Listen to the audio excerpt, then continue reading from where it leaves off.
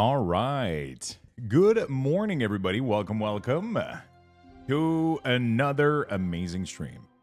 I mean, amazing, whatever. You know, we'll do the best we can. We'll do the best we can, friend. We're going to have fun. We're going to be playing World of Warcraft, and we are going to be watching a Path of Exile stream later this afternoon, so that should be fun. Kind of excited for today. Excited to show you the tattoo. Dude, it's going to be nice. It's going to be nice.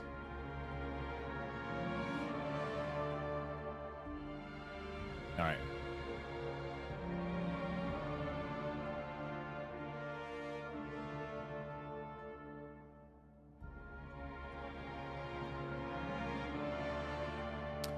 Very nice. Bruh.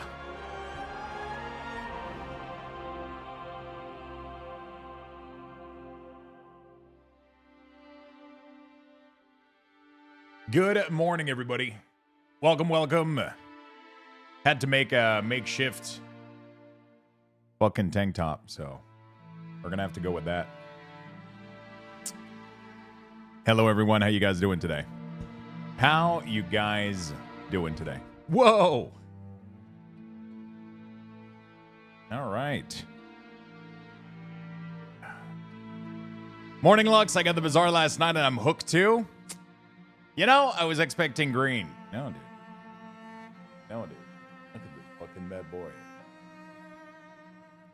Lux Arms is a little less white. Exactly. That's exactly it. A little bit less white. That's the, no second skin to avoid scabbing. So scabbing is something that happens when your tattoo artist doesn't know what he's doing with his needle. That's one way to tan your arm? Yes, sir. That's definitely one way. Second skin doesn't really prevent scabbing. At least from what I understand of it.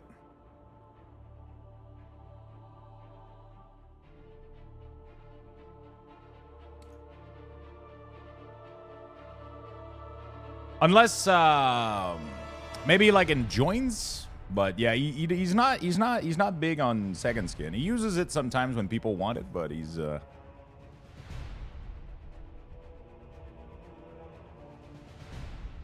damn. Curious what chair you're using. It's actually funny that you ask, because as of this morning, there is a early Black Friday promotion on the chair that I'm using for $300 off. So that's pretty cool.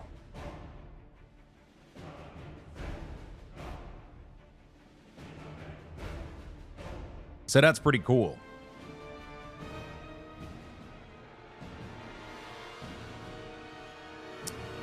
I've always scabbed when I don't use it. Maybe I'm just not moisturizing enough. So the way that I've been healing my tattoos is paid actor. Hashtag ab. So the way that I've been, that he's been telling me to go about it pretty much is, you know, he just wraps it up in a little bit of paper cover, pretty much like a little, like, I don't know, like hospital pad, but it's like a tattoo pad or whatever. You wraps it around my arm, put some sports tape around it, and then I go home with that so I don't, like, stain anything, right? When I get back home, I take it off, wash it with some soap, some sensitive soap, no perfume, no nothing. And then I just let it dry. I don't even pat it down. I let it, like, dry with the water on. I don't really care. And then I just leave it on like that. I go to bed. Next morning, wash it again. Leave it dry. I washed it again one last time tonight. And tonight, I put moisturizer. So after 24 hours, when it starts to dry out, then you put some moisturizer after washing it. That's pretty much all I've been doing for my other tattoos, and I haven't had any scabbing or any, or any issue. And it prevents it from remaining, like, gunky and shit. Like, right now, like, it's already, like, it has, like, a little bit of, it's gonna have, like, a little bit of shiny spot on it, some spot that are, oozing out and shit, but, you know, what it is. It is what it is. But yeah, every artist is like different care technique for what they recommend and whatnot. So, but yeah, I'm pretty happy about the result. You have like the purple on the back that gradients all the way into the red.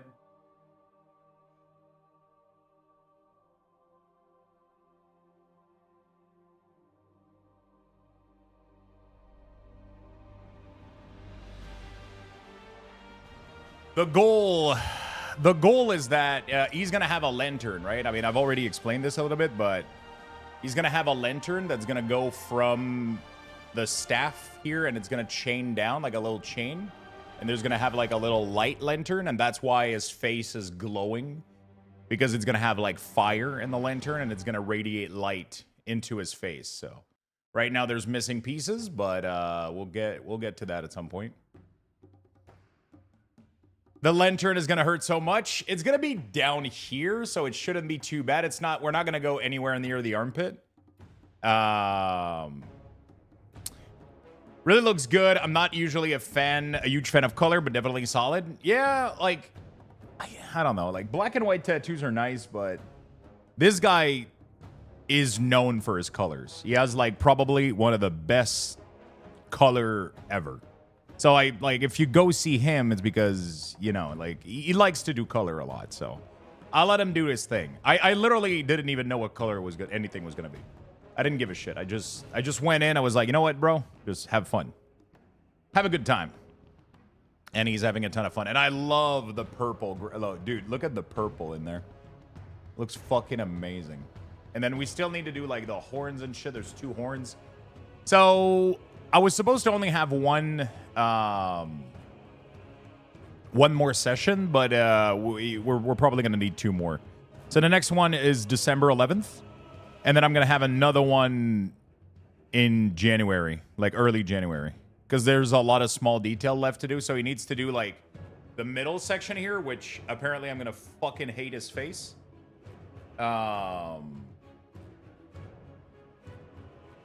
That purple does look good, almost like he used a wash for part of it for contrast.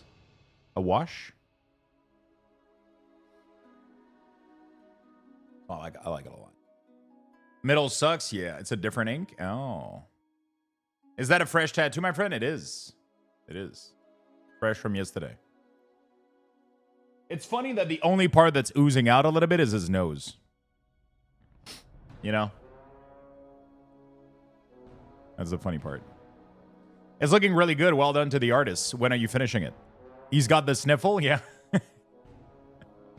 Yeah. So I'm getting the rest of it done. So we've had 3 sessions so far. We've had the lining of the top. Then we've had lining and coloring of the bottom, which isn't done yet. And then we were supposed to have 1 more session, but I think it's going to be 2 more. So he's going to do like the middle part here. Next session in December, 11th of December. He's going to do the rest of this here. And then the last one is going to be the remaining detail, like flowers and filling some of the stuff that we... I can't tell whose nose is running more, his or mine from fall allergies. Lol, good to see you, my friend. Cat's looking great. Thank you so much for the 3 months, my friend. It's 200 per hour, pretty much, so... 4 sessions are like, you know, 200 per hour for Canadian. So that's what, like 150 USD. Are you a tank top bro now? I'm so not a tank top bro that I had to go buy a shirt and cut it. I never wear tank top.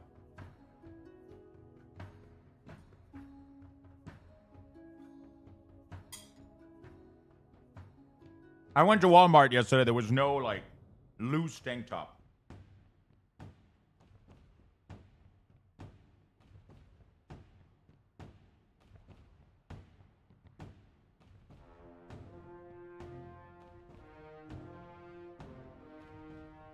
There was no like loose tank top. So I had to go buy like an $8 shirt from Walmart. And I cut the sleeve out.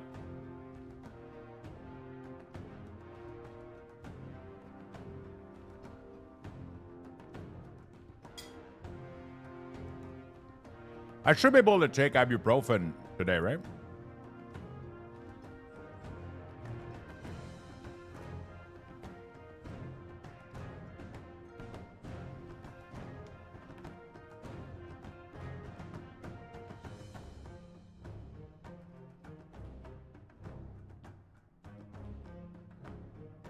Looks good. Show the ink. There you go, my friend.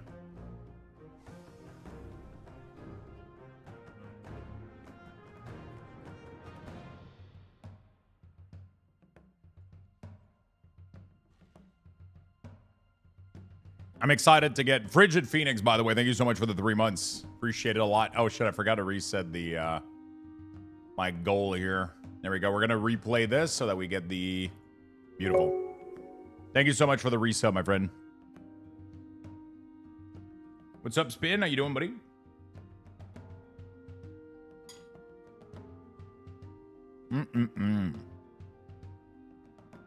Look at that sexy shaman. Yeah.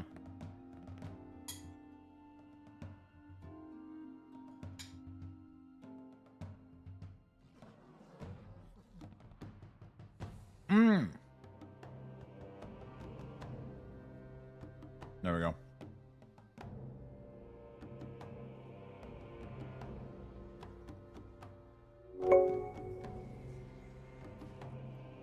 There we go. Thank you, Set Effects. New badge Luxthos 9000. Giggity! Thank you for the 46, man. Appreciate that a lot. Playing some PvP Fire Mage today. Also, Lux, get what finally dropped for me today after years and years because I missed out on MOP Remix. The damn Tusk. Fuck yeah, dude.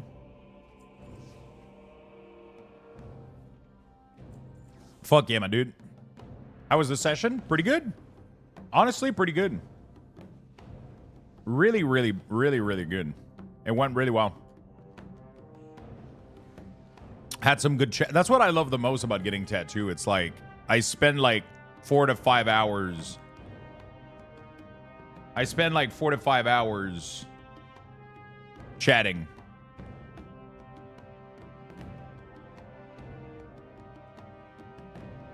You know?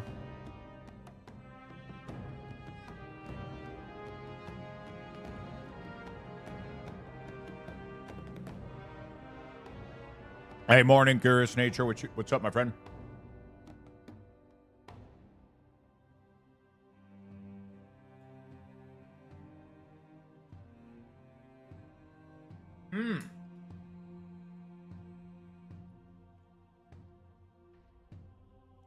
Okay.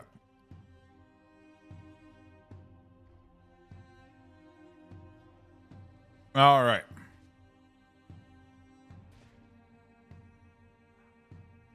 What task can I perform? So today we're going to do a little bit of World of Warcraft.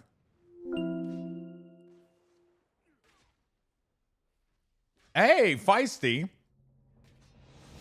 Talking to an actual person instead of just a screen. I mean,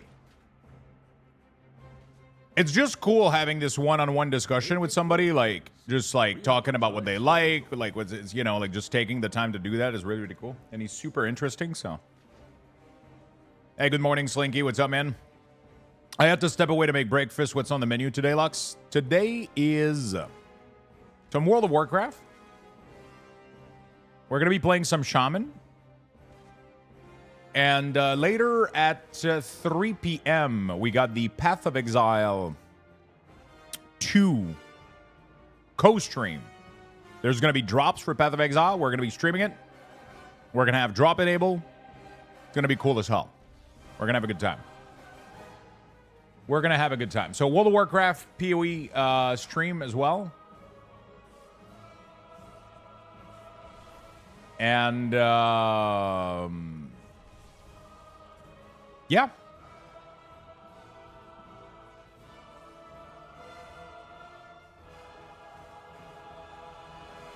I was thinking even making like I heard the music this morning for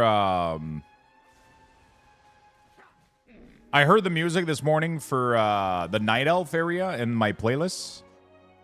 And I almost want to go make a Night Elf like Hunter or Druid in Classic. Just for the fun of it, honestly. Yeah, so PoE. PoE 2 is releasing in early access on December 6th. It's going to cost like $30 for the early access.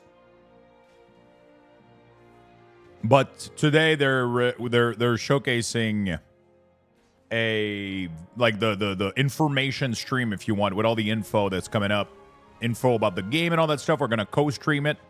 It's going to be a sponsored segment, but I would have 100% watched it anyway because I'm super excited about PoE.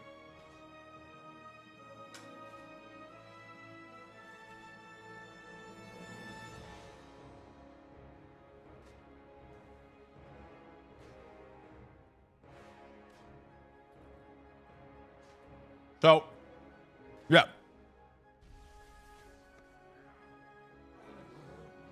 A little bit of Shaman today.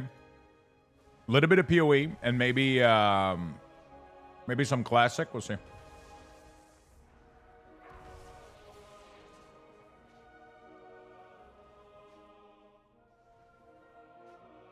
I got some issue with my Tempest, man, as enhancement.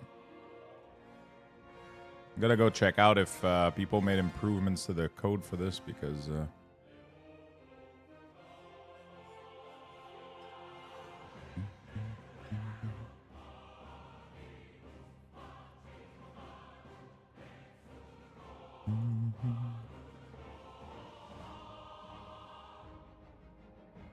if it looks and plays better than first PoE, I may try it out. I think it looks better. It looks like it plays a lot better. It has dodge and all that stuff, and it looks easier to understand. It looks cleaner. It looks just better in every way, right? Which is why I'm excited as hell for PoE 2. So, pretty much just stay tuned with us today. Like I said, I'm going to be doing a little bit of WoW today. We're going to be doing some enhancement key this morning. I feel like playing enhancement. And, yeah.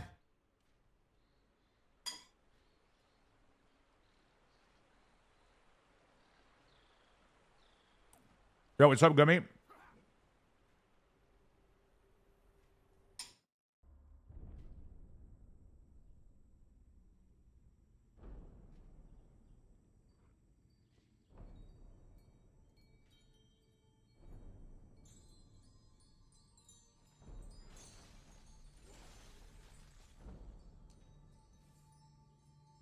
What's up, Gummy? How you doing, my friend? All right, let's take a screenshot. I'll be there. Nice. I don't know when the official release date is, my friend. The new date is December 6th, Angel. Sack brewed yesterday? Nice, dude.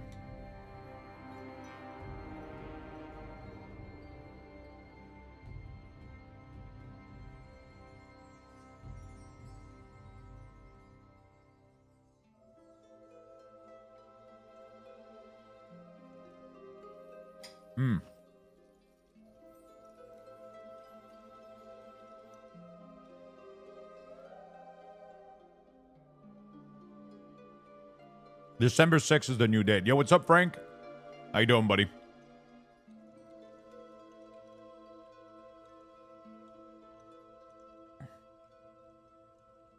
How you doing, Frank?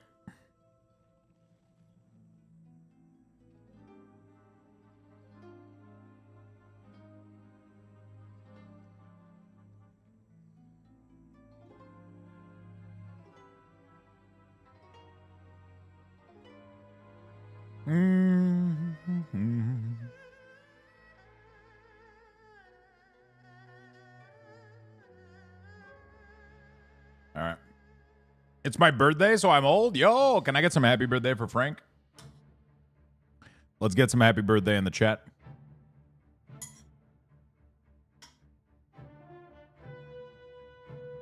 Let's do it.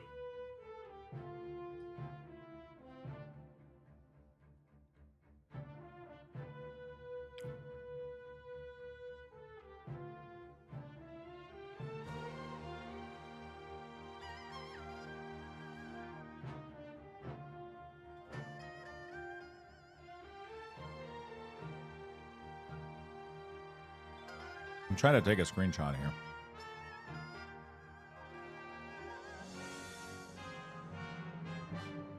Trying to look for a cool screenshot for the morning tweet. Just looks pretty badass.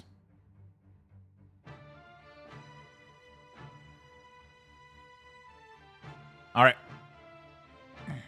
There you go. Happy birthday, my friend. I'm guessing Founders Packs need to be bought through the website. They didn't have any on Steam when I looked earlier. I'm assuming you might be able to get it on Steam. It's just that it might not be available right now. I don't have any information. Maybe they'll open the purchases today after the stream.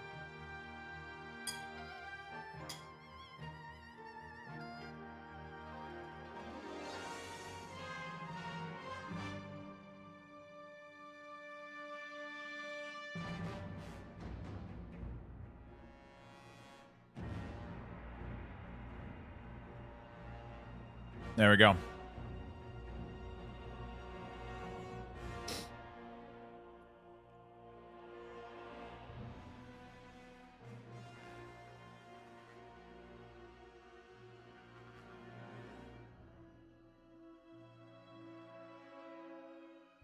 right. Trying to get a cool screenshot done for morning tweet.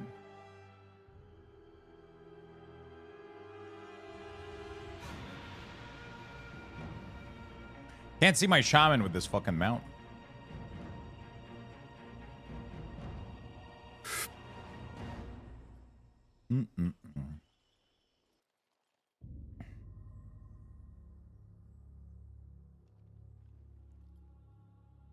Dude, he looks badass, man. I love this moose. He looks good as hell. One of my new favorite mount.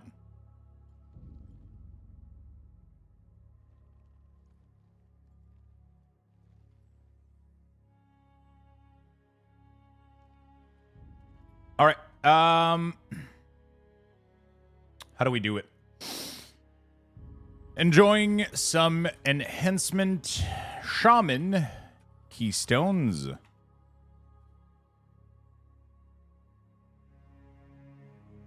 And some alts in keystones. Later, Path of Exile to co-stream. And good times. There we go.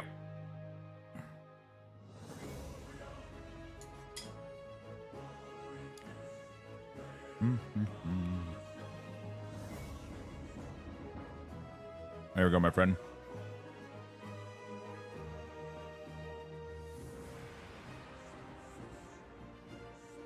We're gonna post everywhere. The color looks great on the Tatlux. It looks pretty good, right? I like it a lot. Super happy. We're not even done yet, too. We still got a lot of things going on in there, so it's gonna be interesting.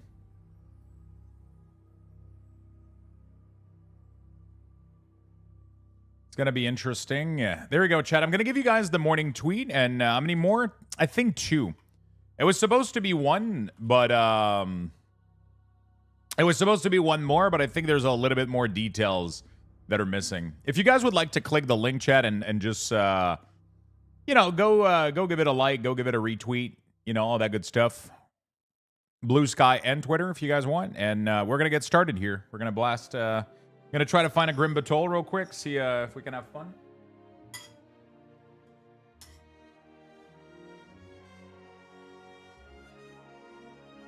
What time does Classic release?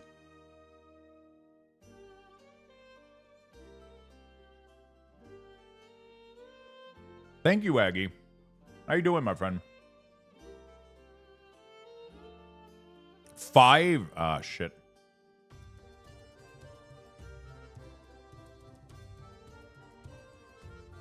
Okay. I might have time. We'll see. Maybe an hour. Maybe an hour and a half.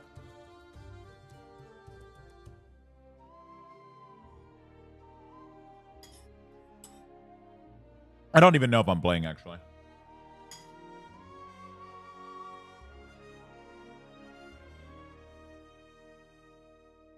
I was thinking about just, doing a hardcore character. And then if I die, I die. But So, like, the next couple of days are going to be... I kind of want to play the Bazaar more. But, well, like, the next couple of days are going to be me doing keys in the morning and swapping to the Bazaar a little bit. So, we'll see. It's just the only exception is today because we got the PoE stream. The PoE co-stream that we got to watch. So, because of that, we're probably not going to do any Bazaar today. I am so excited for that stream, man. Holy shit, that's going to be good. Doing good work is pretty much back to normal. Fuck yeah. Finally, all 20th anniversary achievement can be completed. Oh, really?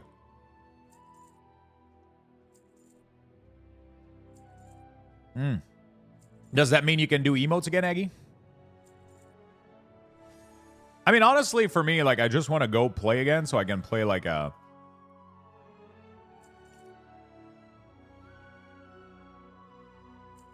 Like, I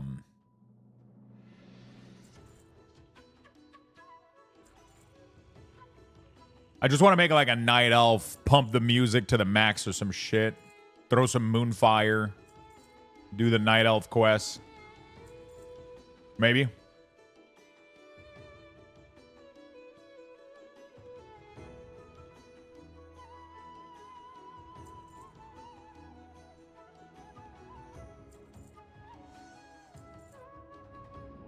Sloot has filed a few things, down, but I'm down squeezing one or two for sure.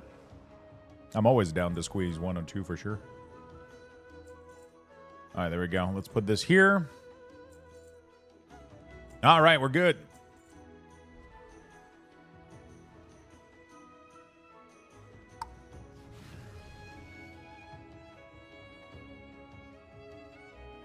Little bit of money. A little bit of money. Null Stone. Kind of incredible that I'm enjoying playing my Shaman more than like any other class I own right now. Fucking crazy. Finally got the bike. Yo, fuck yeah, my dude. So there's one motorcycle quest, the diabetes bike. The bike-a-beaties.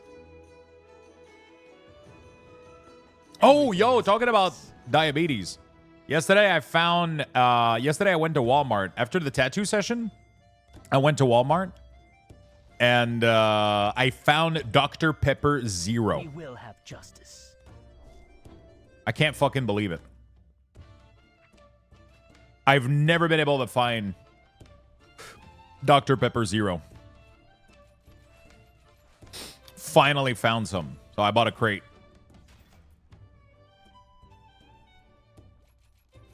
What do I feel after Lure Drop? What is the next best flower? After Spear and Lure, what is the next one? I hate sugar replacement. I fucking love sugar replacement. Just in low quantities. Orb? Observer? Okay. I don't think I can. Ah, yeah, there we go.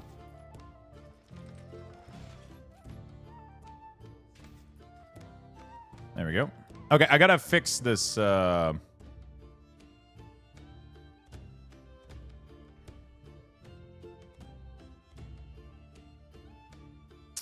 gotta fix this. No, I don't have to fist. I have to fix this enhanced tempest here. For some reason, mine is having issues. So let's see if this updated code works. I just don't drink soda anymore, and very rarely. For me, it's I drink pretty much only water and coffee, but I like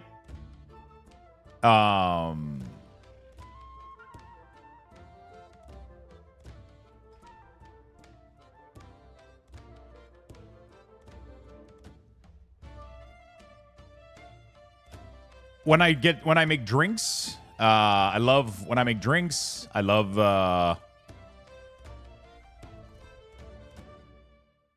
When I make drinks, I love having Pepsi and shit and some stuff to make drinks. And if I eat junk food, so like if I order McDonald's or whatever, or if I order like a pizza or whatever, I don't want to drink water with a pizza. I'll have a Pepsi. But in my day-to-day life, I never open soda. Pretty much, it's literally just if I'm having like rum and Coke or whiskey and Pepsi or tonic. And in all those cases, I'm going to use diet. Or if I'm eating junk food, I'll have one diet soda, right? But yesterday, for example, I was fucking dead after my tattoo, right? I didn't want to cook. But I came back home and literally ordered McDonald's. I've been thinking about this all week. I was like, the one day we're gonna go get a tattoo, I'm coming back home and I'm ordering McDonald's. And I had one cold diet Dr. Pepper with that. I had a Big Mac, 10 nuggets. Happiest man alive. Happiest man alive. And now we're feeling good. I sleep like shit after a tattoo, man. Fuck. Like, I fell asleep instantly. As soon as I touched the bed, I was trying to stay. I was trying to stay up as long as I could because I knew that if I went to bed too early, I would wake up at 3 in the morning. But at like, I think it was like 9:50 or some shit, almost 10 p.m., right? And I couldn't even fucking like stay up anymore. So I just went and lay down, fell asleep pretty much immediately. And I woke up at 3 in the morning. And then at 3, I couldn't fall asleep. So I woke up, walk around, had some water. I actually ate some blueberries. I don't know why. And then I went back to bed. And then it took about another good 2 hours before I fell asleep. So I think I fell asleep at around 5. And then woke up again at like 10, I think. Waking up nonstop, like every hour. Because it just burns, right? You're literally going to bed with like a giant fucking sunburn. That shit fucking hurts. Oh, yeah. I want to get some ibuprofen this morning. Early morning blueberries sounds like a jazz band. No, it was middle of the night blueberries. It's a different kind of jazz band.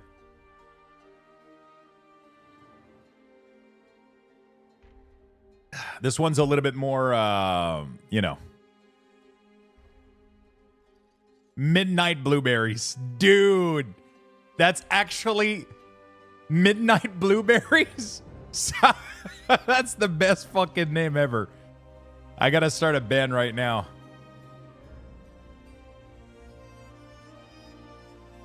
I gotta start a band right now named Midnight Blueberries. Although it does sound like blue balls, but I'll be honest, it does sound like a euphemism for blue balls. So.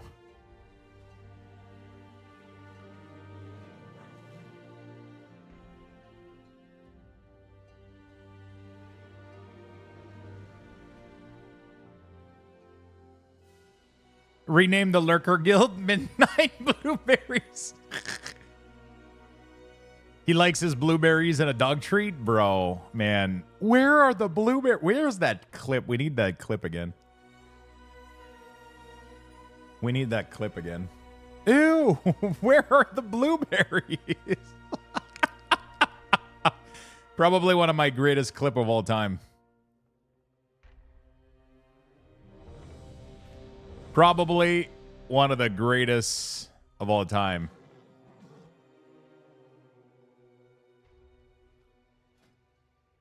Yeah, I'm not gonna lie, I'm a little bit scared.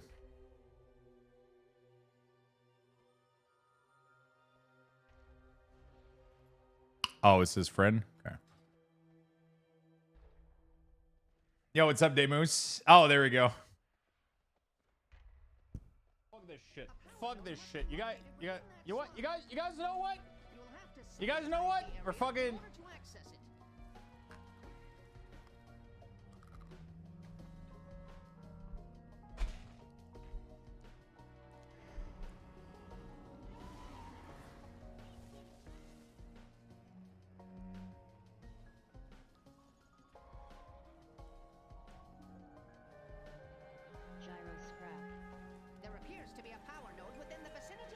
Oh, I'm so sad. Where's the blueberry?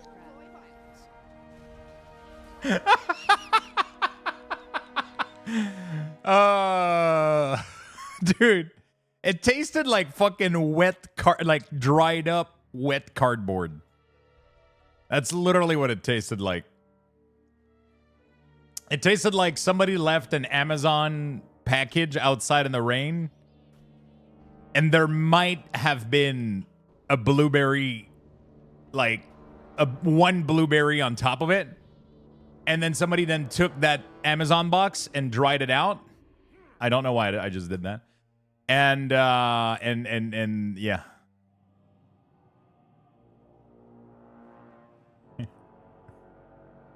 It was bad. It was bad. It was really, really bad.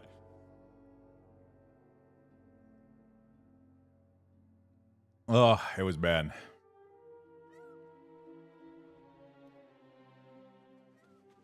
It was bad. So, yeah, for those that just tuned in, a little bit of Keystone today, a little bit of Grim Batol, and a little bit of Grim Batol, a little bit of Keystone on alts and mains and shit. And at... I think it's 3 p.m. today. Spunks, it's 3 p.m., right?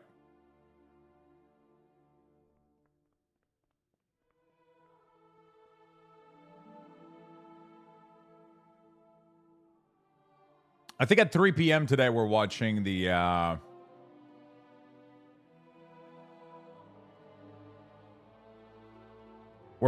Path of Exile stream, so that's gonna be nice as hell. Path of Exile 2 co-stream. We're going to have drops. We're going to have all the good stuff.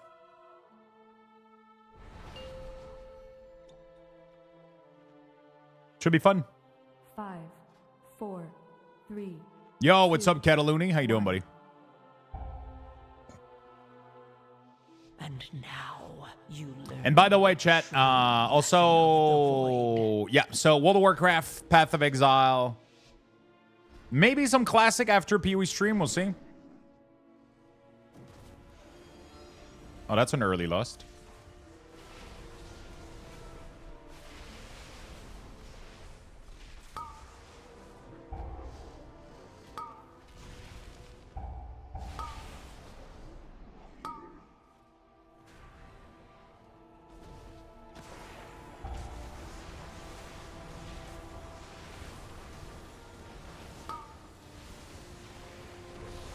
Okay, I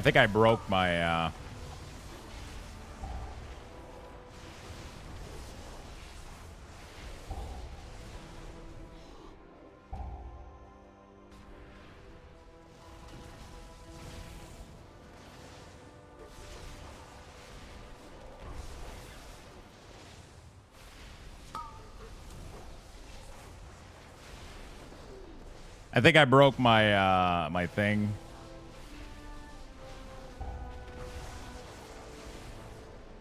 It's fine.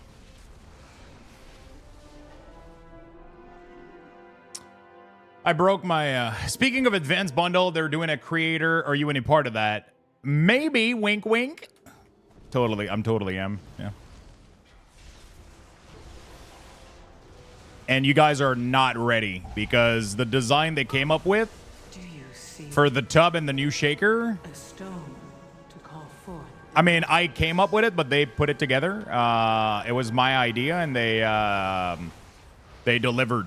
They delivered. You are not prepared.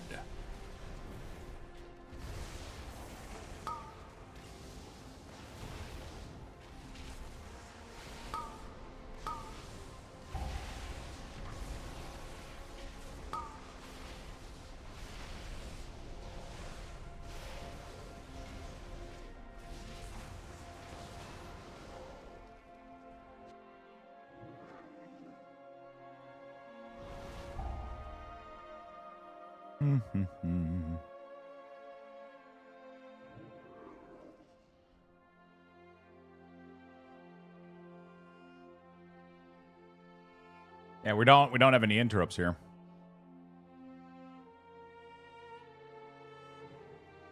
I don't know what's going on. We're barely interrupting. They ran out of mango blushy?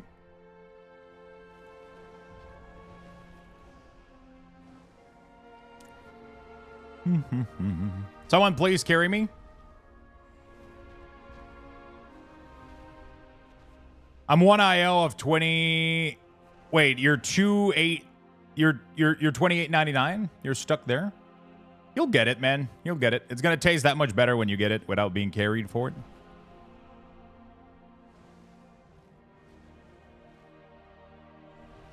It's gonna taste that much better, man. Okay, that's quite annoying that I broke my...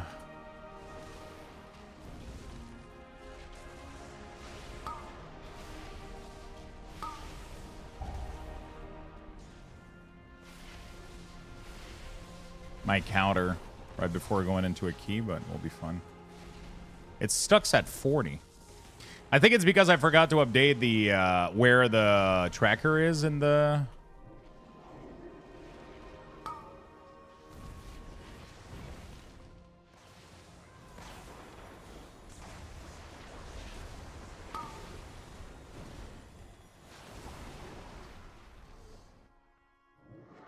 Oh, man.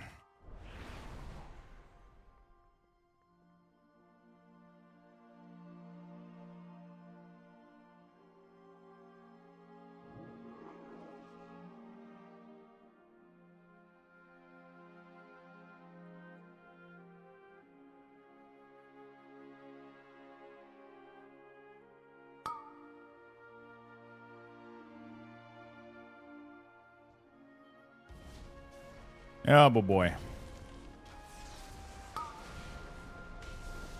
People aren't interrupting some of these ads, so we're just left with... oh, wow, tank left.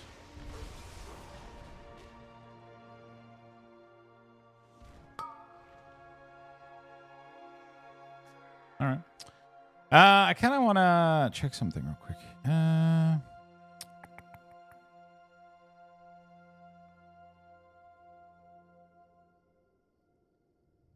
Yeah.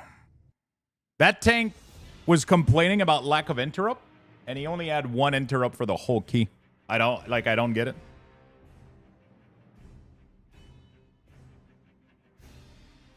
Like, that tank was in chat like, oh my god, nobody's interrupting. I have 7. Mage has 2. Red Paladin has 1. And he has 1.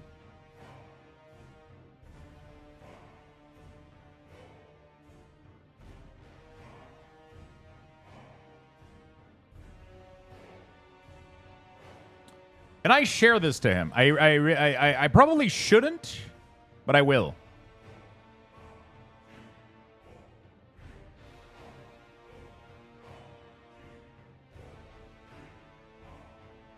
Nah, his name is too complicated. Fuck it.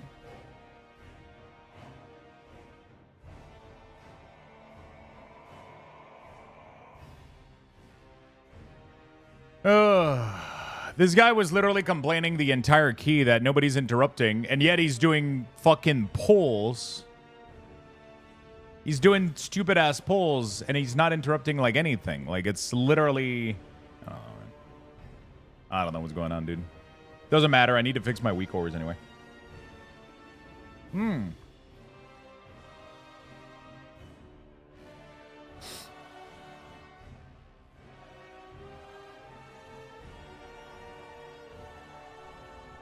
Please say he wasn't from Rag or Azralon. That doesn't really matter. That doesn't change. Oh, I have an error. Interesting. I didn't even saw I had an LUA error. Announcement Tempest trigger 1. Attempt to perform a mythic missing field. Interesting.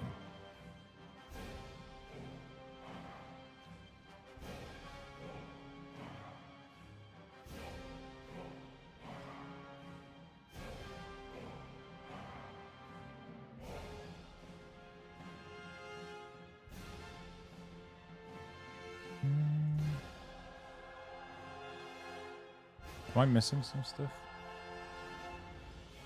Inverse counter.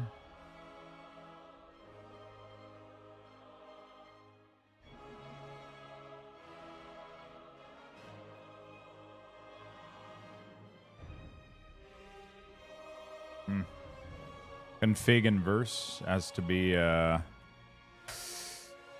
you plan to play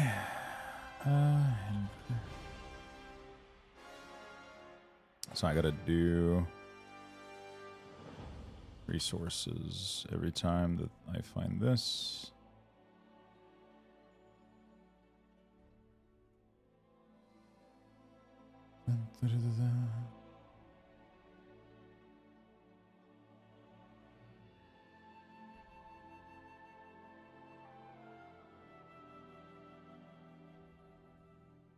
Trigger number 2 is Awakening Storm. I think I have to check for trigger number 4. Do you plan to play Classic Fresh? So I was thinking maybe for the fun of it, we could do... I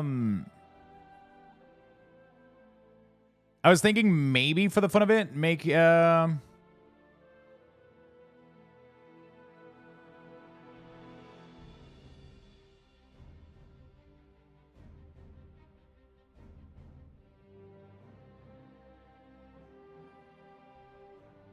I was thinking maybe for the fun of it, we could do like a hardcore character at some point or whatever for the fun. I don't know if I have time to do that tonight, but maybe if maybe we'll see. Like I'm not super attached to the idea. It's just more like a nostalgic thing, like a little bit of. I'll probably get to level 30 and quit. Like we'll see how it goes. Because tonight it's releasing at 5. I gotta bounce off of here at around like 6:30. So maybe I play an hour, maybe. Best case scenario. Or we play tomorrow, but I'm super interested in playing more Bazaar. I just want to do some more keys this week, though. Okay, so maybe I just, like, straight up. What else is in here? Condition, Aura, Awakening, Tempest. Okay.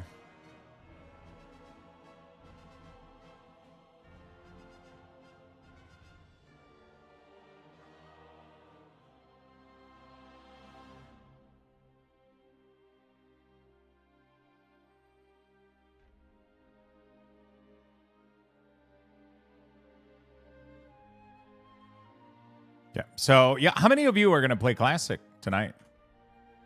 I might do it, like, just to hear the music a little bit and, you know what I'm saying? Like, just to, like, level a character in Classic, hear the music, have a good time. More than anything.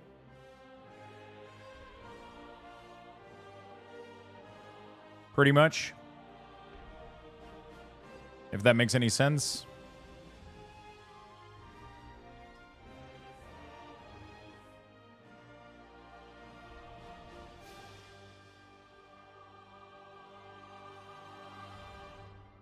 You know.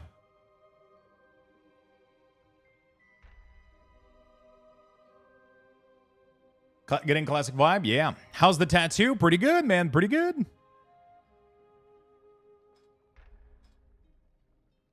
Pretty fucking good, I can say.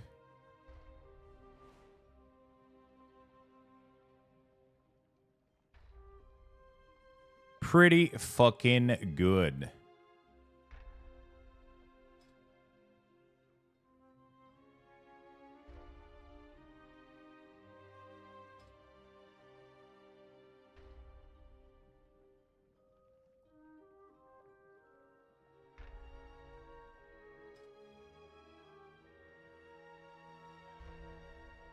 No, so I have to do.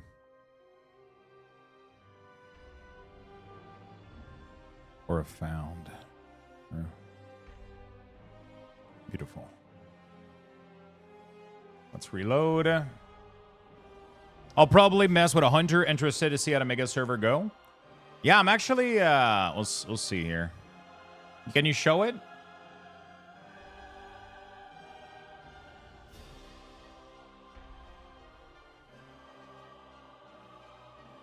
We're not done yet, but this is what it looks like so far.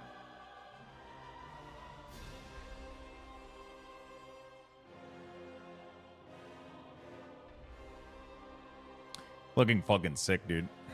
It's looking pretty fucking sick.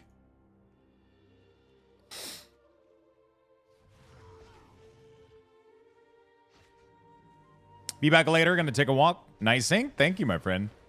So yeah, we got that was the third session yesterday. That's my first tattoo, yeah. That's my that is the first tattoo. That was my third session. So we had the lining done here. Then we did the lining and coloring of this. And now we did the coloring here. And the next session is going to be the middle part of the arm right here, which is going to have yeah. So we're going to do a little bit of all the filling in here. It's going to fucking suck, but yeah, whatever. And we're going to need another one. So I thought I was going to be okay with 4, but we might need 5 because there's a lot of details that needs to be filled out, like a lot of little flowers and horns and shit. So doing the other arm, I'm not gonna lie, man, this one is this one is gonna be over, like, so I'm getting my next session on December 11th. December 11th, I'm getting my next session, and and then I'm getting another one in January, and I definitely think I'm going for the other arm. I don't know yet. I don't know. Probably. It's just, you know, it's kind of addicting, I'll be honest.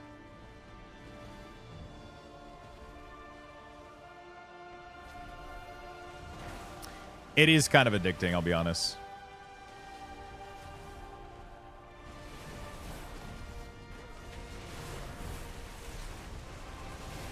It would look weird if I didn't get the other arm done, you know?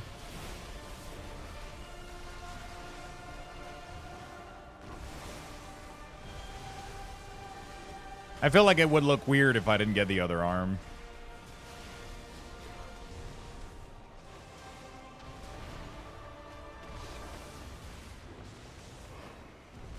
I have a 2-year limit between tattoos, so I don't blow all of my money. Yeah, that's the thing, right? It's you know, it's not free.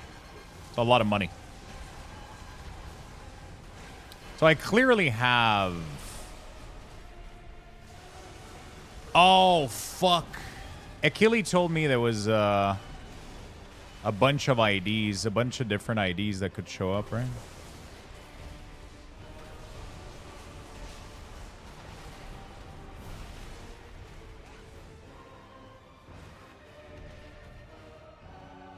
Achille warned me about this, and I didn't know the ID that he told me about.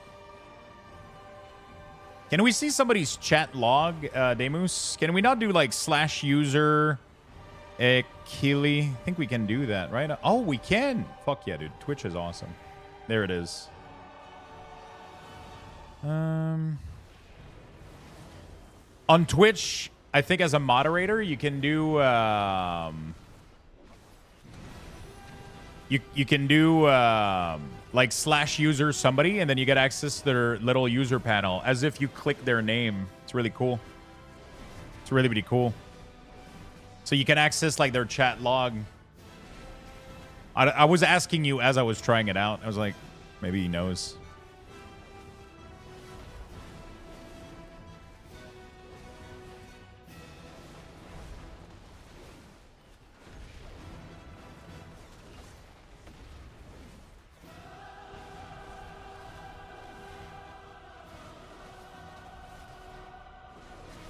There you go. So these are the wolves. And these are the ID.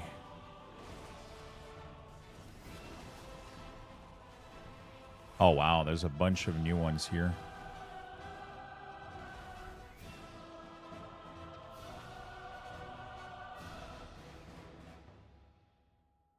But I think I have to do exact, though.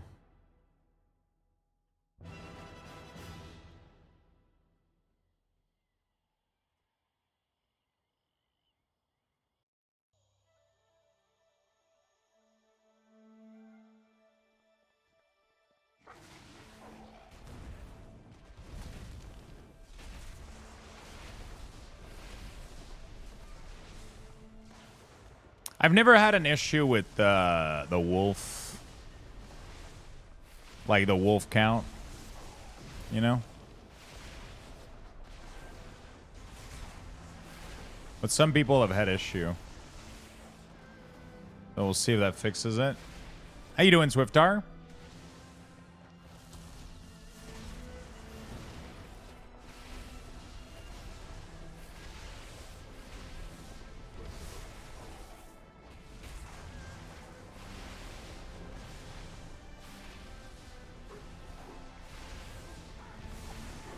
5 wolf. That seems to work fine.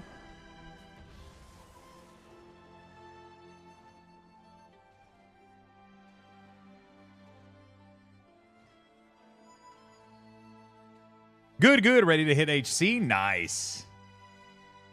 You can also do this. Oh. Viewer card. Ah, that's pretty nice. You get the pop-out version. All right, we're going to do export. And we're going to go on my profile, shaman. Fixed enhancement. Maelstrom, Tempest count, enhancement Tempest count, and Feral Spirit count.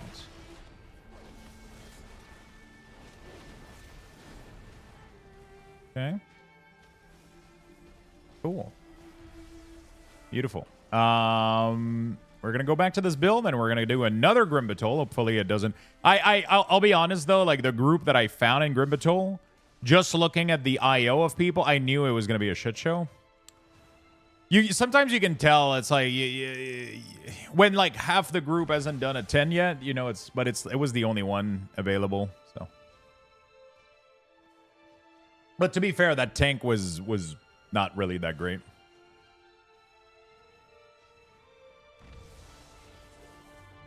Yeah, so I've been thinking about Classic. I might end up doing like hardcore, but I kind of want to do Knight Alliance though, not Horde. I'm nostalgic for like Alliance level. Like I kind of want to go do a. My vibe right now. Yo, Zal Snap, what's up, man? Ooh, that sneeze gave me some goosebumps. I want to do a like. I'm not even attached to any ideas right now. Like, I don't even know if I'm starting tonight.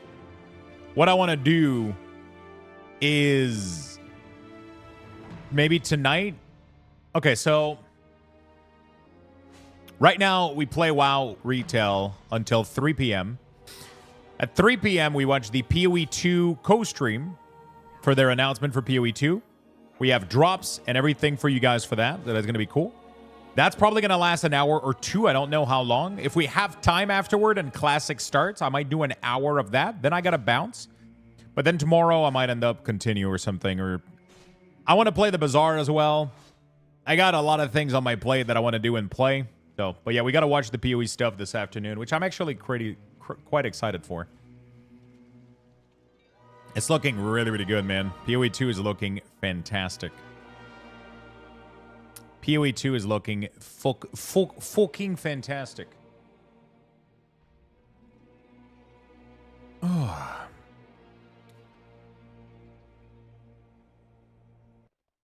Man, I hate wearing a shirt with no sleeve. My arms are so fucking white, dude. My tattoo artist was like, "Yeah, this is why I love gamers. The color stands out a lot more. Because the darker your skin, the less you see the color when they actually try to put ink into your skin, right? But if you have like really, really pale skin, you get the colors and everything like pops out." And he was like, "I love gamer skin, dude," because he's like, the color just stands the fuck out. And I was like, yeah, it does. It fucking does. That's the most color my skin have seen in the last I'm nuclear white. Yeah, totally. What a nice way to tell you that you need to see the sun. I mean, he didn't tell me that I needed to. You know, it didn't sound like a recommendation. Oh, I forgot. I can start the caption. There we go. Can you guys see the caption? Should be working. Okay. I keep forgetting I gotta turn on the website for it to work. Maybe I just don't turn it off. Right? I thought it disabled dark mode on my browser for a minute. He just implied like a motherfucker go out and get some vitamin D. I take vitamin D in supplements. I don't need to go out. There's actually no study that shows that sun is more beneficial than like just vitamin D supplements.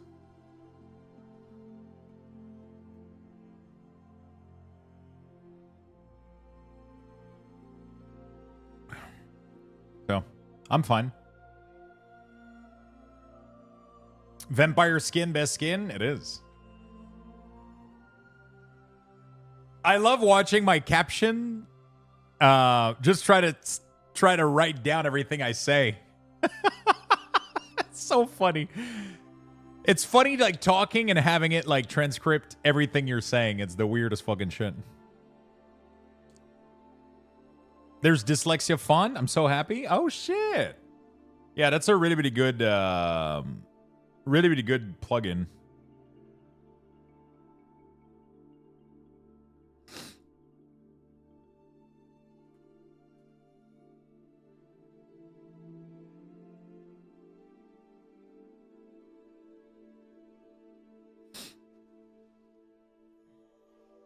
All right. So yeah, I'm kind of tempted. We'll see.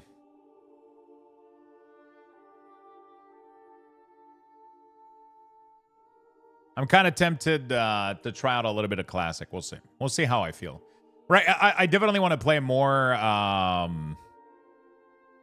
Definitely want to play more Bazaar too. I tried to play last night after my tattoo, but I was so exhausted I couldn't do anything. I couldn't fucking do anything.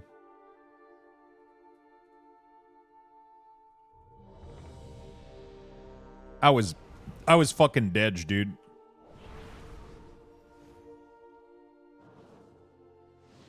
Wait, isn't my food supposed to remain after death? Isn't this the good food? 4, 3, 2. It isn't? 1. Oh, fuck, it isn't. And now. Did I level cooking? Oh, man, we need to... Wait, I did level cooking. Oh, fuck. I gotta do that. How long was this session yesterday? 5 hours.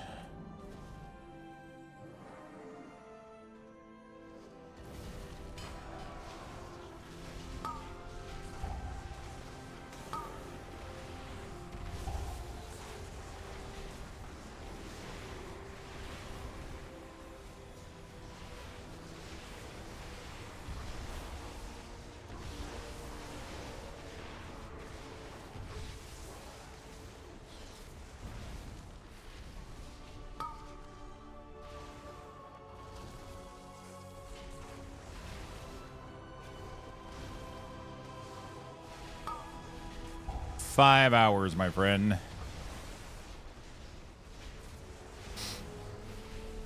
This is my arm. My lower arm was 5 hours as well. The upper arm color was 5 hours.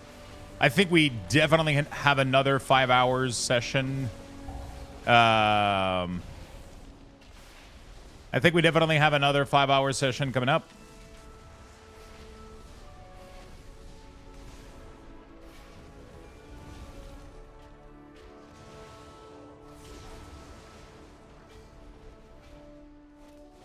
Do you see it? A stone to call forth the darkness.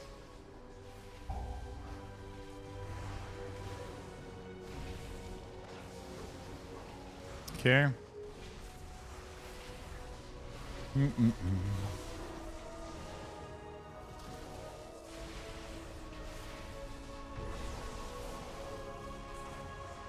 What is this countdown?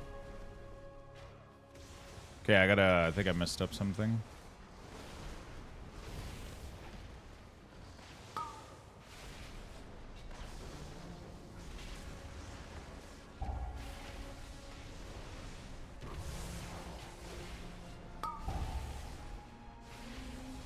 It's working better, but it still has some issues. It's fine though.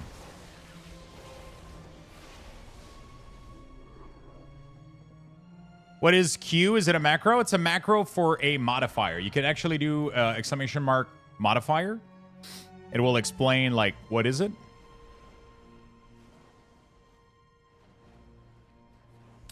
There we go. I'm enjoying more enhance right now for sure.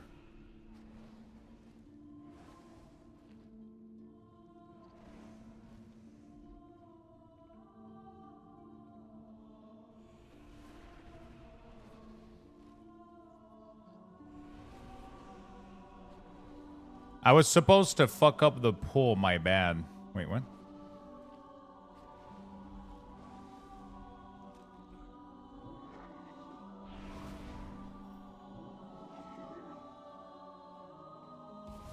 Do you see it? A stone to call forth the darkness. I paid your artist to write my name in one of the black square in your arms. Hope you don't mind. Damn, dude. I can't believe he typed laundry in there.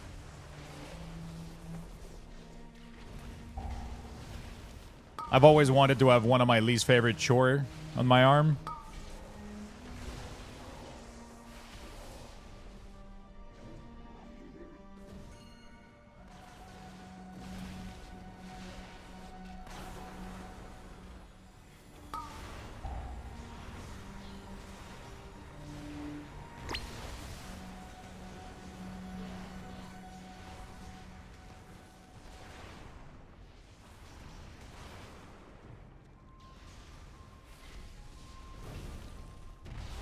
I just started my Nance, but understanding those running or having dogos.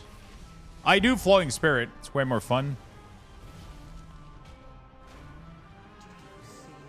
I don't have to manage Wolf. Pretty dope. To call forth the darkness.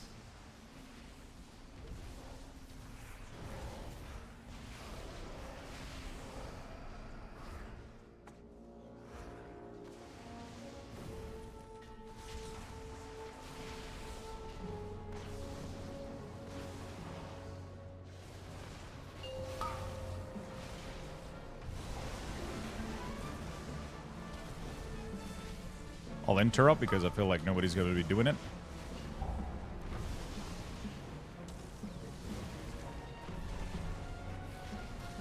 Okay.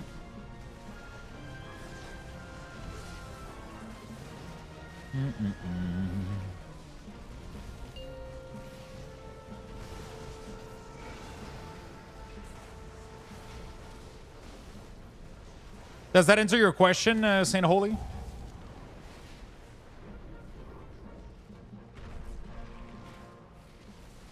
Do you see it? A stone to call forth the darkness.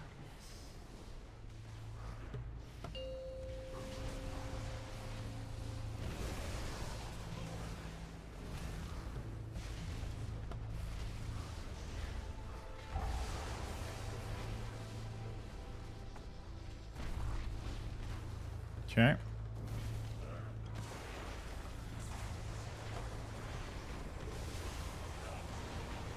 Okay, we're chilling. Yeah, an Enspint just like demolishes single target and AoE and everything. Unsure how to use your weak ore for Tempest though, not quite understanding that part, but maybe I'm just new to Enhance. Yeah, it will click. It tells you when you're gonna get your next Tempest pretty much. How much Maelstrom you gotta spend before it triggers. Oh, by the way, not salty on Bazaar anymore. I finally won a round and then won the next one after that. There you go. They did do a patch right now, though, that nerfs a lot of the build that were plaguing the...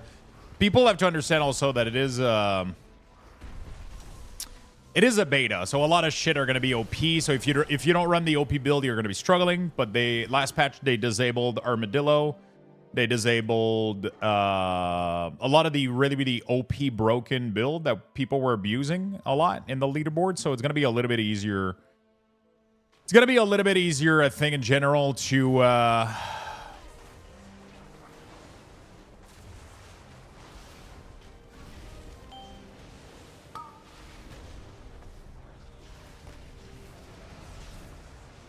It's going to be a little bit easier...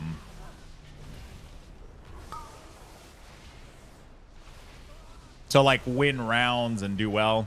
Oh, yo, Lux, by the way, are you Lux from the Week Aura Pack? Thank you so much for your work. You made my wildlife so much easier. Big shout out. Thank you, Hypo. What's up, my friend?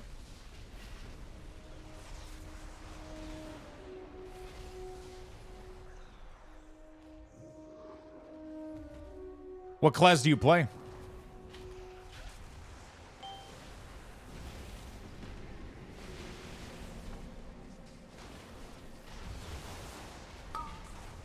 see it? A stone to call forth the darkness.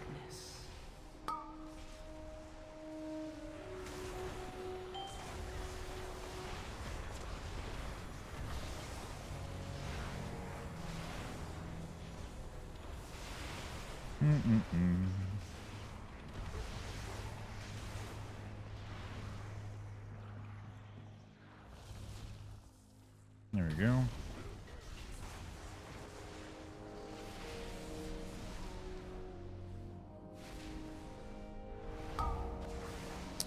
I got threat for some fucking reason.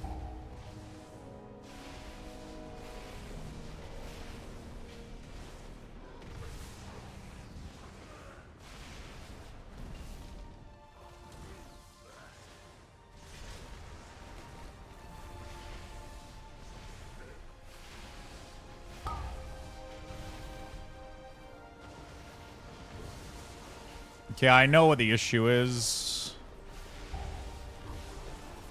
Do you see it? A stone to call forth the darkness. For the weak ores, I gotta fix Tempest.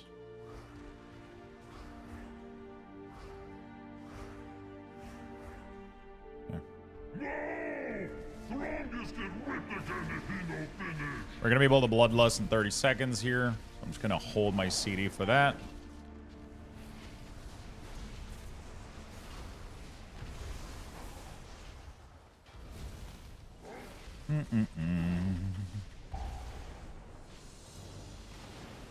There we go.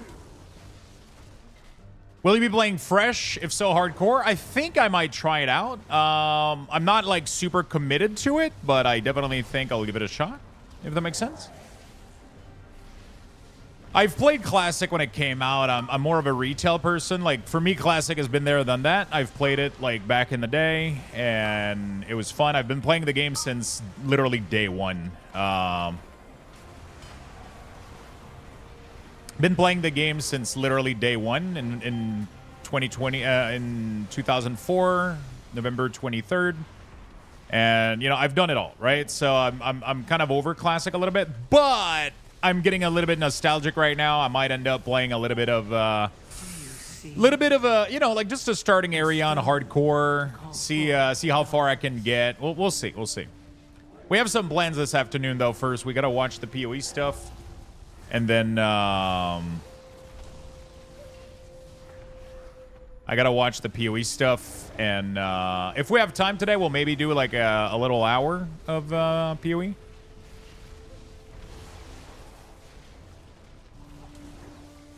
We'll maybe do like a little hour of Classic, sorry. Could be cool, could be fun. I don't plan on making weak ores, though, for it.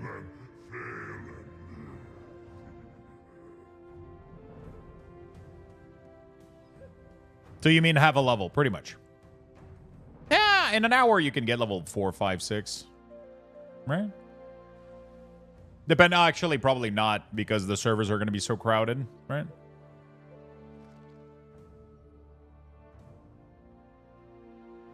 I don't know.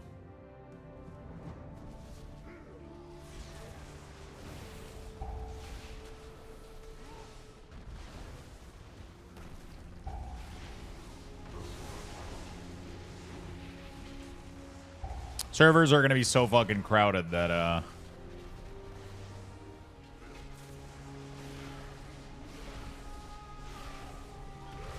Okay.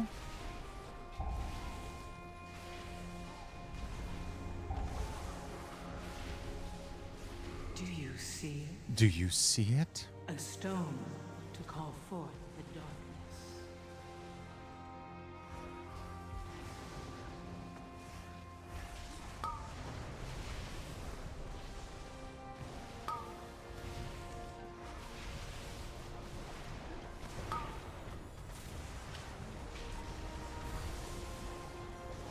Okay. No.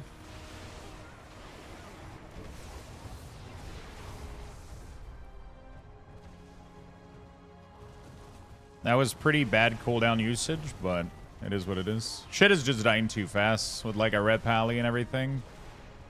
So.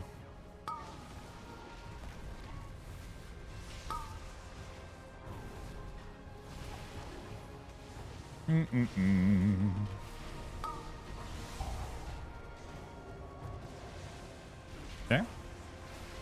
So you may... Do you see it? A stone to call forth the darkness. Oh my god, we're getting so much reset. What the fuck? Stop! Holy shit! Sees all snap.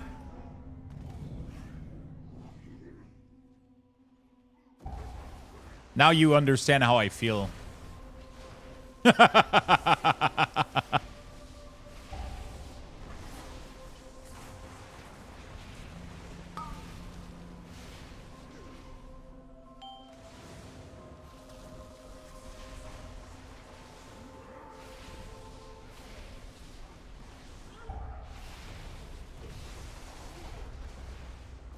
All right.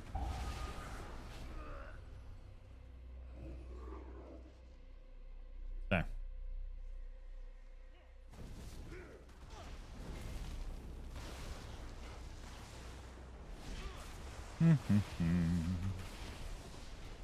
Yeah, let's just do fucking chain lightning bolt, I guess, on this one. A stone to call forth the darkness. I got CDs coming up.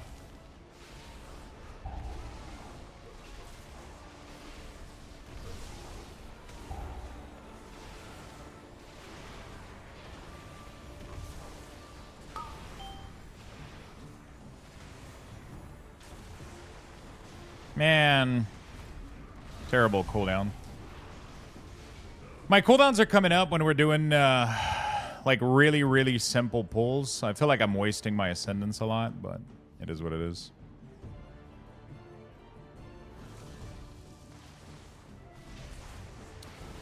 You know?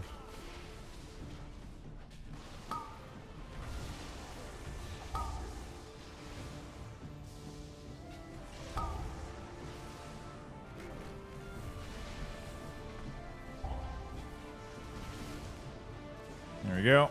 Stunning them to infinity. And they managed to cast once. Beautiful.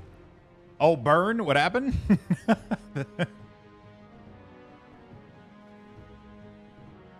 Stupid Link. Picture, fuck you royally.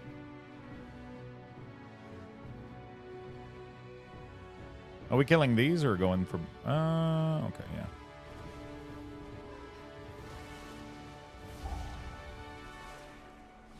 Do you see? I'm gonna pop this because we're not gonna, obviously, use anything else before boss, so...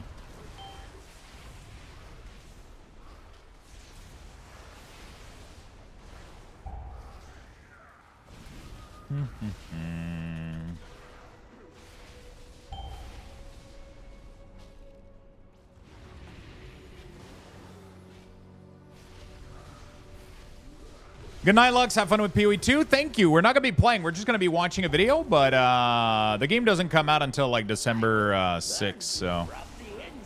Yeah, we're not going to be playing for a bit, but we're going to be watching a cool little stream and video together. But have a good night, my friend. Rest well. See you soon.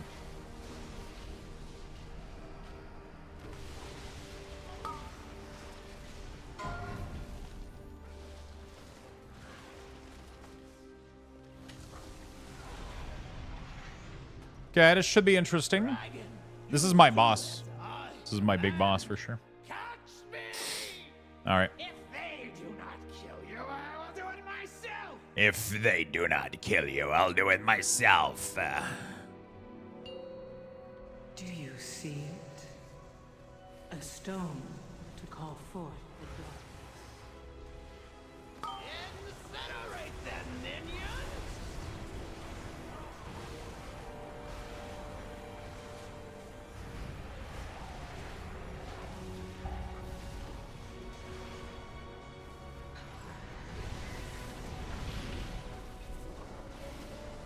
Okay.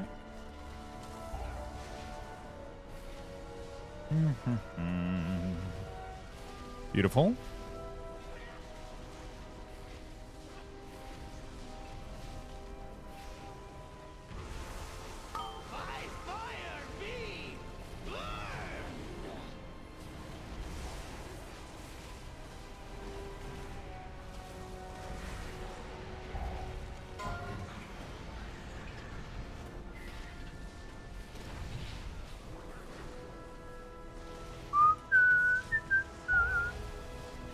good. Shaman on this fight is like the greatest ever.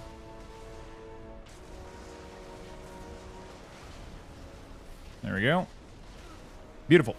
How many of you guys are going to play Classic tonight, out of curiosity? Anybody trying it out? Anybody like sure? The darkness.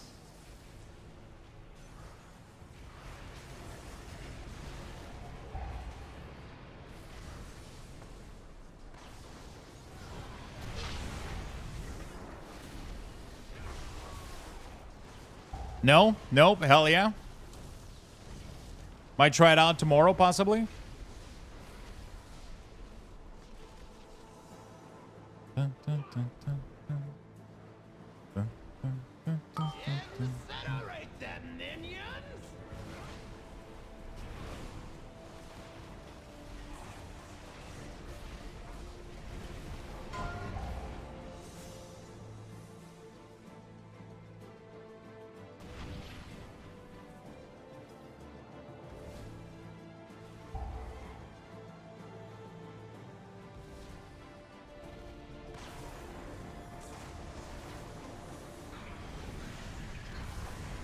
Yeah. Finish them. Avenge me. Okay. Well, I wasted my CD, but did it drop yet? It's 5 p.m. tonight. There's Classic. Lux, you can avoid the knockback on that boss? I know, but I didn't want it to line of sight and let the fucking thing get to me, though.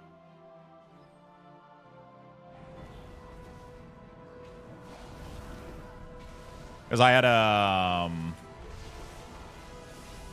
had an elemental going for me, so. A stone to call forth the darkness.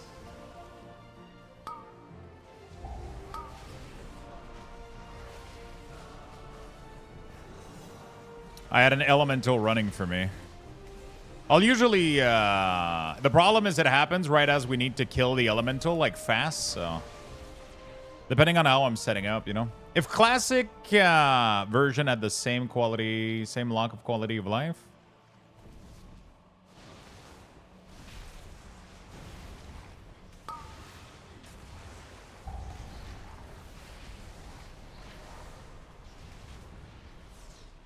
I can avoid these, but in a 10, they do so little damage that I usually don't give a shit too much. Kind of unfortunate that I don't get to do big damn on this key. I took to a threat, died, lost my food buff. Do you see it? A stone to call forth the darkness.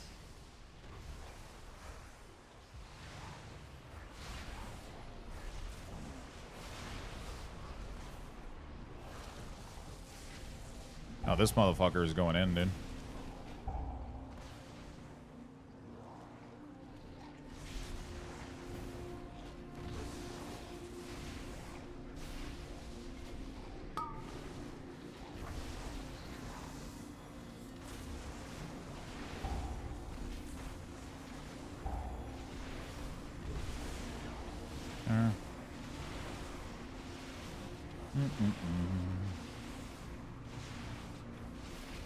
I don't think I'll have Ascendance for boss here, but for Bloodlust, but like whatever. It's either that or I'm not doing any damage here. What? I was like, what the fuck?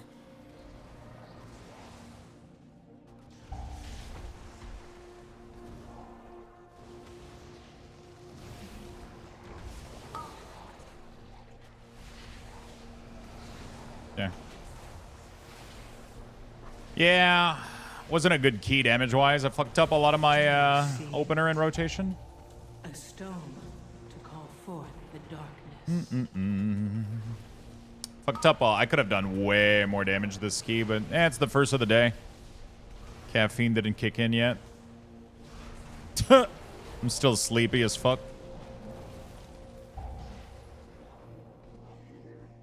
I'm currently 6:30. I'm missing a trinket, though. I have a dog shit trinket. I'm playing Flowing Spirit. Yep. The darkest days are still ahead. Sadly, right now we can't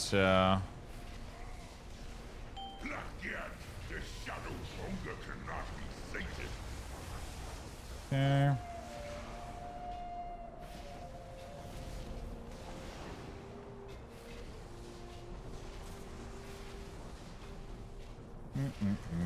We're gonna get Ascendant soon. Should be fun.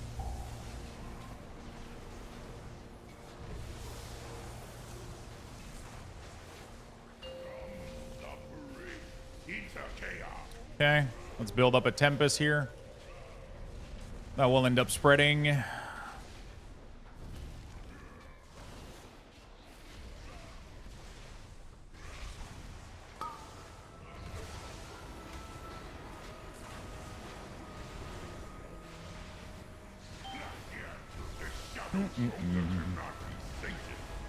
It doesn't change anything. Fist or Axe doesn't change anything, no.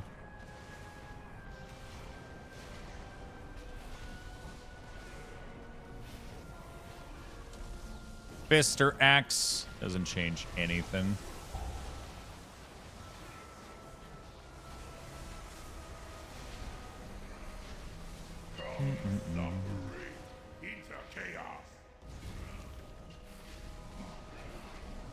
Do you see it? A stone The fact that I couldn't get darkness. that's rough.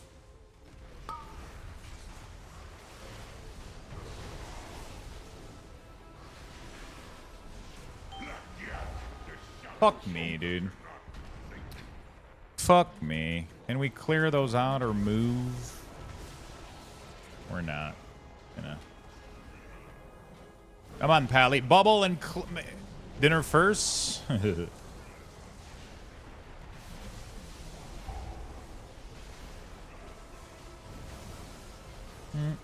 Yeah, that was not a good performance, but it worked out. I told you that you were destined for. I lost to Paladin, dying on the second boss and dying on that pull from threat. For you have a Not good. Not good. things. Well, we're chilling.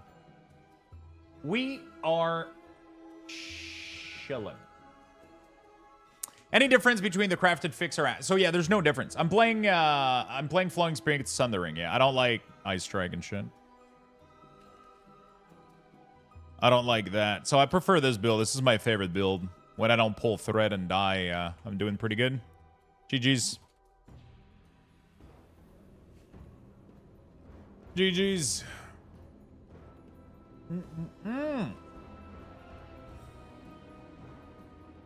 Tattoo session was great, man. Tattoo session was really, really great. Arms is a little bit in pain right now, but it's good. Arms definitely feel like a massive fucking sunburn, but otherwise feeling pretty good. The session went really, really well. Okay, I gotta go fix something before I push it back. Tempest enhancement. Text, the first one is Universal Tempest. The other one, this one is this. Good. And then trigger dynamic information from 4. Yeah, no, we're not going to do that. We're going to do dynamic information from 3. Are you able to see how many download your specific week ors get? Because I feel like you'll get a spike in the classic XP tracking one today. Yeah, for sure, for sure. Classic XP bar, the XP bar in general is always super, super downloaded.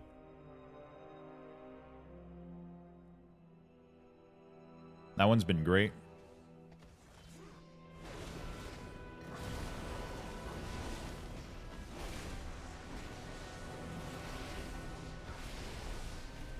Okay, let me check if this works better. PoE 2 release later. No, it's going to be a co-stream. It's going to be a co-stream for they're doing like their announcement thing, right? Yeah, that's better. They're doing like their big announcement stream where they talk about all the new stuff in PoE, all the new features. So all of that stuff is going to be today in the stream at 3 p.m. So 2 hours before Classic. So we get to watch it.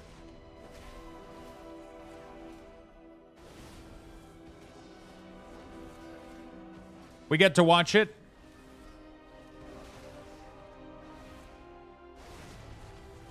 And PoE doesn't release until fine tuning Tempest for enhancement. PoE 2 doesn't release until December 6th, at least in early access. So it's pretty soon. We're getting the stream today, and then literally in 2 weeks, we're getting, on December 6th, we're getting PoE early access. Yo, what's up, Frank? How you doing, buddy? How you doing, buddy? Can I get a trinket today, chat? Can I get a trinket today? Yeah, there's a big stream today of PoE. They're doing a big stream today.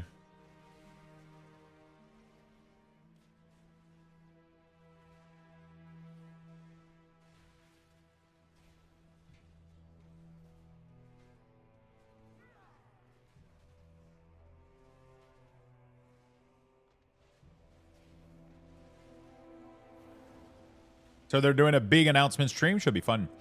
I've sent 20 Grim Battles in the last 24 hours. No ring or trinket, but a lot of Hunter have left happy with the ring. I've traded them. Yeah. That's pretty much what it is, right? You end up farming gear for others. Can I see how many Grim Battles I've run on my tools?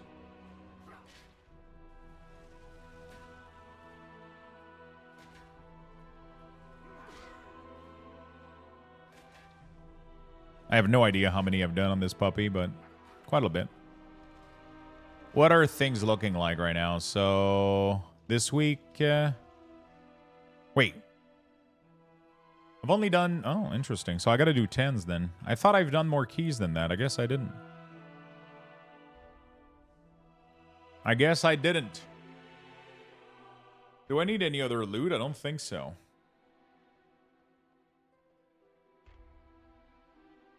Like, I'm pretty much done gearing this character outside of Trinket. I got everything else that I need. I'm full fucking haste mastery everywhere. 17 on this. Oh, yeah, it doesn't count my death. Yeah, I think I did more on DK, and I did more on Paladin, too. Luxthos and Luxthos.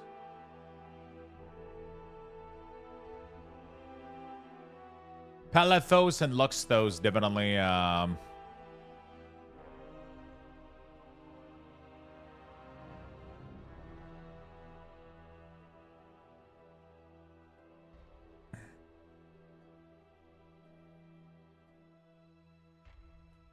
They did probably 20, 30 each, right? Paladin at least a bit. Actually, maybe not that much. Pioneers of Pagonia. Didn't we see that game? Get your Steam key. How do I get my Steam key? Oh. Fuck yeah, dude. I was given a key for Pioneers of Pagonia. It's like a medieval... Is it old? I thought it came out recently. Didn't we get like maybe it's old actually. I don't remember. Let me go check real quick.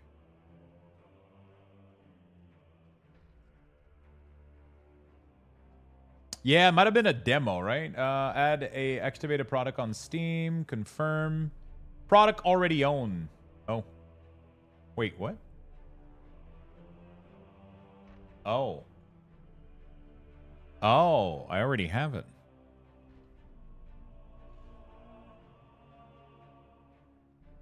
Wait, we played this? We did. Oh. Okay. Oh, yeah. Yeah, I had fun with this one, didn't I? Yeah, this one was pretty cool.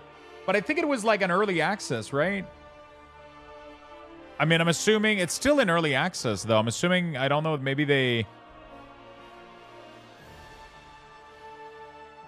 Buy and build, automate your world. Oh, it's other games, okay. It was a demo? So now it's early access? Co-op update, mining update... Delivered. Oh, we got mining and this, and then we got magic, quality of life. Okay. looks like a cool little game. We could give it a try again soonish. What's my key? Missed. I guess I could go run some random keys, but I kind of want to go run Grimbatul. 11? Sure.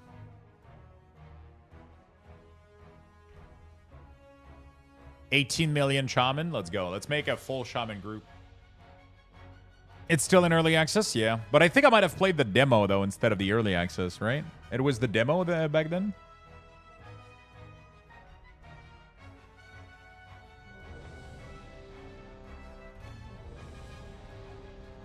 All right, let's do an 11. That will do. Why not?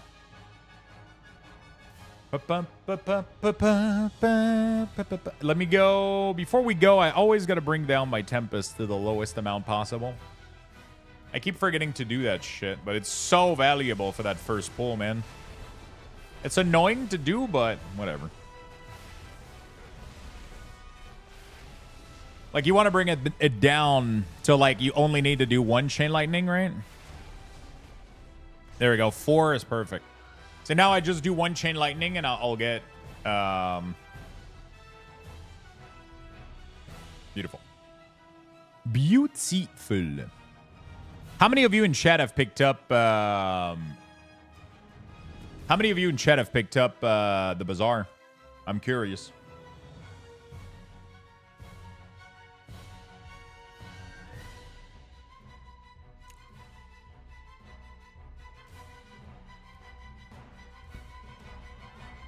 I intend to this evening. Telling you, this game is gonna take the world by storm, dude. It's gonna be the new big auto battler, man. There's so much potential with this game. Especially when they add new heroes, it's gonna have so much possibilities. Like, it's early access and they already have 3 of them, but I'm pretty sure there's gonna be more than that. Had to force myself to turn it off yesterday. It's fucking insane, right? It doesn't really seem like my style. Have you never played or enjoyed Auto Battler?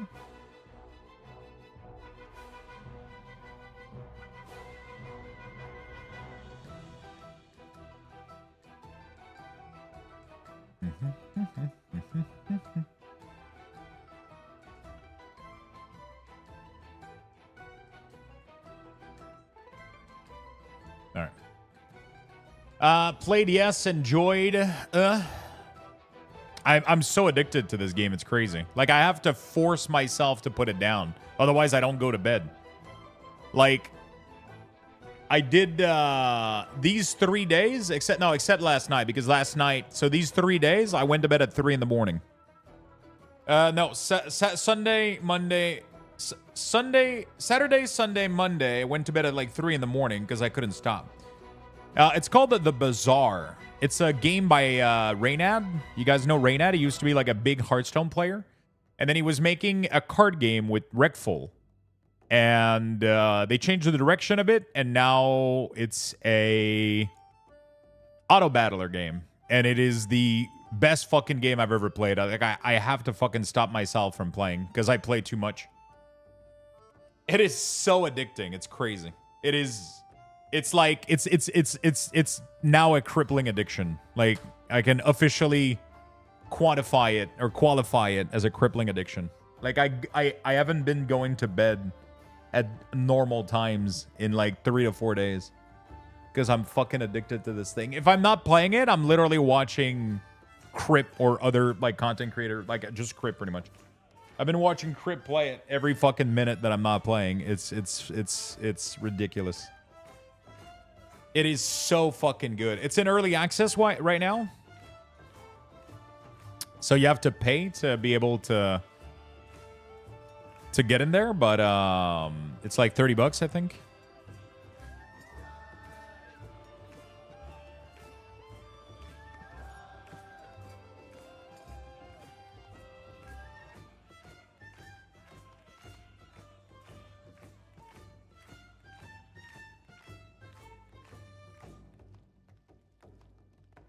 No, Crip didn't make it. Crip is streaming it. It's Reynad.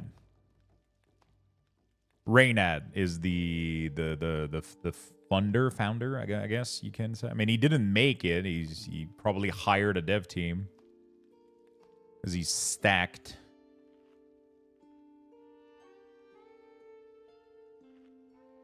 I just bought it. It's fucking amazing. Yeah, thank you. Ask now. I'm addicted to that fucking game. I'm glad I could. I'm glad I could get a couple people addicted to it. I'm not even sponsored, by the way. Like I just genuinely love the game. I just genuinely love the game.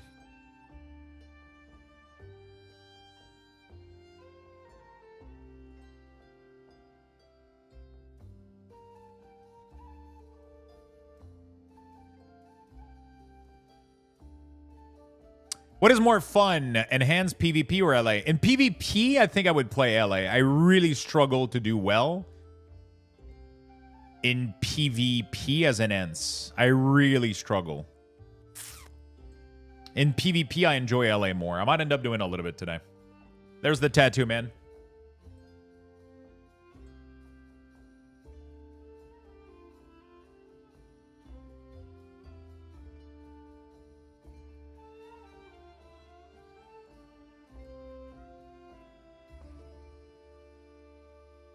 Still not done, but we're getting there.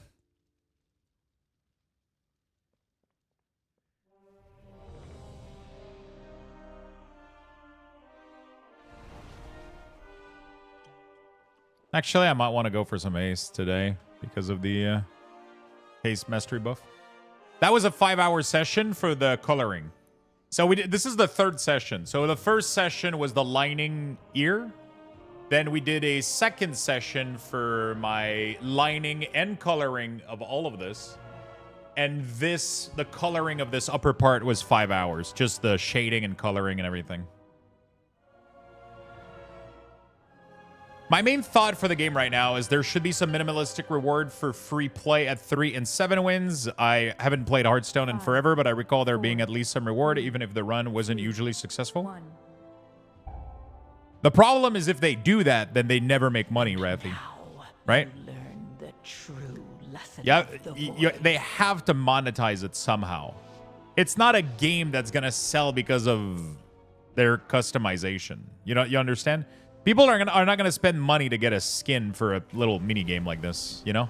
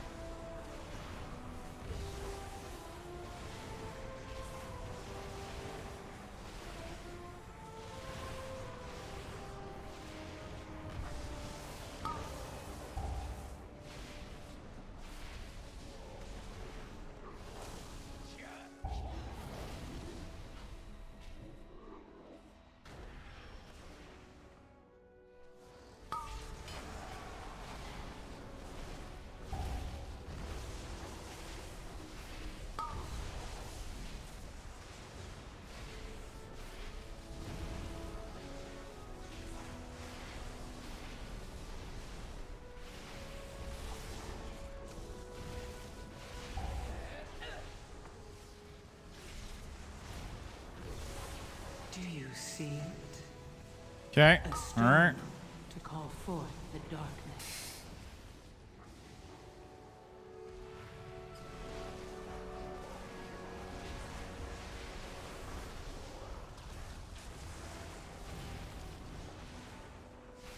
Okay.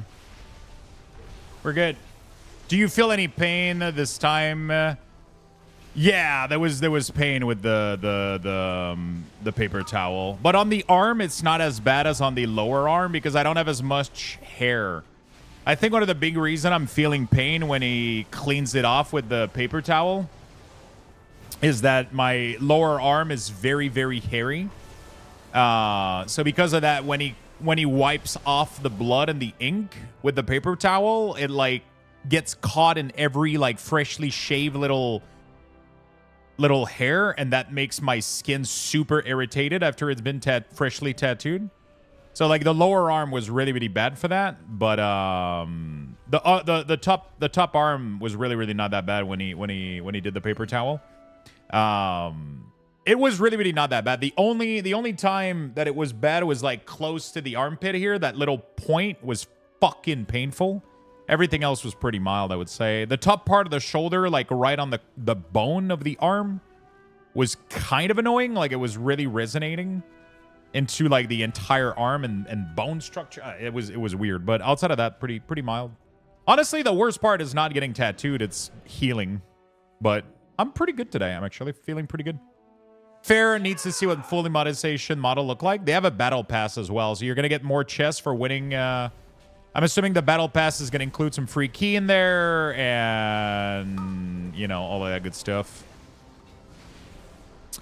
It's just the problem is these type of game, they have to monetize that way because people don't give a shit about having a skin for their character because you don't really show it off. You know what I'm saying? Like, you don't really show off your skin, your little avatar. People don't pay money for this shit, so they would generate zero income. They'll generate income on people that are not able to farm free keys, but it should be pretty straightforward. Like, I literally have been playing the free ranked option, and I farmed 4 keys off stream to play more rank.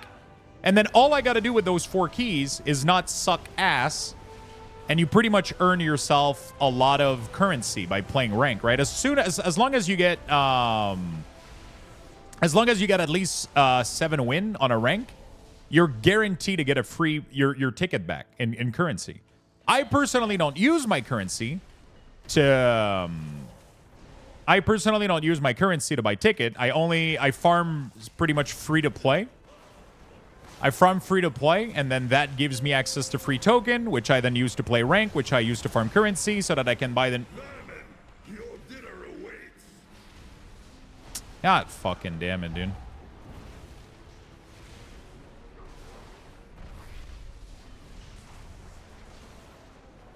Do you see it? A stone to call forth the darkness.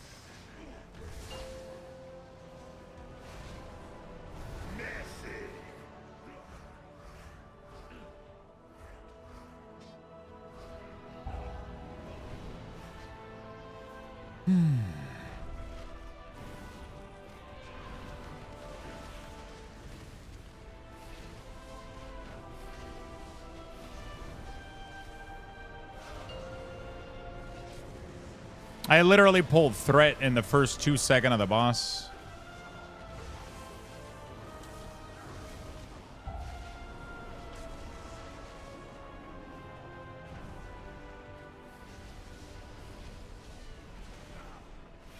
And then I died again. God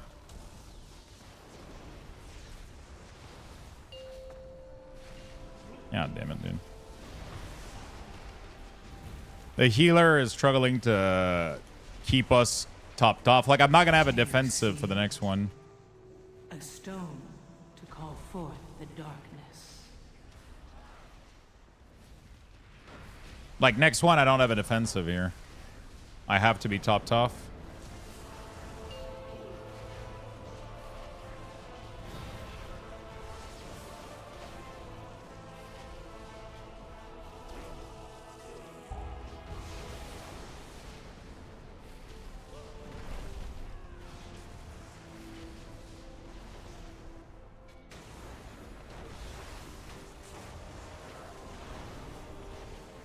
All right.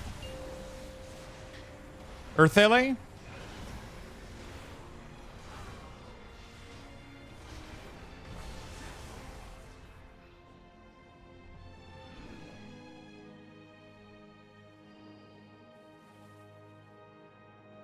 I still ended up finishing top damage, by the way. Even after dying there. Not sure why we're pulling back away from this. We're not able... Bro. Fucking get shit close together. I can't cleave.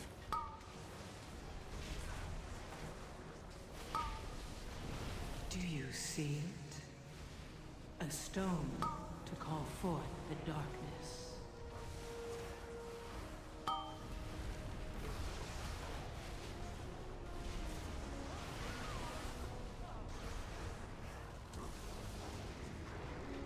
Man, we're struggling, dude.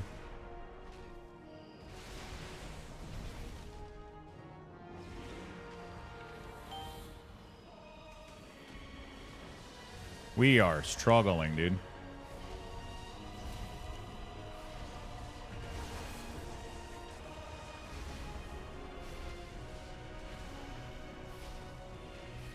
Earth LA for the win, dude. Earth LA for the win. How come in your details you have damage done and then underneath it doesn't show at the end of the damage overall? It shows it at the end, but I want to know it during the key. I want to know the damage for the current fight, and I want to know it, you know.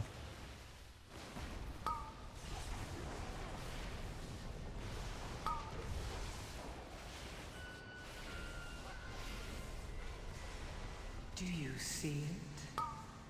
A stone to call forth the darkness.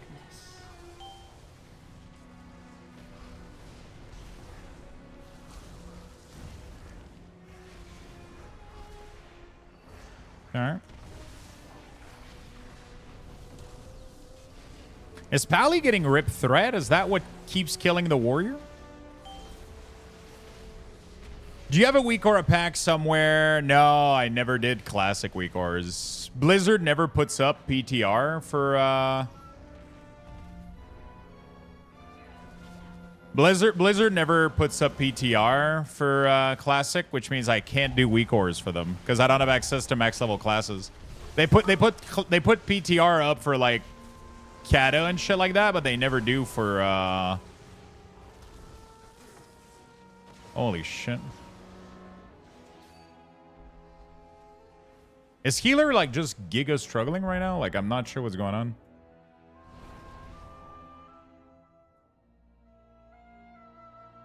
I have also never known what I would have tracked in terms of Kata weak or like in classic weak ors. Like I've thought about it and like what am I gonna put in the main rogue core? All like pretty much the rogue core and pretty much most class core weak ors would be literally just filled with would literally just be filled with utilities. So it would look weird a little bit, right? So it's honestly, I was gonna do it if Blizzard would have released no joke, if Blizzard would have released a PTR for this classic, I was ready to actually jump on it and make weak ors. But they didn't, so I don't know what to do. I can't do anything. So I'm just gonna go enjoy classic. There's not gonna be any weak ors. We're just gonna go blast. It's not like classic weak ors are needed anyway. The game is stupid easy. There's 1 or 2 buttons per class, right? Couple of utilities. It's cool to have them in the middle of your screen for sure, but yeah. You know.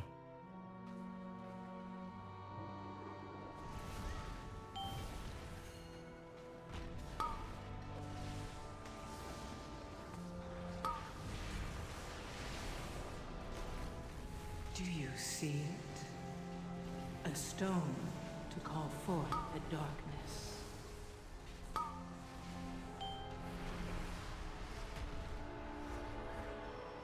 Bro. Please, int.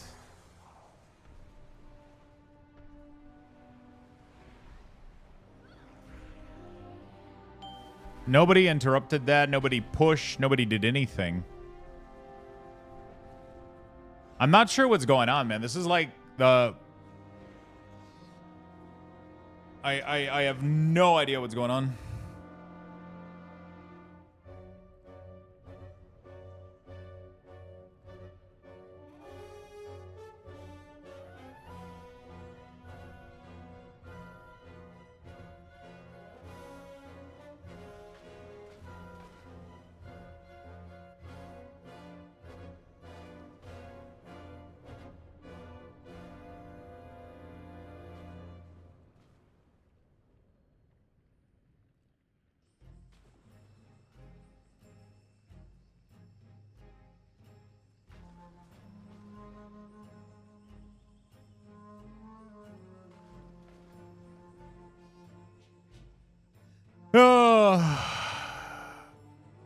God damn it, dude. So I ask like hey, you guys have to interrupts, right? Because like I was stuck in a stun for 4 or 5 seconds, and then the paladin links me the interrupts for that fight, which is Warrior 2, the Warlock 1, and me 1. So pretty much the prop pally did 0 interrupt on that pull. But there's also like AoE stun, AoE interrupt, like AoE like pushback and everything. Like I don't understand. I was literally stuck in a stun and nobody did a fear, a death coil, a push. Like there's a million abilities you can press to interrupt that.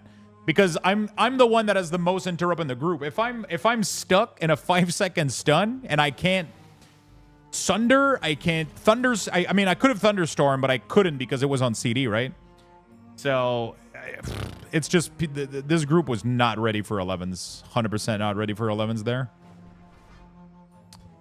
The tank just people. I died to threat twice.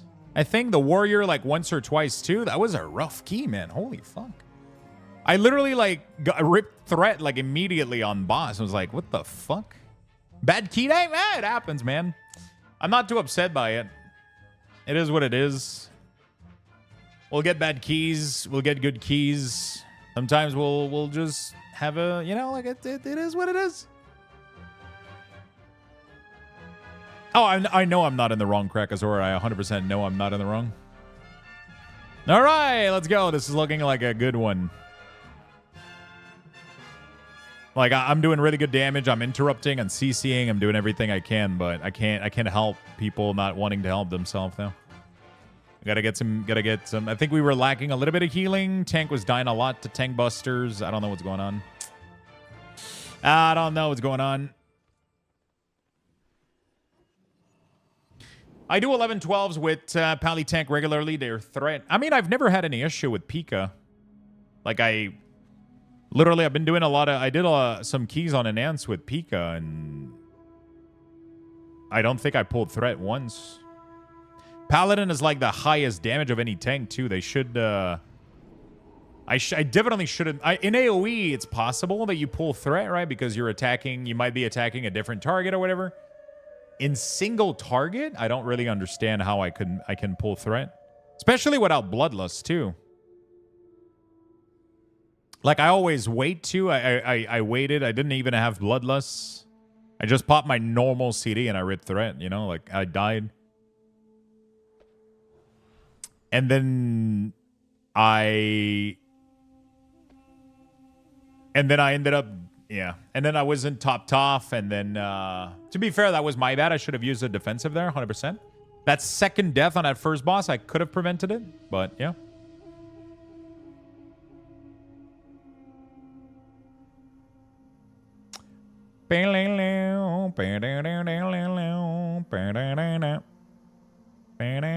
So we're doing a little 10 here. Can I complete one Grim? Have I completed a single Grim Batol? Yeah, I did one earlier, right? Okay. At least. Jesus. Spicy keys? Yeah, some spicy keys. It happens.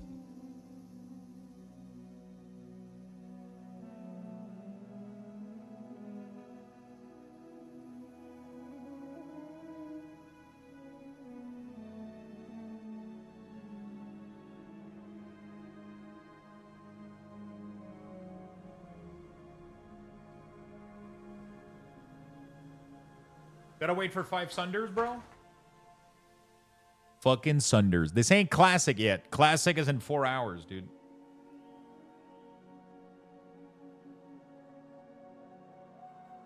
Classic is in 4 hours, dude.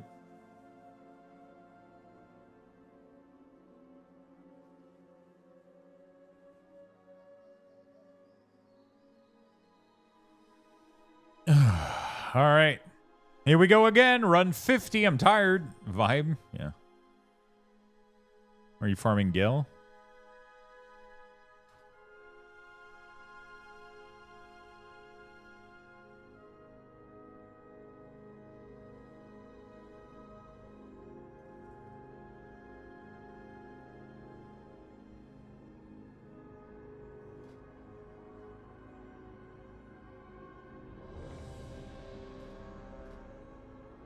Okay. All right, let's go.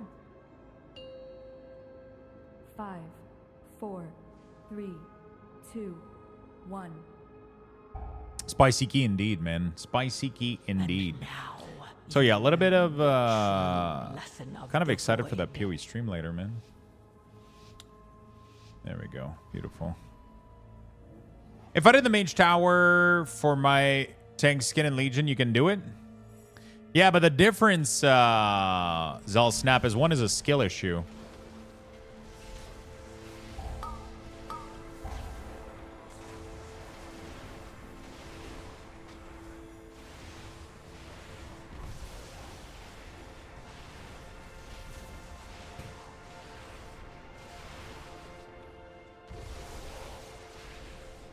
Skill issue is on your end. You could have done that mage tower in one pull, Zal Snap.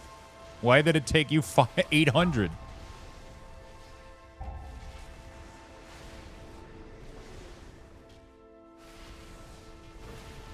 What's up, Queen?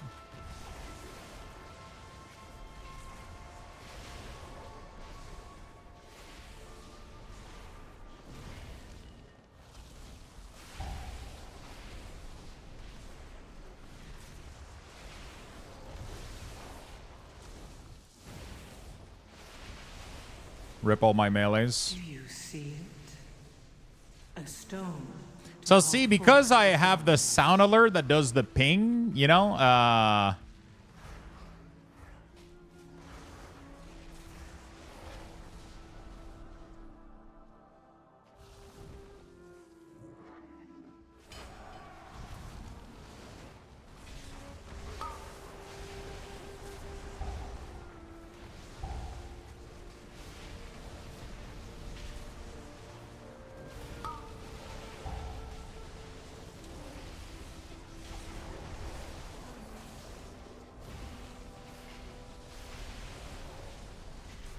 there we go. That's how you fucking clear this pool. Holy shit.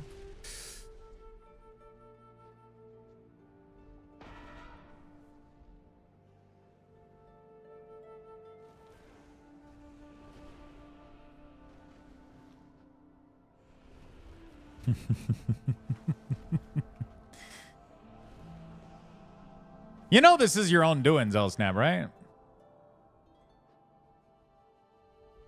I love that everybody just started spamming that emote at Zell every time he talks.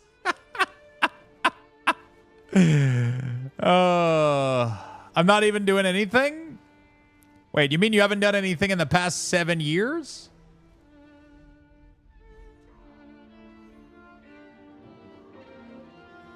Don't lie to us, Zellsnap. You've got a reputation around here now. Don't go backing down on it.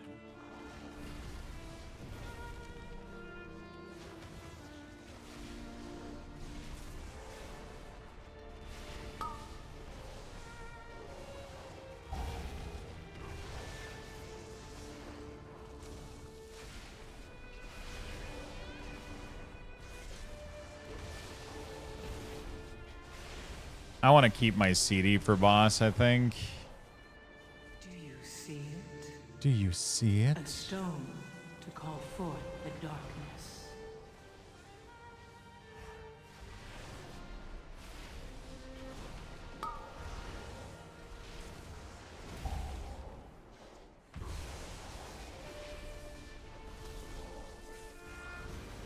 Am I going to pull thread again? Let's find out.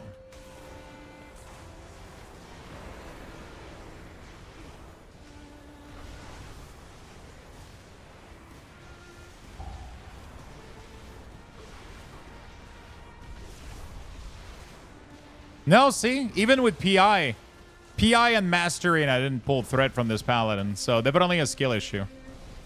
Definitely a skill issue. I did way more DPS this time around.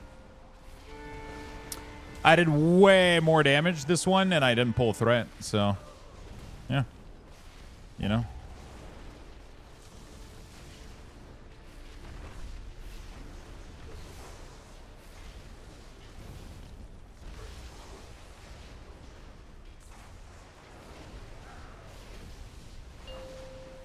Do you see it? A stone to call forth the darkness.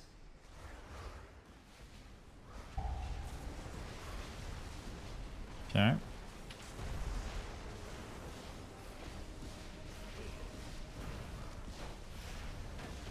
Beautiful.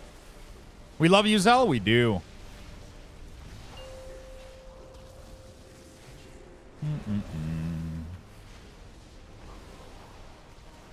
A little bit.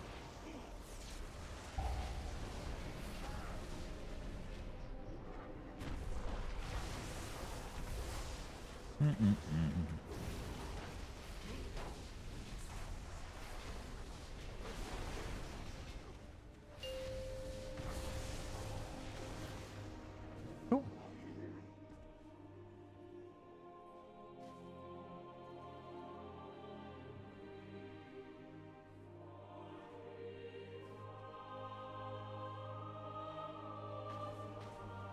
All right, chat.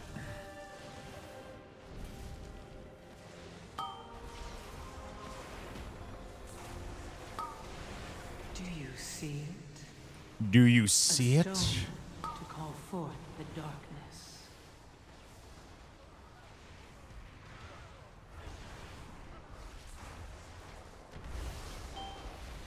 A stone to call forth the darkness. All right. Yeah, so we'll see. If we have time, we'll definitely do a little bit of classic for sure. For those that are playing classic, have you decided your class yet?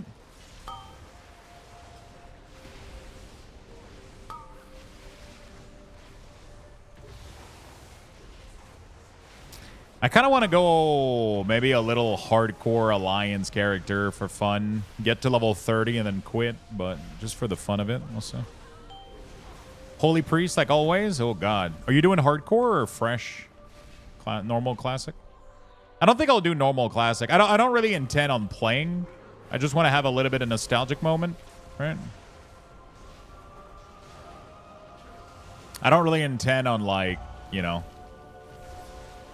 I just want to do, like... I just want to see, like, if I can get... I don't plan on playing endgame, right? Is what I'm trying to say.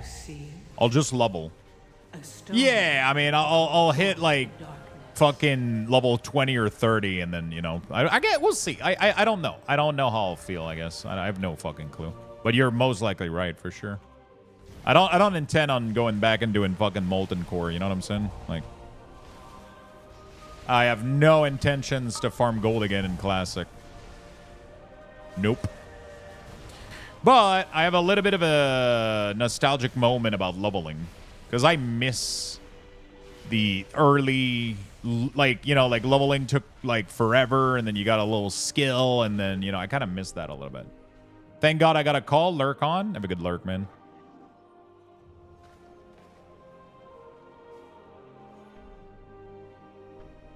Hated classic leveling? I fucking love it, dude. It's the best part about classic for sure. It's the leveling. Definitely the leveling for me.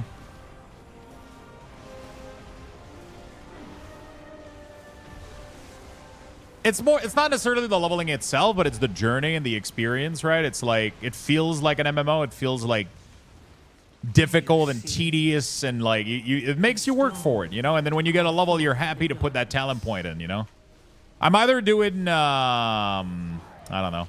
Either like a little baby hunter. Actually, the idea of having to feed food to my pet for my hunter is probably not something I'm interested in. I'll probably do druid or... I feel like doing a night elf, but I don't know what. Maybe a rogue?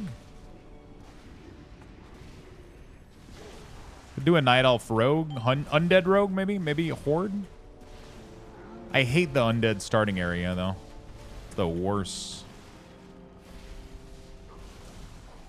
Oh, undead, yeah, night elf rogue could be dope.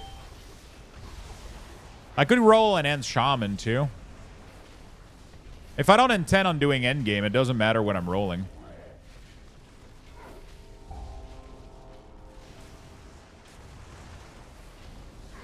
What?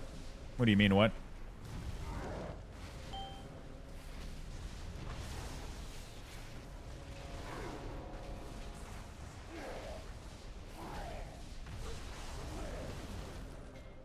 Night Elf starting area is the worst? No, but I mean in terms of, not in terms of like how fun it is to quest in it, but the ambience, the music, the vibe, the memories that I have are all from Teldrassil.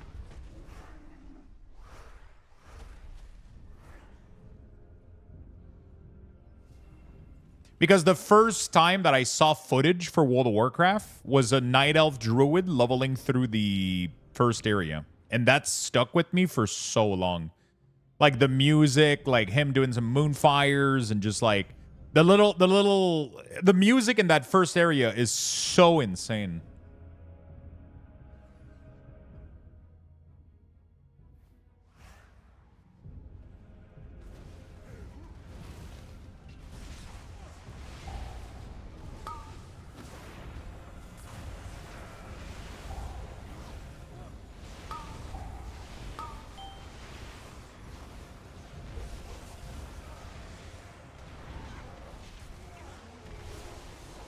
Bro.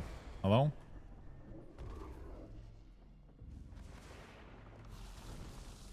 That was the worst cooldown I've ever done.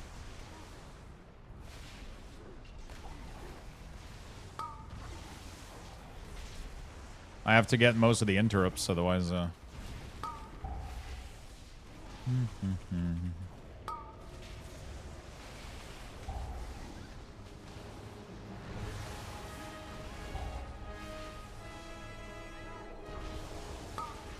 Ta, ta, ta, ta. Do you see it? A stone to call forth the darkness. Gotta get them decurse.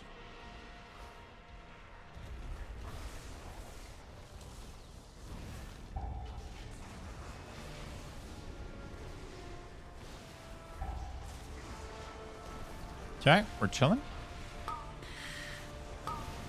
Mulgar was my zone. To me, it sucked leveling in the first feral and vanilla. It didn't suck. Yeah, but you don't go feral though.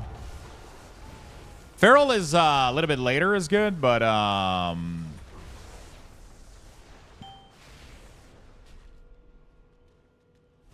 Night Elf Rogue if it's hardcore just to not die. Yeah. I'm doing Night Elf Rogue for sure. Definitely gonna try to do Night Elf Rogue. Actually, do I? I have no idea. I'll be honest, chat. I got no clue what's going on. Do you ever wake up and not know what's going on? I feel like that happens to me every fucking day.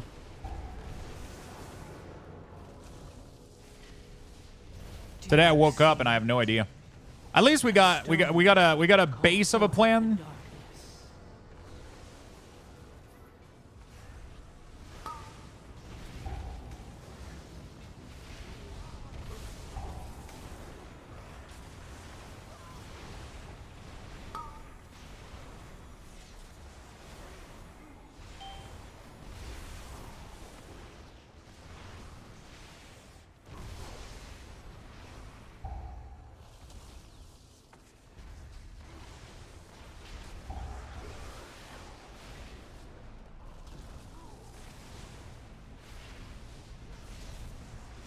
Concept, but yeah, we got a concept right now is what I would say. We got a concept.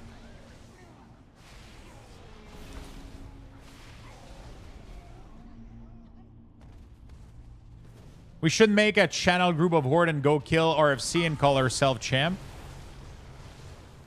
The champion of RFC. Do you see it?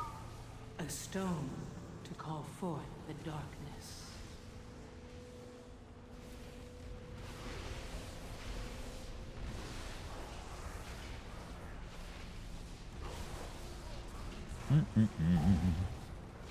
The annoying part about Rogue is the poison quest. But you don't really need poison early on. You just need to not die.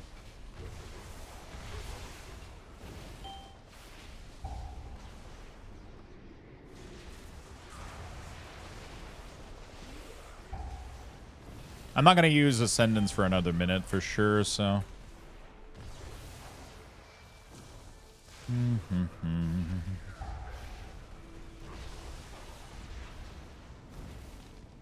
I just got my new headphones in the mail. You're lucky. Mine got lost in the mail because Canada Post is doing a strike. What headphones did you get? Run your ass from Westfall to Westfall from Termbos. Yeah, but I mean, those walks are pretty fun. I don't know why. Maybe I'm a masochist in WoW. Incinerate them, minions!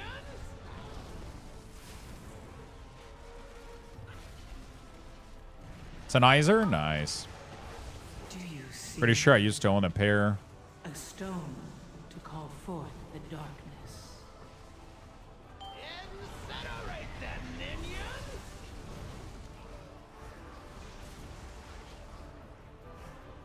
Dragon, you will do as I command.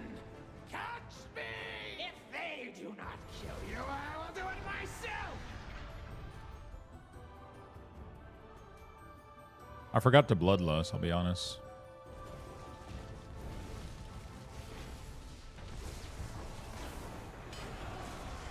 Incinerate them, minions!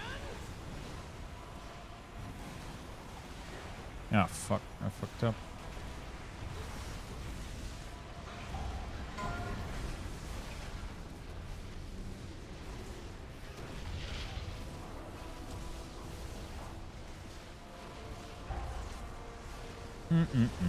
Did I just get PI after my cooldown? Rip, dude.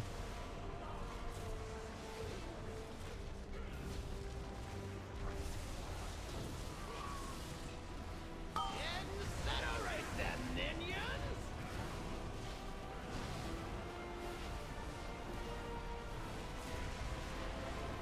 Do you see it? A stone to call forth the darkness.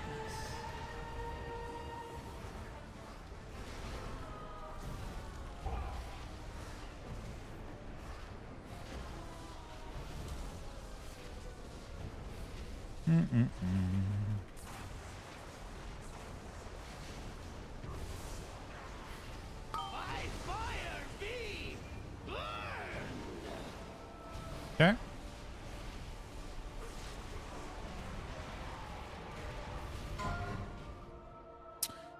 Very nice. Hi there. How you doing? What's up, Sacco? How you doing, man? I feel like my camera's a little bit too... there we go.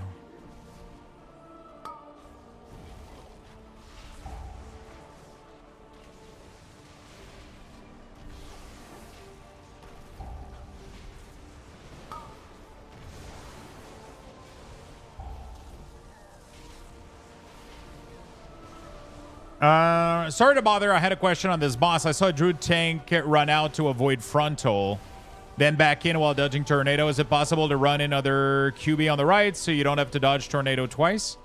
I actually have no idea. I'll be honest with you. I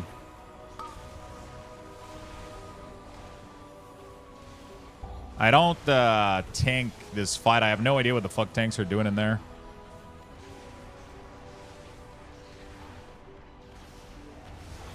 I have no idea what the fuck tanks are doing in there.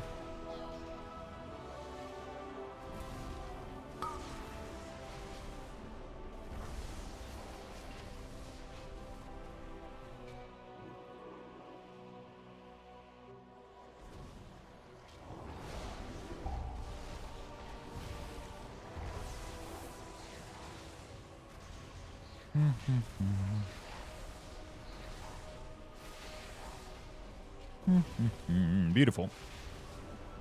But Druid tanks take more magic damage. I'm pretty sure you you have to.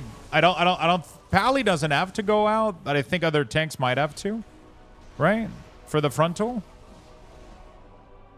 I think that's what's going on, right? Probably.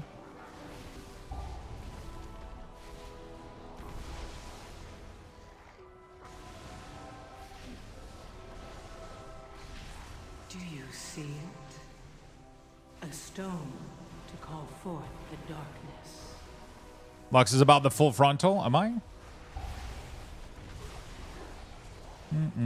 I feel like I'm getting the trinket this key, chat. I'm not sure about you guys, but I feel like a trinket, dude. It smells like trinket spirits.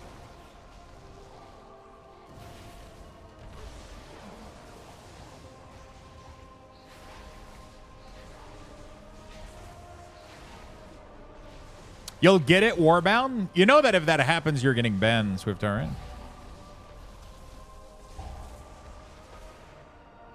Imagine that shit happening, bro. Good worth? Oh, for fuck's sake. If you put that curse on me, I have to delete you.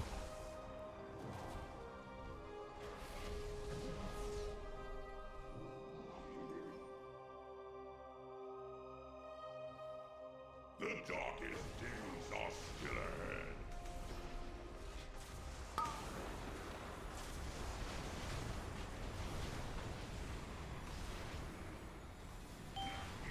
The shadow's hunger cannot be sated.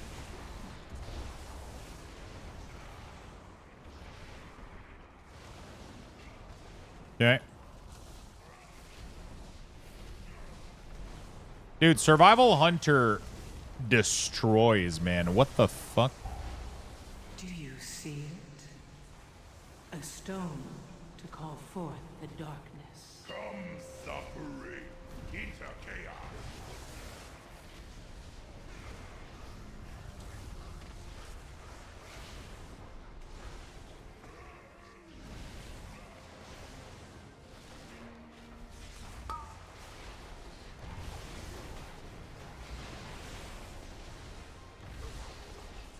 All right.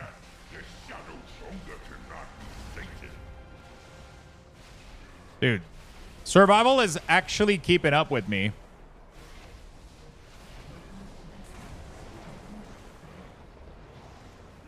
Which is insane.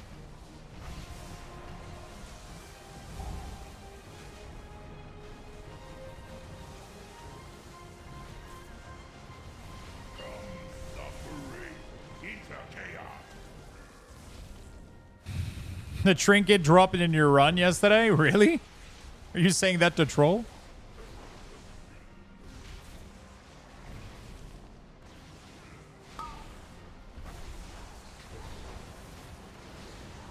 I'm not even trolling? God fucking damn it, dude. I think we're like 2 or 3 here that needs it right now.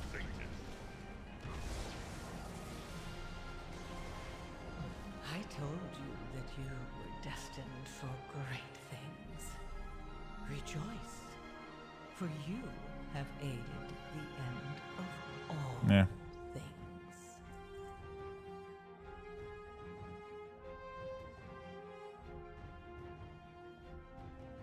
Nope, no trinket.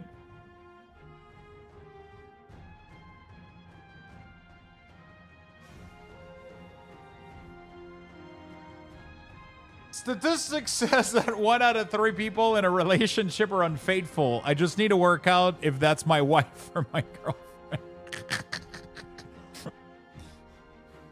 Oh. That's fantastic. All right, chat, I'm going to go get some lunch, and we're going to be right back. I'm going to give you guys, we're currently level 2, so we're going to give you guys level 2 Luxthos raffle. I'm going to go get some food. I'll be stealing that one. It's a pretty good one, I'll be honest. I'll give you guys some Luxboxes. We're only level 2 right now, so you guys get 2,000 Luxbucks. So get in there, summation mark join. I'll be right back with some food and some advance. Give me a minute.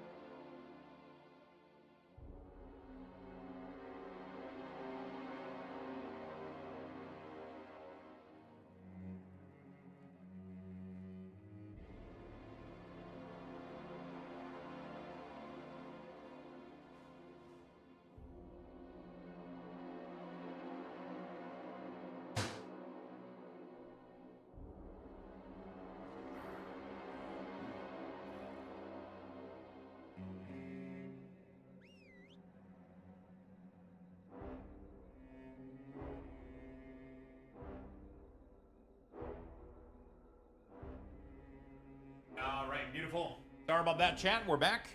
Let's go ahead and play more. How many of you are fans of PoE or ARPG in general? I'm kind of curious.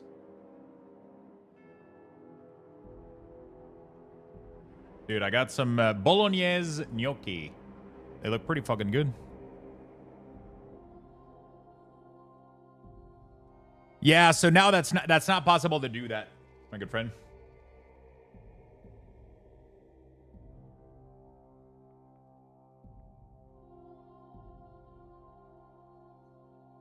They've been added to a...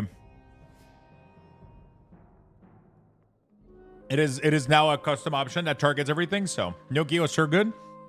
These are like bolognese gnocchi with cheese. And they have like, there was a little crumble that I could put on top. It was really, really good. So we got Frank, Drimian, PoE Hype. Where is Cage to determine if it's a real ARPG?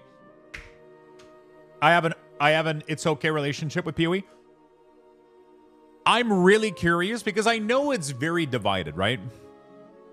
I know it is super, super divided right now between a lot of folks have a weird relationship with PoE currently, but I'm really curious. After watching today's stream, I want you guys to let me know if you're excited more, like if it looks like it could be more your vibe.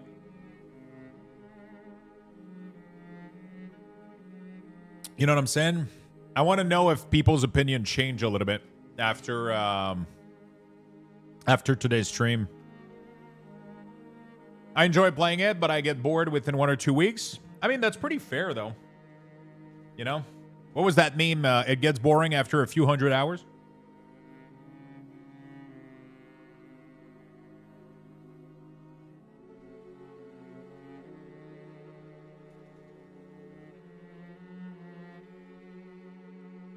I'm a fan of spending hours doing theory in Path of Building and farming multiple mirror builds.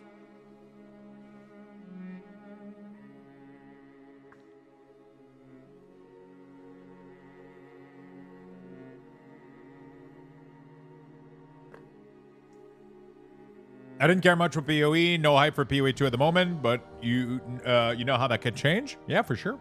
I mean, I'm just hoping that they communicate well their goal and vision and plan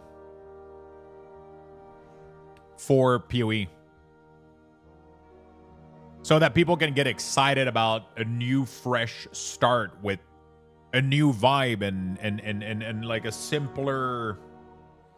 I want the tree to be as complicated, but I don't want it to have as many endgame and not feel too confusing to navigate. You know?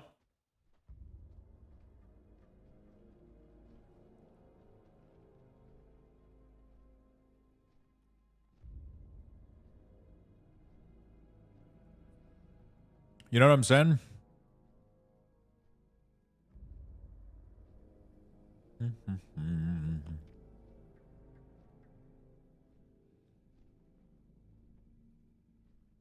Kind of excited to see like how that goes, you know? I didn't like PoE. Opinion will probably not change after watching. Interesting.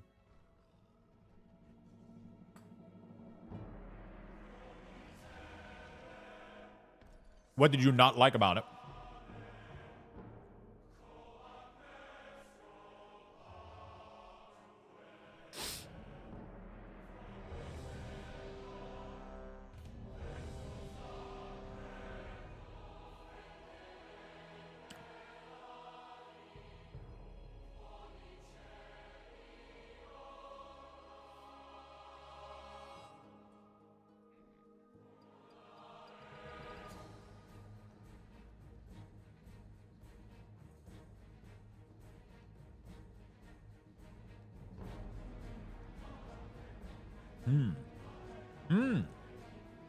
They're so good.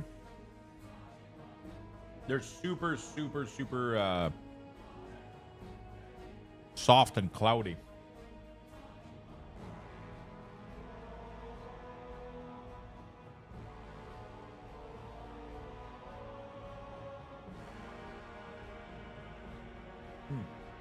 Gnocchi are so good.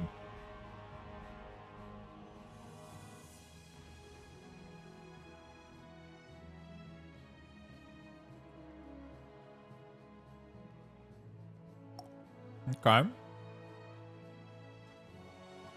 I'm not gonna lie, I have a feeling this is gonna be a rough key just from looking at things, but maybe not. Maybe I'm wrong. Kisses with BJ. Wow. So is Cheese a Twisties at almost 3 a.m. with a beer? Wait, is it 3 a.m. for you?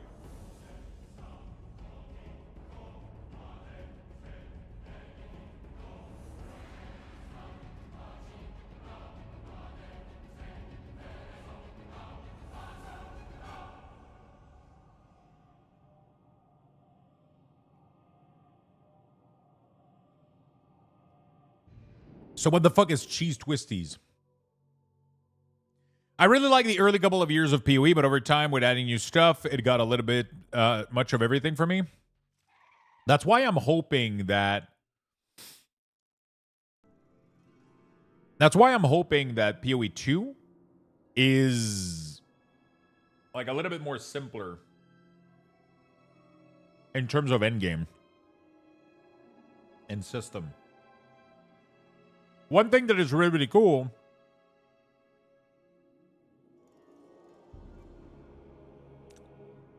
is the fact that they are making skills no longer be part of the main of items. So you no longer put skill gems in items. You have a specific area in your character panel where you put your skill gem. So now if you find an item on a monster, it is just oh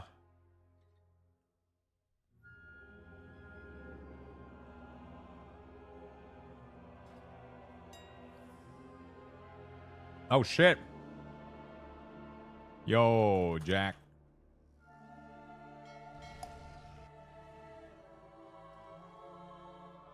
So now if you find an item, you can equip it no matter, even if it doesn't have like the proper socket in it for your gear, right? So Auto Jack to the rescue. Oh yeah, baby.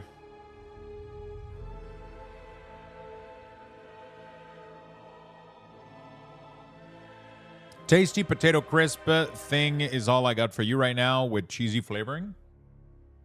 Okay, I gotta... Cheese Twisties. Cheese Twisties. Oh. They look like... Is it like Cheetos? Is it like puffy like Cheetos? It's cheesy twisties, mate.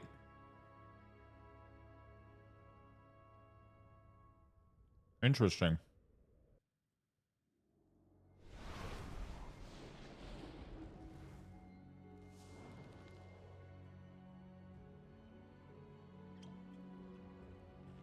They're the bombs and Tim Tams. Tim Tams are good.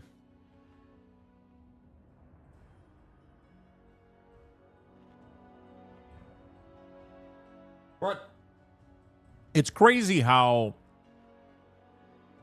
things are good mostly because they're nostalgic and because you develop a taste for it. Like,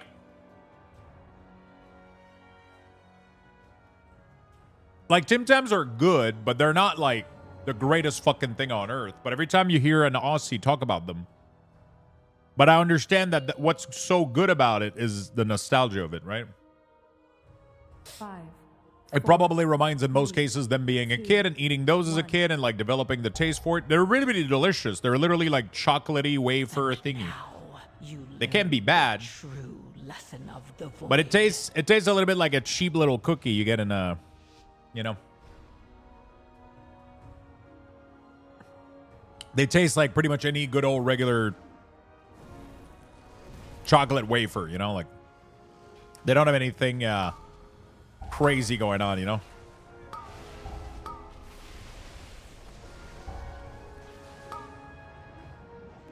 I don't think I'm line of sighting here. Yeah, I'm not.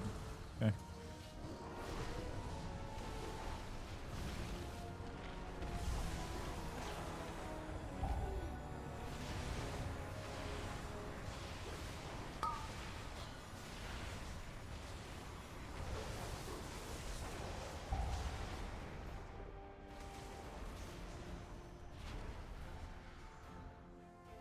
Okay.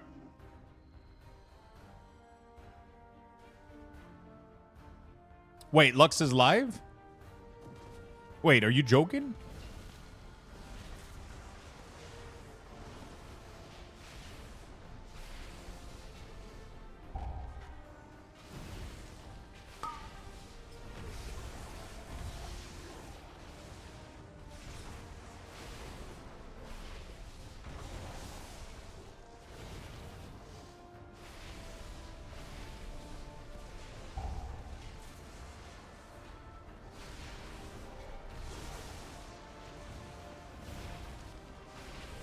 Do you see it? A stone to call forth the darkness.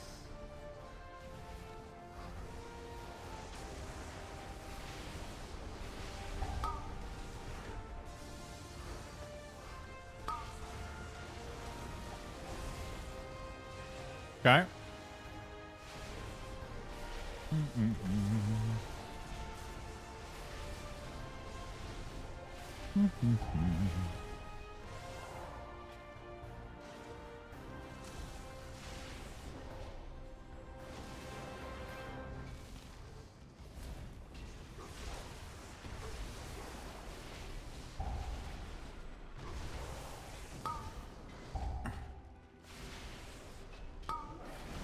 If I wasn't joking, I wouldn't hear you asking, right?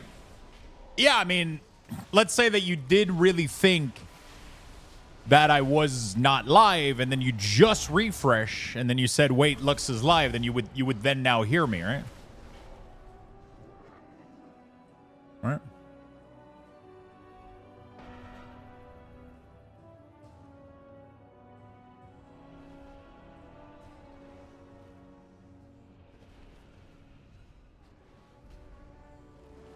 Who?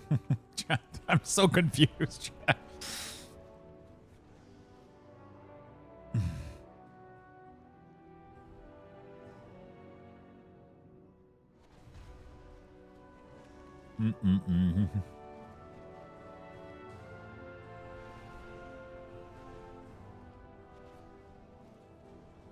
Oh my god, we did so poorly with the Drake. What the fuck?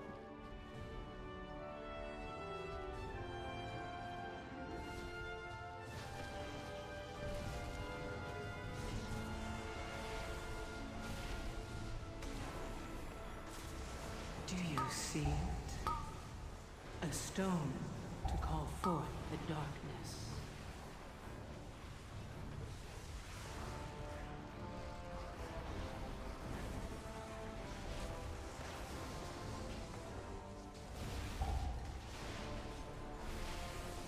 We got threat.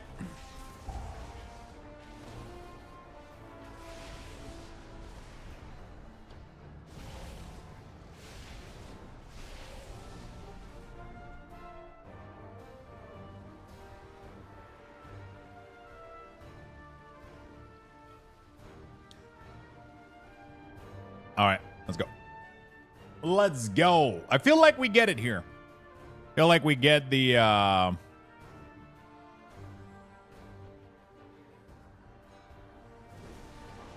feel like we get the trinket this run for sure, right?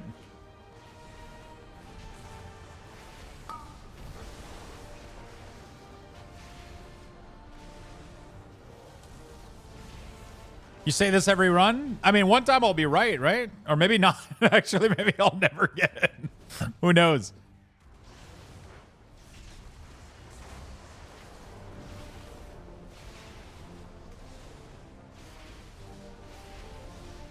Maybe I'll absolutely never get it.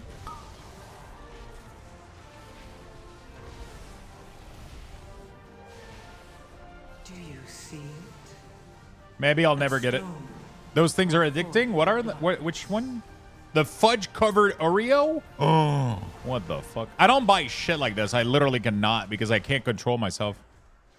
I have zero fucking self-control when I have that kind of food around the house, so... I even bought like a bag of trail mix from Costco. And I had to I can't buy them anymore because I was just eating, I was just snacking on them all the time.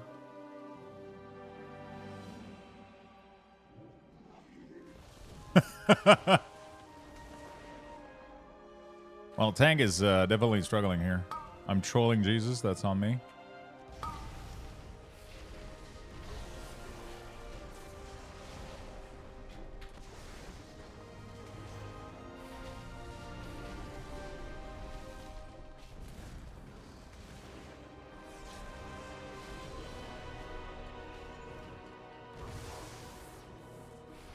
Yeah. All right, we're struggling. I have the same with cheddar jalapeno. You can't leave it.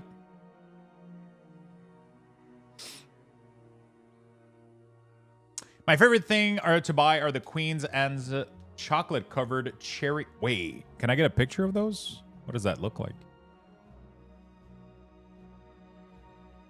I guess we'll bloodlust the boss because trash is we're not doing like big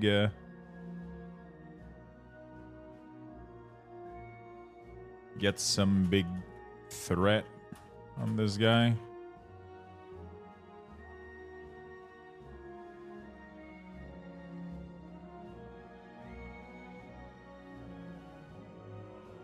All right. Dubai's chocolate? I've never had it.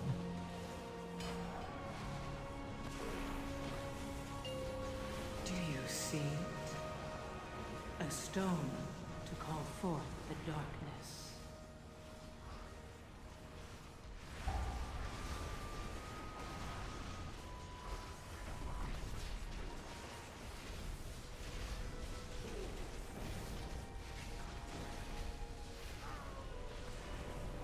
Okay. You should try, won't regret. Where can I get some?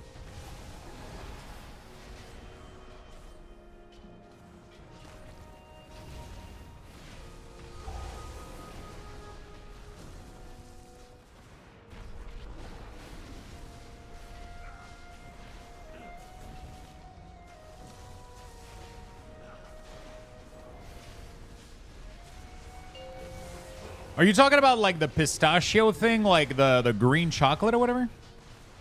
Cherry picture in Discord. Get your private jet and go to Dubai. Yo, Cotton Candy, what's up? How you doing, friend?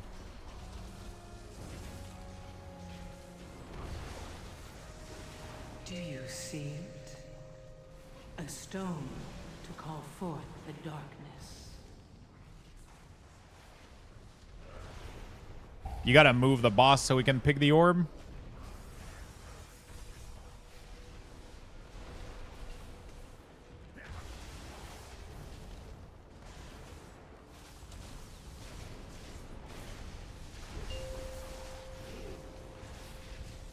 Gotta move boss further so we can pick orbs in this scenario.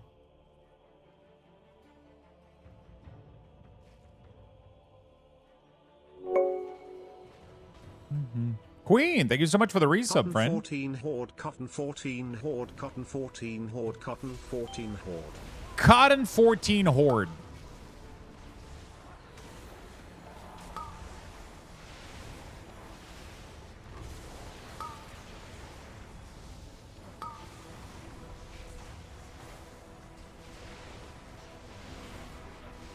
Thank you, friend.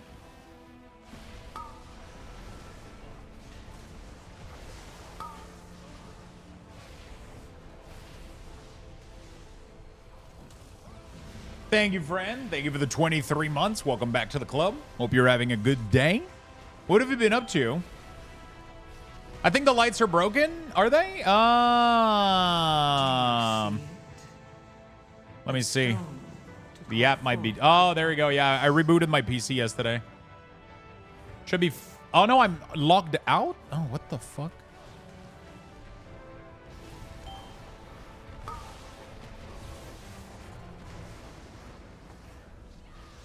Yeah, hold on a second. After this key, we'll fix them, chat.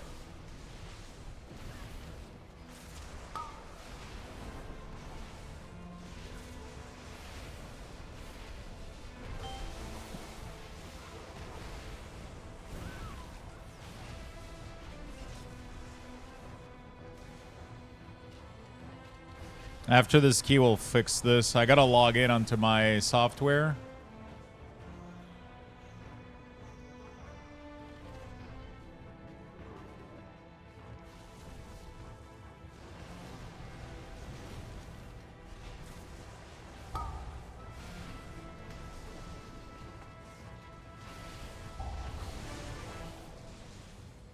Okay.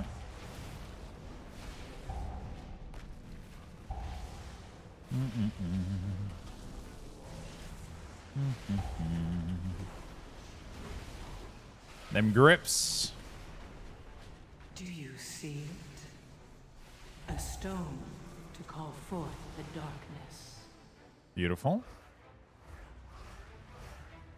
Do we go for boss now?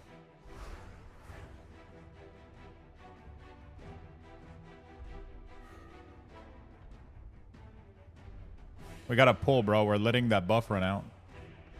Wait, what is he? What are we doing? Oh, fuck. Oh my god. That was the riskiest pull I've ever seen. Holy fuck. I would have just pulled boss, man. We had like mastery. We have all CDs. I would have just went for boss here. For sure.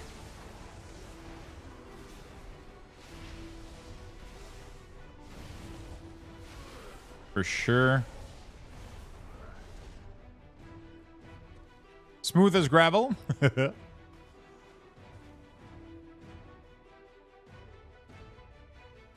don't know if that's my login info. Fuck. Username Luxthos.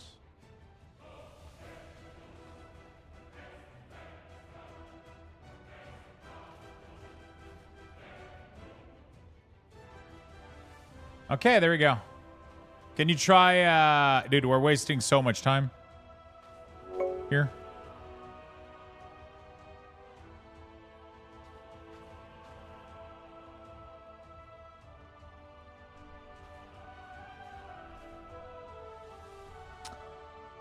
Yo, Frank, 5 worker lurker mugs. If you guys would like to join on that giveaway,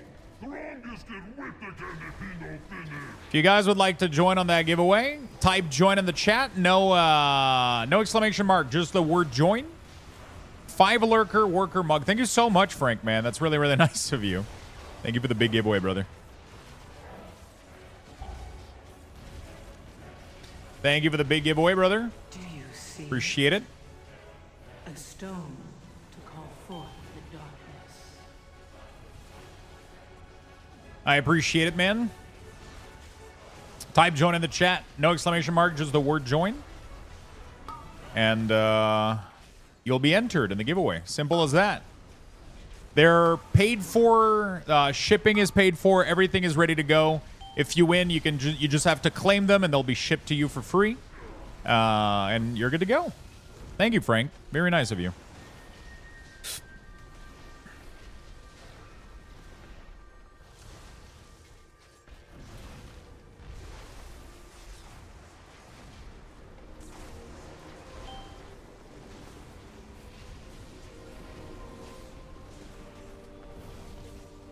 Okay, we're chilling here.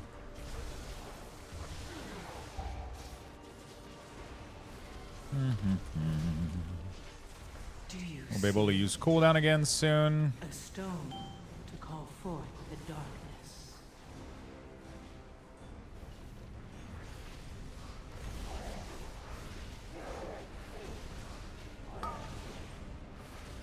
Okay. Thank you so much. Type join in the chat, friend. No exclamation mark again. Just the word join in the chat. That's all you got to type. That's all you got to type. Nothing else. Just the word join. Let's go, friend.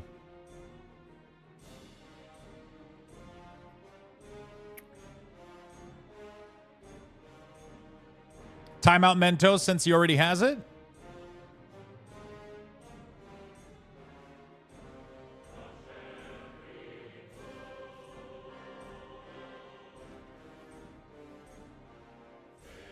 I don't know if we're gonna time this. We're going very, very, very slowly.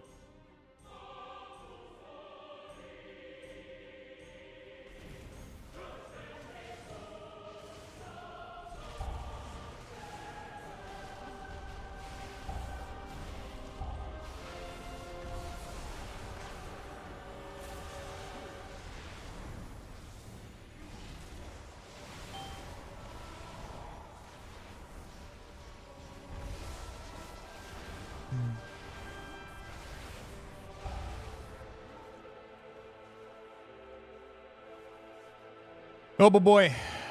This is tough. This is tough. Is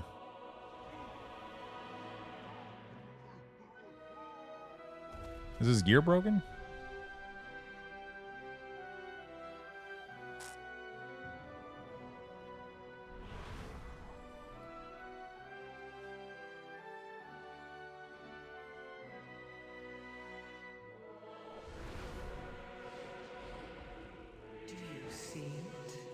I'm scared for the dragon, man. I think we need to keep... I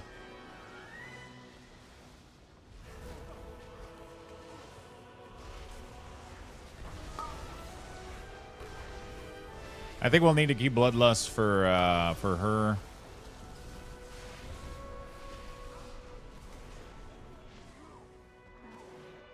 I don't know. Definitely not worth using Bloodlust on these pool.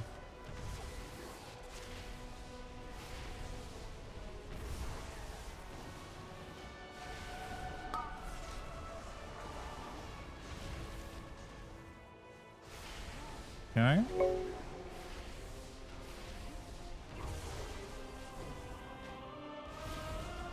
All right. Congratulations to Epics of Fire.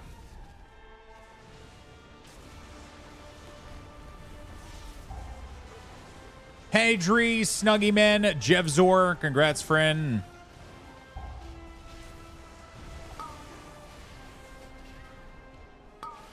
Do you see it? A stone to call forth the darkness. Yeah, I got threat there.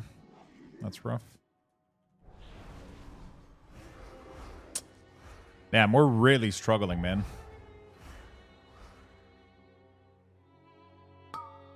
Congratulations to all the winners. Thank you again, Frank. I appreciate it very, very much, my friend.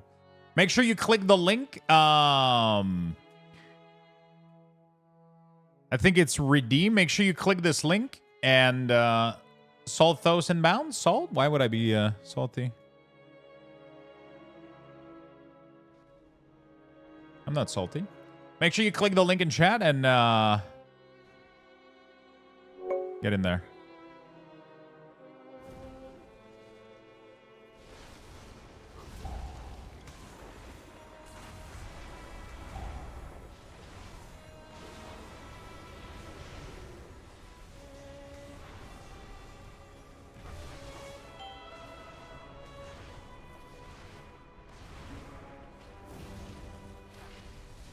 I think the warrior fell off the platform. Why is WoW not on sale for Black Friday? Good question. You know what is on sale for Black Friday, though? The Enthros chair.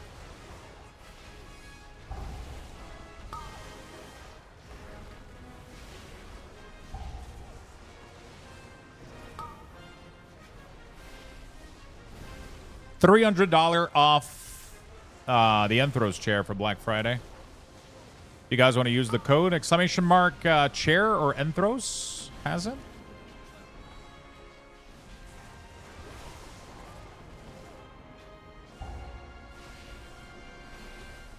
You guys want to check it out?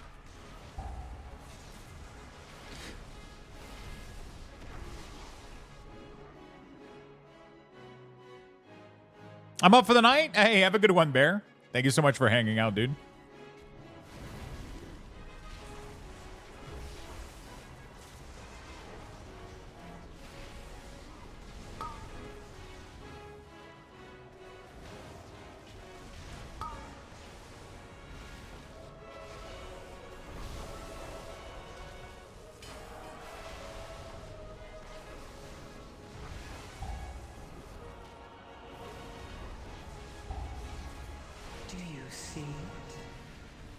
stone to call Yeah. forth the darkness. Oh, don't chain pull into that. Oh my god. Okay. I don't know why we did that.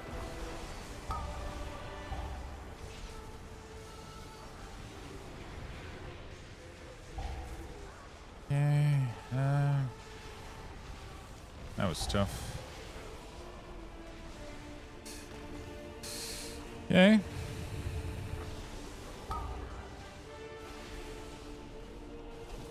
God damn. All right, we're good. I had the bloodlust there for sure. He tries to +3. I mean, the key's already over. We're not timing this key.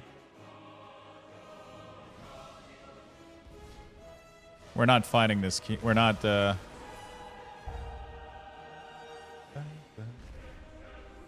We need a B-res, by the way. If we don't B-res this, we're...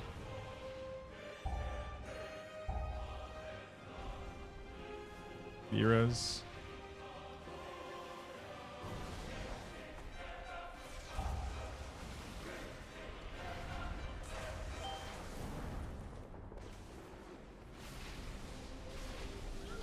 Do you see it? A stone to call forth the darkness. All right. Tough key, tough key. Congratulations on the mugs, friends. Everybody claiming their mugs.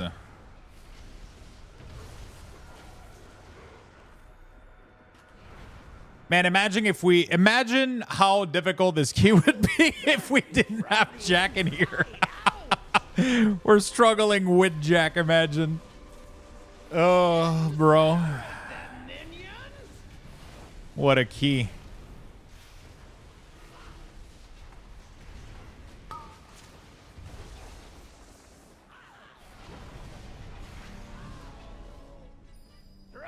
What a key. Woo.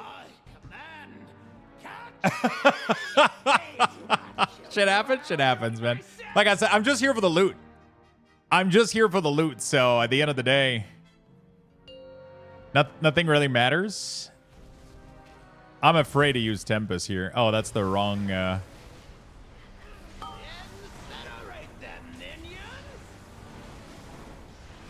he's doing the other strat.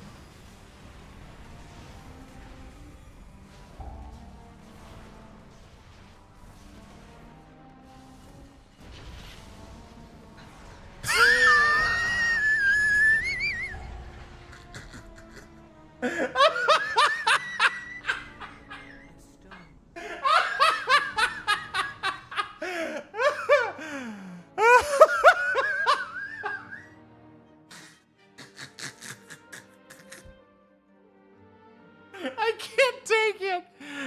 Oh, this is the great. Oh, this is becoming comically funny right now at this point. This is just, I just saw the DK I just saw the DK get knocked and then the fucking fire LA turned to me.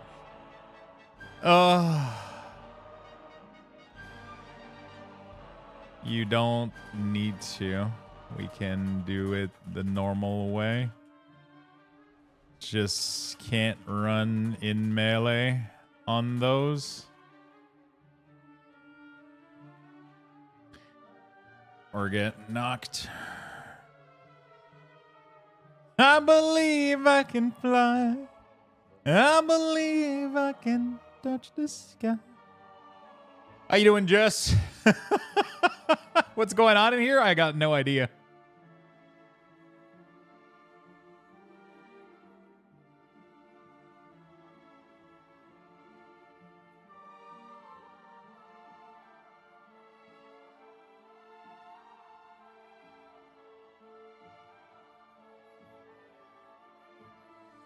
I will burn you from the inside out. It looks like you're having a good time. Hey, listen, I'm going absolutely completely insane at this point with Grim Batol, so nothing really phases me anymore, I'll be honest. I've seen it all.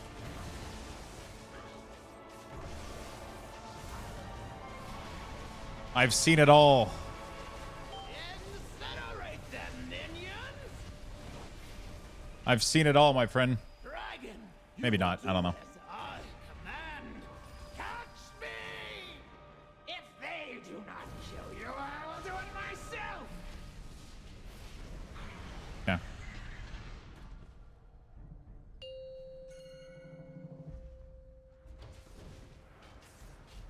I'll wait a little bit. Okay, I can go in, I think. Incinerate them, minions! All right, let's go. Please don't rip threat.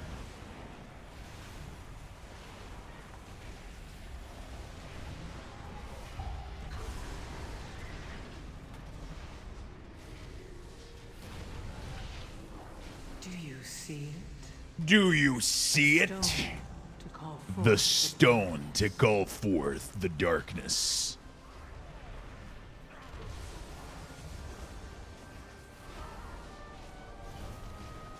Oops. By fire be burned!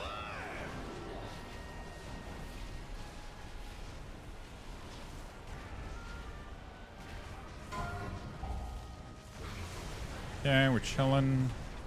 Just murder D's. Okay.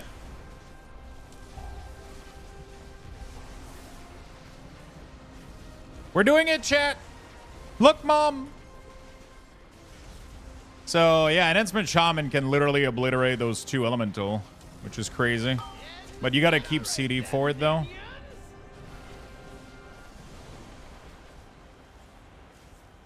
Do you see it? A stone to call forth the darkness.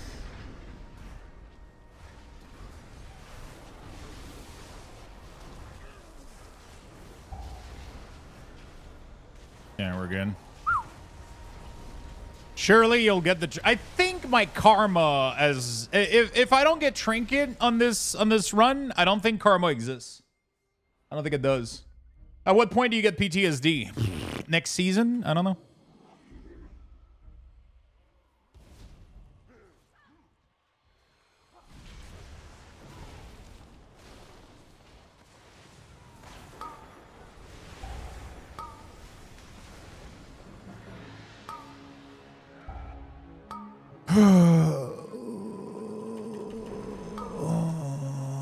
I'm dying to threat, bro. Like.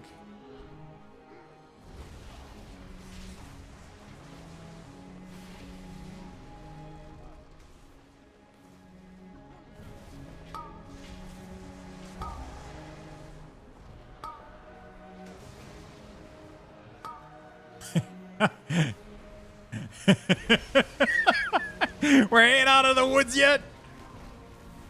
We ain't out of the woods yet, friend. Do you see it? A stone to call forth the darkness. Woo. I need to repair soon, bro.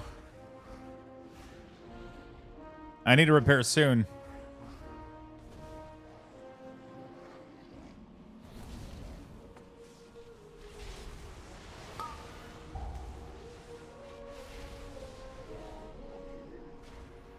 Okay. Not the best, but I was able to leap back at least.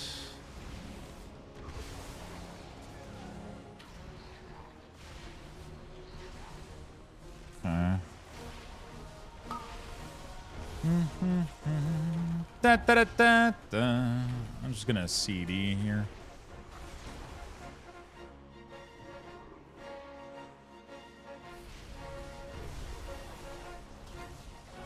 Okay.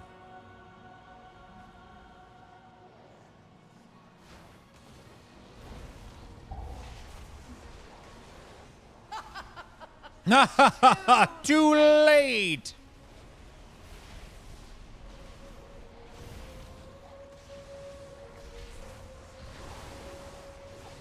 Okay. I didn't have CD lining up with this pull. Didn't do good damage. Do That's you fine. see it? The A 4. stone Okay. to call forth the darkness.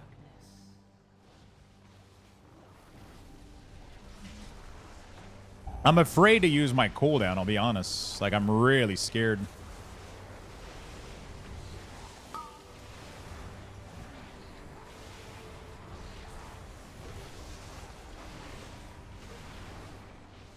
There we go, dude. There you go, dude. This is my home. By the way, Grimbatol is my house. I actually own a... Oh! I got threat. Help! DK got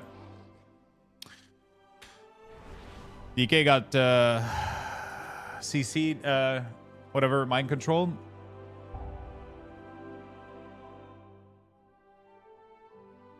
Lux is player housing already, and he chose Grimbatol.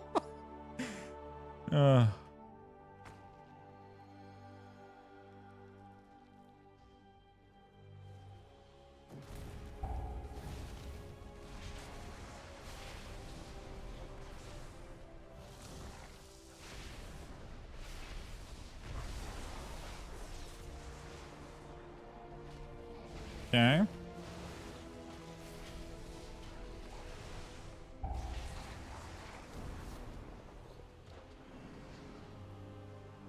It ain't looking good.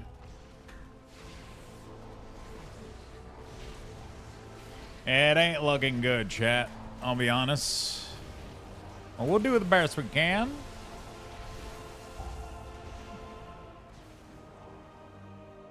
Hey, at least I think the good thing is the friends we made along the way. Right?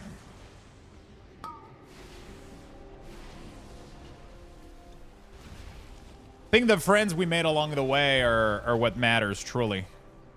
Because I feel like now me and Jack have a deeper bonding over this this key. I feel like we understand each other much better. Yeah, at least everybody stayed. It's all that matters, right? It's all about the journey and the friends we make along the way, yeah? I accidentally sprayed deodorant in my mouth. Now I have a weird accent. God damn it. That's the dumb. I was about to ask how the fuck you managed that. Jesus Christ. You're dumb as fuck, dude. Do you see it? A stone to call forth the darkness. I was like, how the fuck did you manage this shit?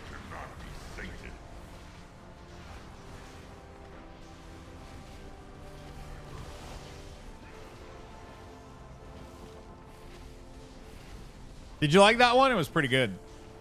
It was pretty good. It was good because it caught me off guard. For a second, I really believe you did it. Come suffering into chaos. Like, I thought you were giving us like a little personal story right now.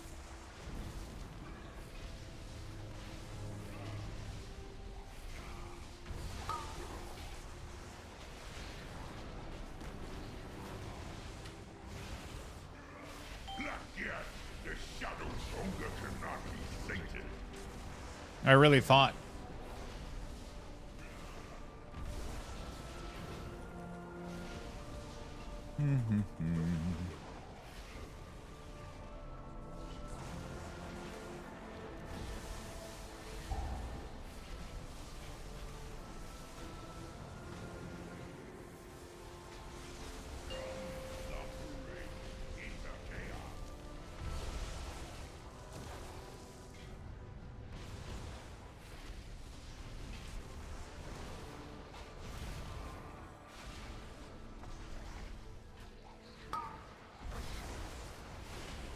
People are killing these ads way too quickly.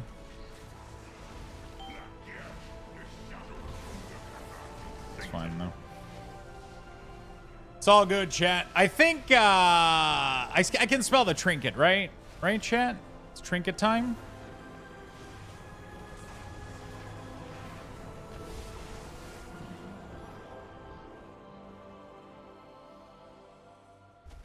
Oh, we're missing trash. We're missing trash. Wait, I swear to God we pulled too much. What the fuck happened?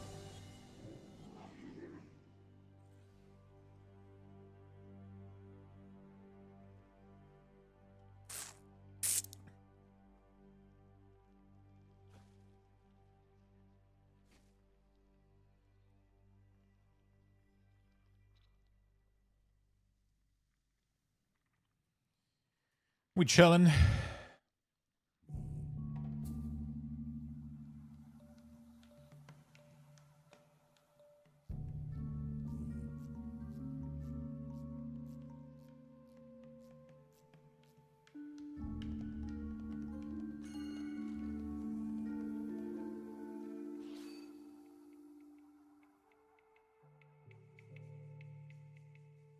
Yeah. Pretty sure Dratnos randomly looted this trinket at Mythic Track on his newly leveled hunter like a week ago. I did the same thing, Red Fox, but on my rogue. Literally first vault mythic I ever open on my rogue. I get first fucking vault ever. I open the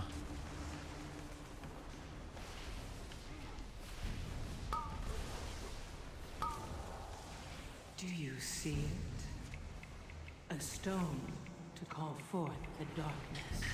I legit looted mythic this trinket on my rogue already, and then the next week I looted Sack Brood mythic on my rogue. So my rogue right now has mythic Scardine's Grace and Sack Brood in 2 vault.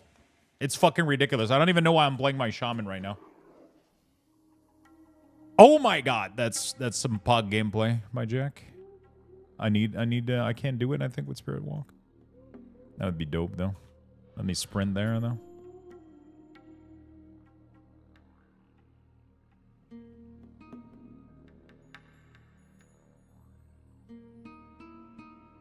Okay. Cool music. Pretty good, right?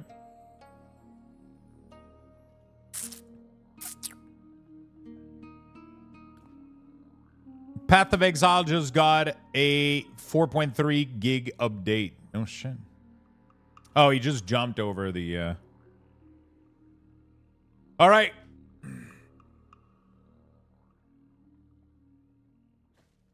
Is this the loot, chat? Is this it? Come on. Oh.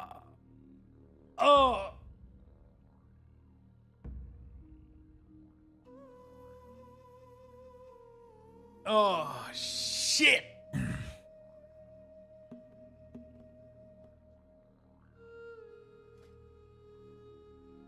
Does Jack need? GG's.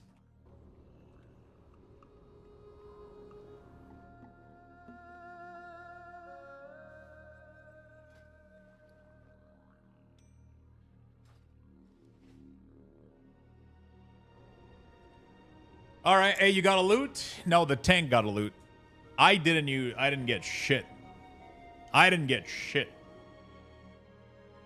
That ring is kind of like a trinket, right? I mean, yeah, technically. Yeah.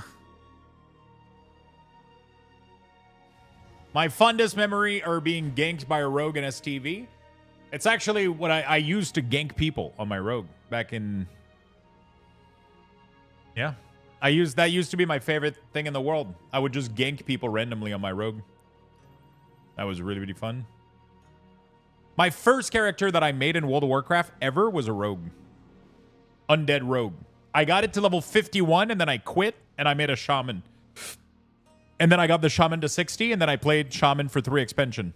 I played for the rest of the classic, Burning Crusade, then Wrath as a shaman, resto main. I was all thing as an ents though, when I could. And yeah, we just got this done yesterday. We just got it done yesterday. It's still oozing a little bit.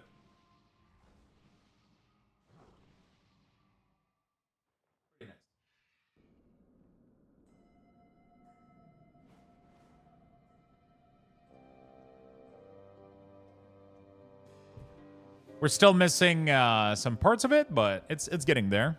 We're missing some detail. We're missing some detail and the elbow. The elbow area is gonna fucking suck, man. I'm not excited for that elbow section in November, and December. Was it painful? On the arm, it's really, really not painful. Like the only like painful areas are like right there. Like this right there, you want to punch a motherfucker. This, anything around this area fucking sucks. And then the wrist area. This sucks as fuck. Everything else is directly on big part of skin like this. Like this is not, it doesn't hurt at all almost.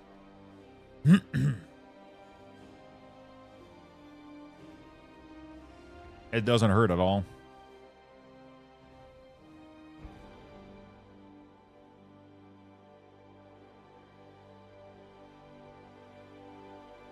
I mean, I'd say it doesn't hurt. Like it hurts like mildly, I guess. The worst part for me is definitely healing. I think healing is almost worse than the tattoo itself. Like you get shitty like the next like 2 to 3 nights I'm not gonna sleep well.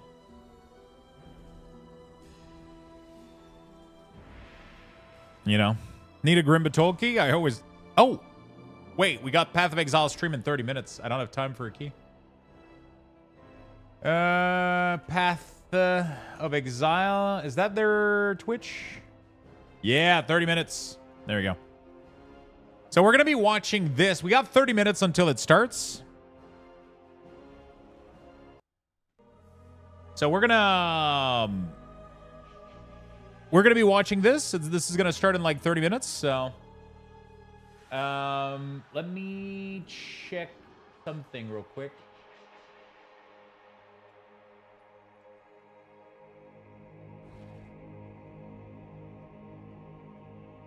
All right, beautiful.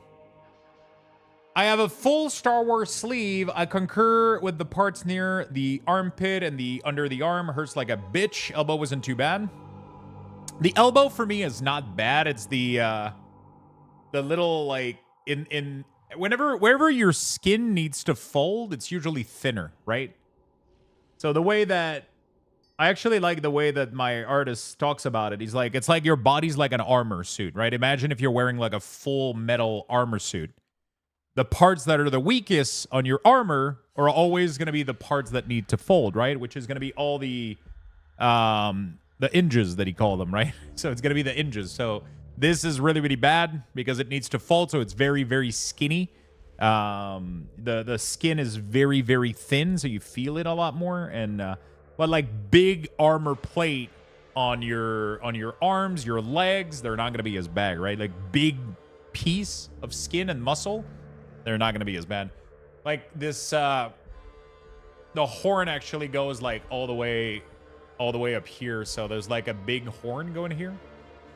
And there's one like on the back as well, right? So that sucks. That fucking sucks. But it's not too bad.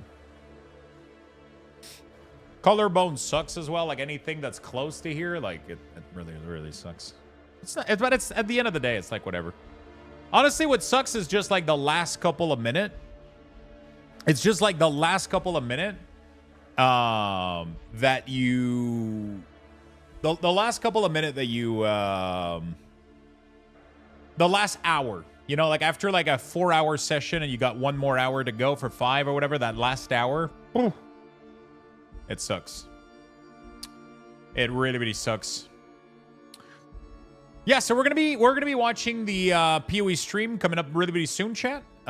So stay tuned. We're gonna be watching that together. It is a Path of Exile 2 official stream. So they're gonna talk about all the info that's coming up for Path of Exile 2, which is coming up in December. That's gonna be fucking amazing.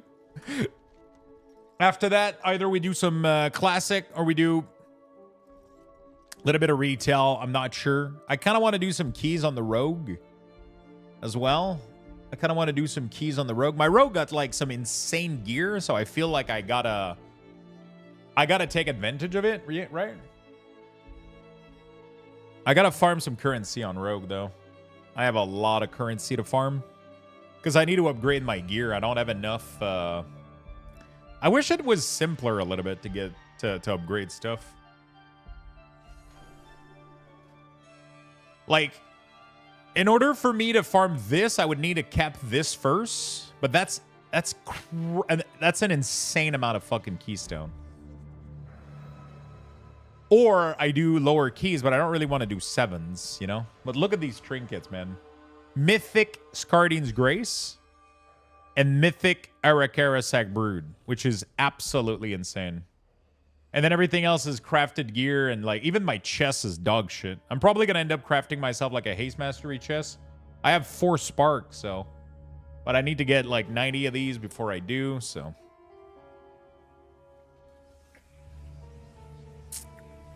Haste mastery chest could be good, or crit mastery, but I think haste mastery might be pretty decent. I think I might do that. Because I'm missing too much HP right now. I'm too squishy on my rogue. Heading off to the doctor. Catch you later if you're still streaming. Take it easy. Have a good rest of your day, my friend. Hope the doctor goes well. Hope the doctor goes well, dude. Why is my... What is doing this, man? Anybody getting those flash? I feel like it's... What is this? Why does it do this? Do you guys see those? You guys don't see those at all.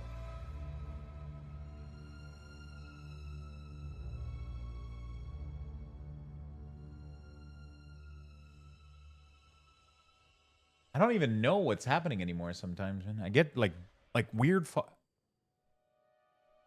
It's like one of my... It has to be like one of my software that's like acting up or whatever. I gotta figure out which one it is, though. Do you guys see it? I can't see what it is, though. I would have to like pause it real quick. There's something that's like over... The gremlins? It's like maybe this? I don't understand what's going on. Anyway. I'm trying to run keys as a DPS monk. I've got 2,500 on the tank. Windwalker...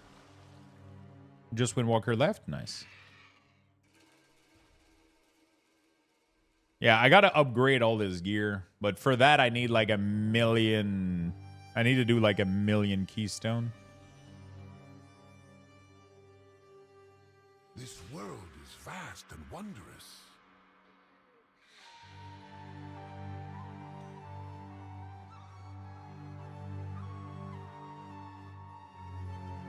Oh, I can upgrade the boost for free by 1.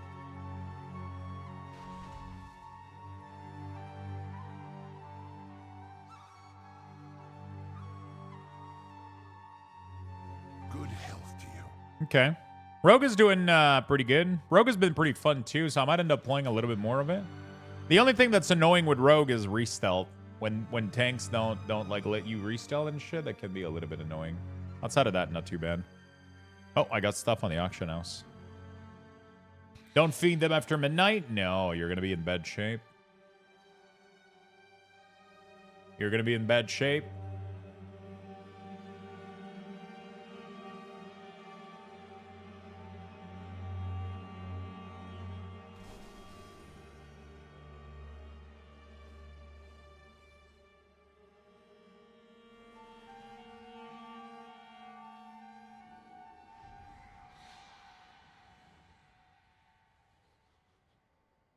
I got called out in my last key for not healing the tank enough. He was sitting on defensives.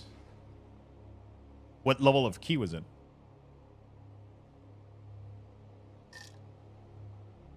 Why are you chain pulling? Yeah, it's tough on Rogue, man. Like, you do no damage. 8 keys are the best, yeah. Yeah, some tanks think their defensive is meant to be is meant to be something they hold on.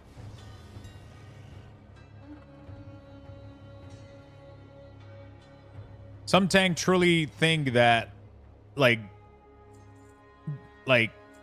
defensive are things they should held on to just in case. You know?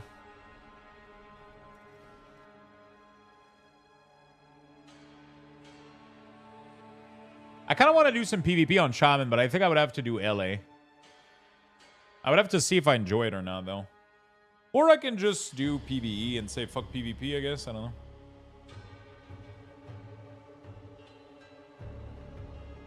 Damn, could Blizzard make getting the fell version of the bike more complicated? Is it tough?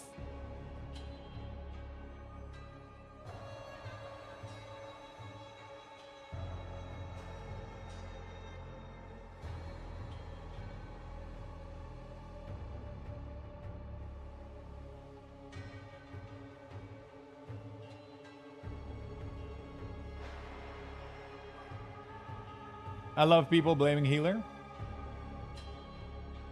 There's a lot of steps and many still unsolved.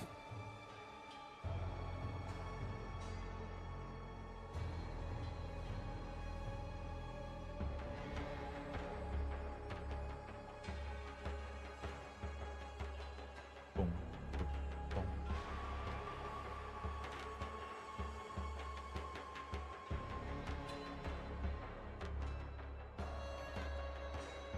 All right. Beautiful.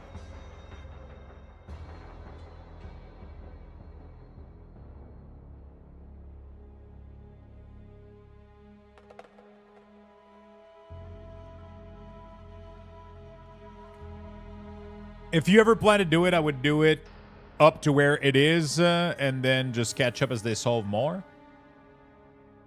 Was it the little chain quest that we had to do, like stupid little mini game and stuff in the new area for the 20th anniversary? It hasn't been too complicated so far, but I guess like things started fucking evolving or some shit. Why did I just get a staff drop as an enhancement? Fucking Blizzard. Because your loot spec is wrong? Assuming? That is the only possible option, or you got a warbound staff.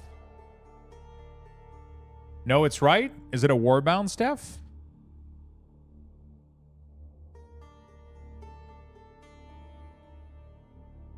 If it's warbound, then it's like an additional loot, like that you wouldn't have gotten anyway. It's supposed to be something you put in your bank and you use it for...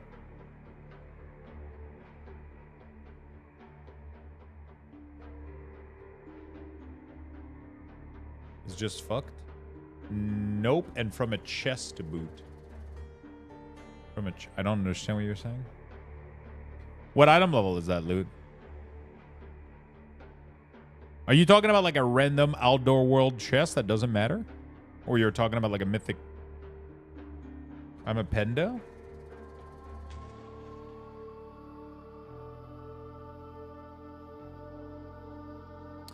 It's like the big bike secret, which is tangential to the anniversary stuff. You need the detective title to really get this one going. Oh. On my enhance is only level 29 chest from classic dungeon quest.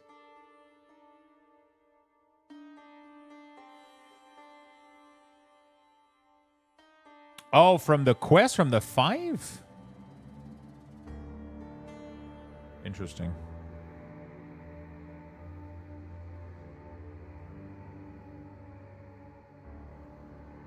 I'm working on that secret bike too. I have issue finding the clues in the 3 spider zone. Yeah, it shouldn't do that, but it did. Maybe it's because you're low level and it bugged out. I've never seen that happen at max level. Ever. I've never had a loot that wasn't the correct specialization. Like 100% of the time, it's just people not being in the right specialization.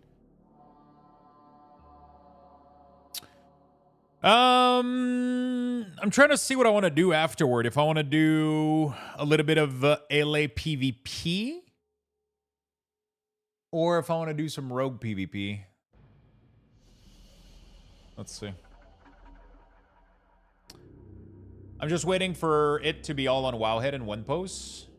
That's what I did with the, what was it back in Legion? Like the tentacle, like the Devour of Mind or whatever. Like the multi-mount, right? That you had to do it with a group of 4 people. That shit was fucking insane, by the way. Like absolutely bunker. The hive mind? Yeah, that shit took me ages, man.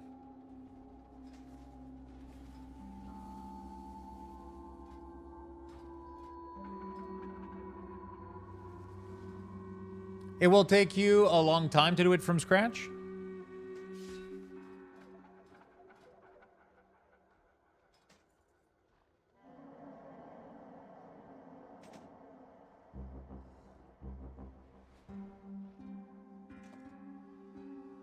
Bum, bum, bum. Bum, bum, bum.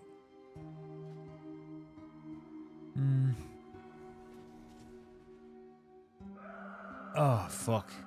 My back is cracking, dude.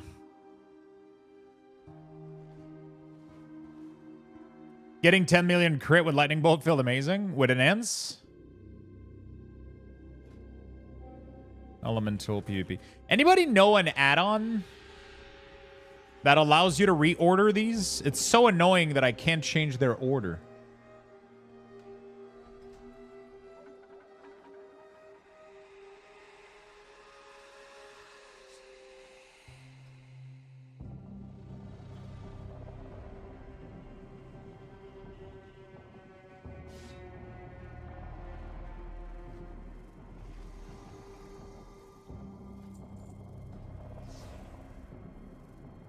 I don't think it's classified by name. I think it's just in order that you create them. But I just wish I could change it.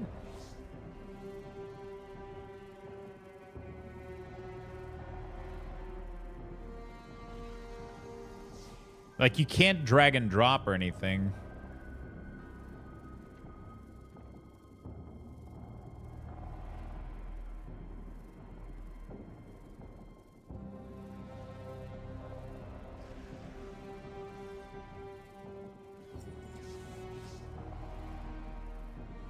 $15 minutes. Yep.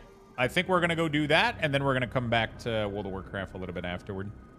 Are you excited, man? Spunk looks excited. I think he's, co-stream Path of Exile 2, hashtag ad, because I have to disclose it. We're going to have drops, by the way, chat.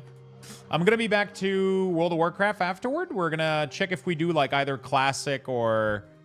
We're going to check if we do either classic or more retail, maybe some PvP on retail, or maybe some classic, depending on when this is over. All right, I'm going to be right back. I'm going to go to the bathroom. We are at 3 sub for the day, which means level 3 Luxbucks raffle for now.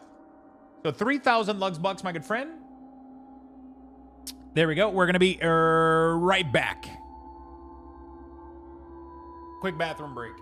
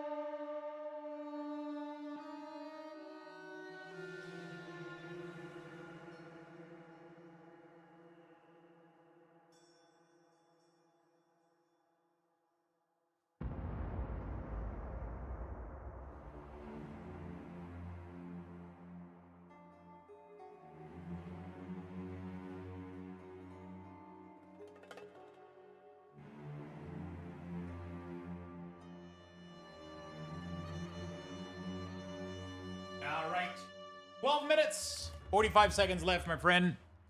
Thank you so much for being here today. Hope you guys are having a wonderful day. Hope you guys are having a wonderful Thursday. I think it's coffee time. 45 seconds left. Let's go. I got an apple, and I got some cashew as well. I bought these little, the box of... There's cashew, almonds, and peanuts.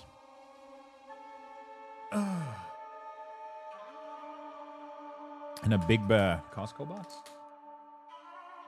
You have some green on your arms? Cecil Snap, this is the kind of comment why people spam Luxthos Yum to you.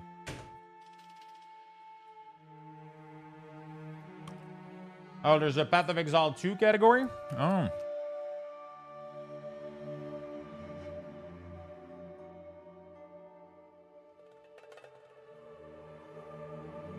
Thank you, my friend. I did not see that. Oops.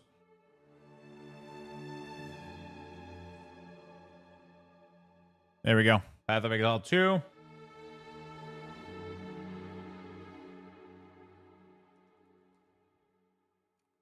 Look in general.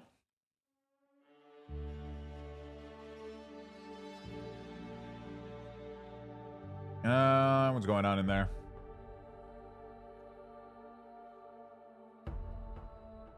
Oh, shit. Awesome painted.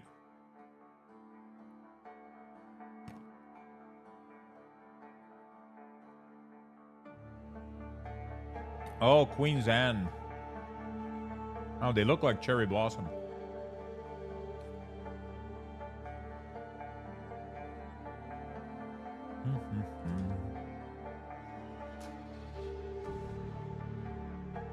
We have a heartbeat? Nice.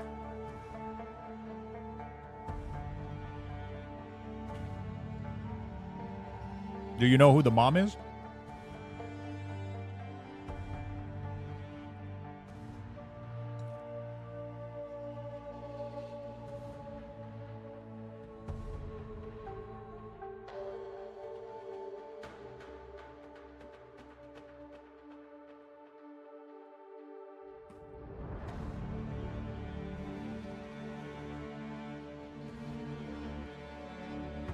You're gonna get a gender next week? Yeah.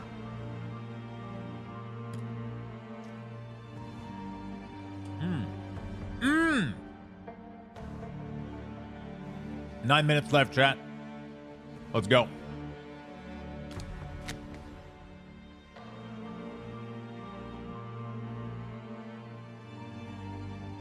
Oh, wow. It's releasing on PC and console? In early access? That's crazy.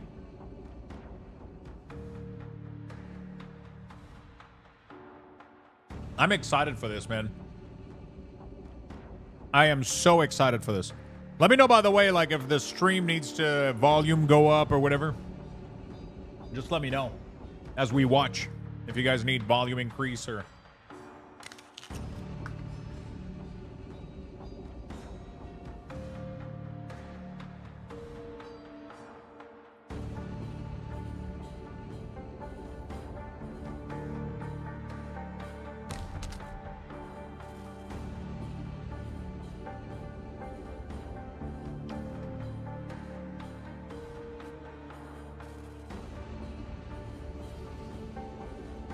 All right.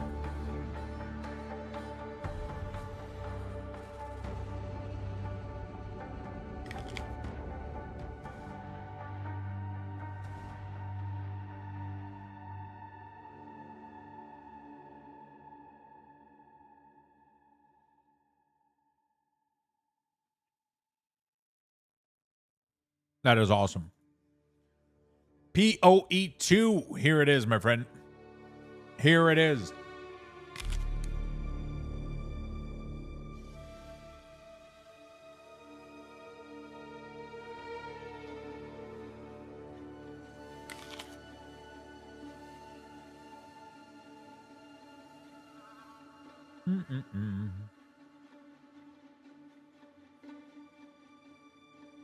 All right. Good, good, good. Let's get excited for this shit.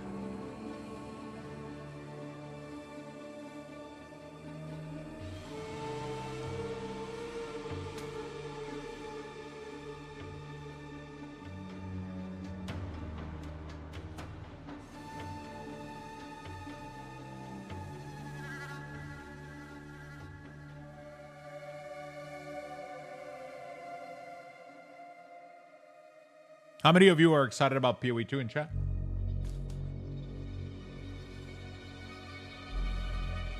What I've seen of the Necromancer is looking insane. Path of Exile 2 Necromancer. Bro.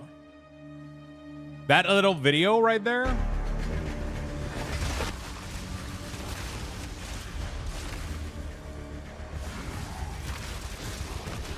Is the coolest shit I've ever seen.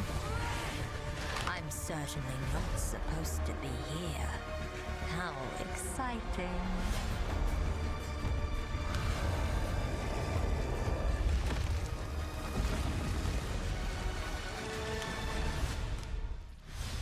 Hi, I'm Jonathan Rogers, Game Director on Path of Exile 2, and I'm here today to talk about the Witch.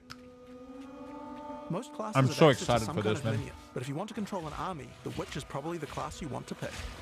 In PoE 2, most minions don't require summoning manually.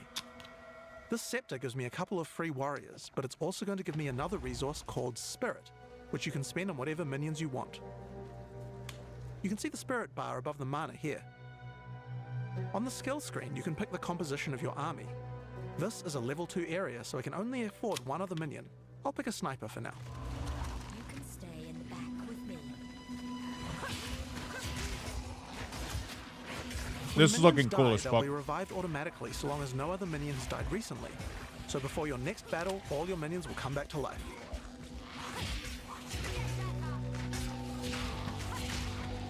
You can also order your minions around with a dedicated button. The way the character Move to a works, specific location, enemy, or even open a chest or door. the way the character moves in PoE 2 looks so good. They actually have like some strafing that goes on. It makes the movement look much more natural. If it kills a monster or if it hits the corpse of a monster, it creates these bone constructs. They can't take many hits and have a limited lifetime, but you can build up a real army with these. While my minions are attacking, I'm going to use some debuffs on the monsters too. The first one I'm going to Louder? use Yeah, but it's not the stream. It's just a little preview that I'm showcasing and that I'm talking over. here is Contagion. If a monster dies with Contagion, it spreads to nearby enemies. Each time it spreads, the damage increases, so it's a good idea to try and keep the infection going. If any corpses are infected when you summon a minion from them, the minion will be infected as well. Each time they hit an enemy, they'll continue infecting them. It's nice to have an army of infected scorpions on your side. I also have another chaos debuff called Essence Drain. This one does even more single target degen. If the monster is infected with Contagion at the same time, then the Essence Drain will spread as well. This can turn into a real plague of destruction. Another minion type I can summon are zombies, but they require a corpse. These will do nicely. Oh, they're moving They don't come back to elementalist life to if they die, sorcerer? but they're fairly tough. It makes sense. It's weird. I mean, okay, so they kill Thrall in HC. What the fuck? Oculus is chaos. Dot focus. Necromancer is summoner. Charlie, I have no idea what the third one will be. 5 minute? Yeah. bolster your minion numbers. Is it the kind of info they're gonna? I'm assuming that's the kind of info we're gonna get in this stream that's coming up, right?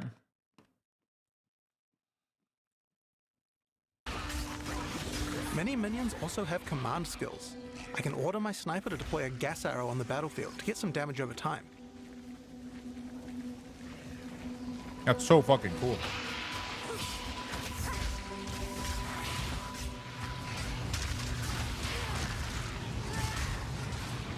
Now I'm going to summon a skeletal arsonist. They can throw little fire grenades, but they also have a command skill that can detonate your own minions that are low on life. I'm so excited for this fucking stream, man.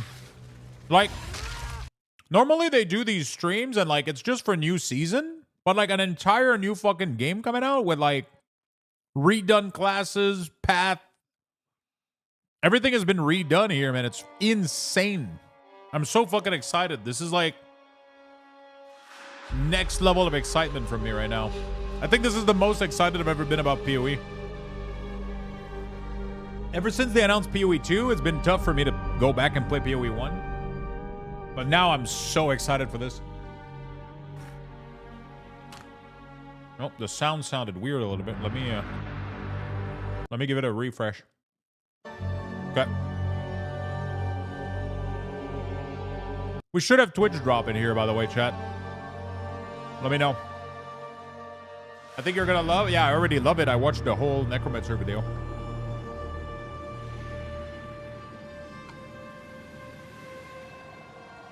All right, let's go, chat. Let's go. Hype.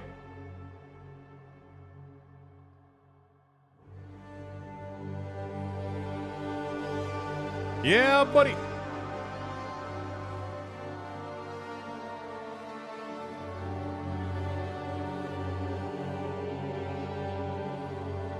Yeah, buddy.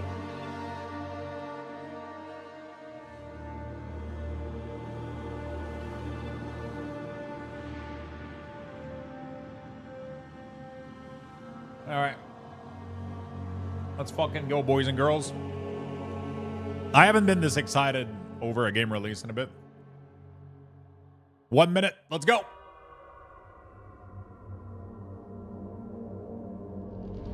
Path of Exile 2. So yeah, let me know how's the volume and everything, and then we'll watch together.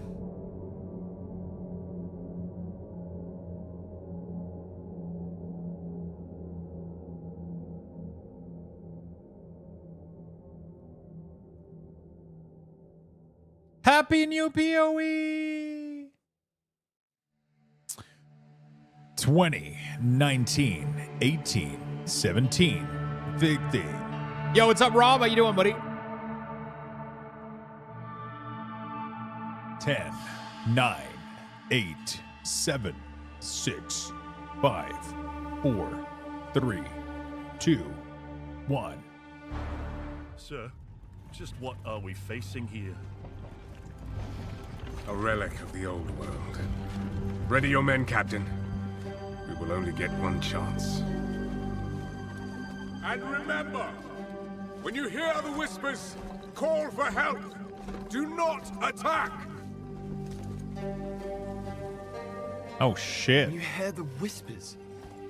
What do you think he was on about? It's Dorman, right? Yeah? Then Dorman. Shut your damn mouth. Ugh, why do I always get stuck with these rookies? Hey, the kid's got a mean cleave. Give him a chance. Quiet! Hmm?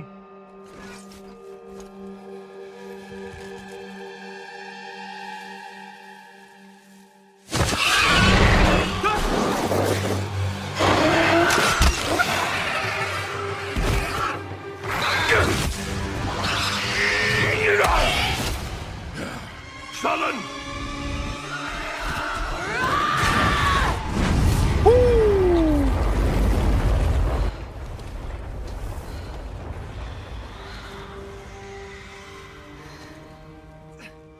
Okay, okay.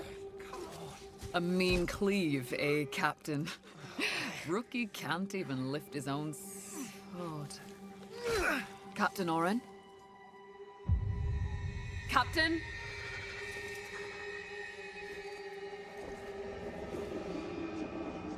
Yo, this looks good. Rain! Send the signal! What the fuck?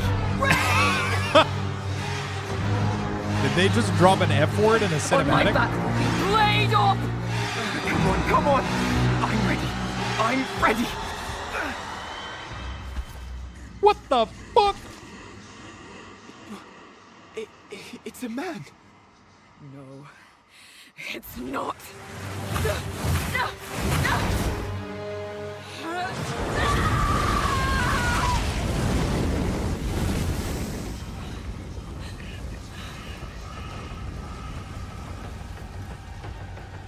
Run.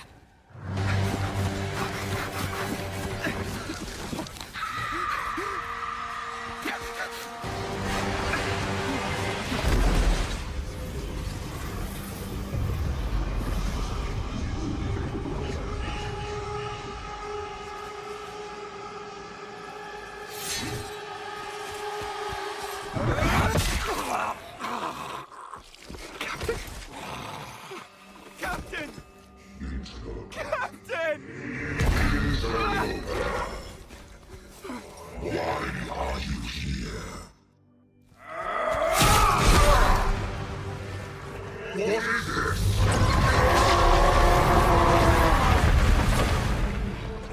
Dude, I got chills right now. What the fuck? Stop! Humanity isn't ready. On your feet, lad.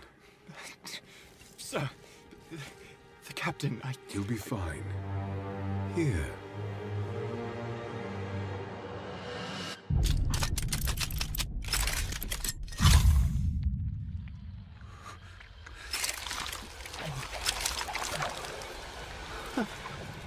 What is it?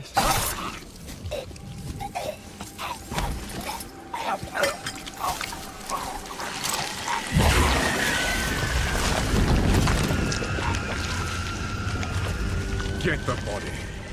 Stop. Mortal. It can still be contained. You don't know what you have unleashed. Your kind no longer control this world. We cannot destroy your body, it's true. But you will watch as we destroy everything you have built. Bind him!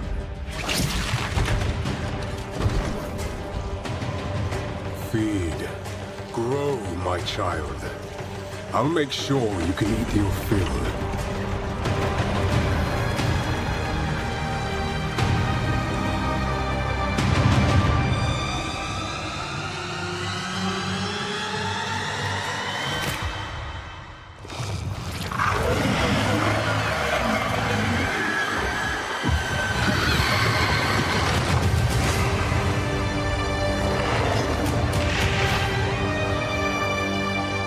Bro, I got chills all over my fucking arms. Oh, what the fuck? That was so good. I'm Jonathan Rogers, game director on Path of Exile 2. Now, Path of Exile 2 is going into early access in around 2 weeks on December the 6th. But even though it's early access, this isn't just some small taste. The game is huge. In this livestream, we're going to be introducing everything you can expect. So without further ado, let's roll the gameplay trailer. Oh, Existence is a thing of beauty, precious, but impermanent. Life and death are mortal enemies, and yet bound to one another. The continuation of life must be protected at all costs. Some have said, my methods are brutal. To this, I say, there can be no salvation without sacrifice.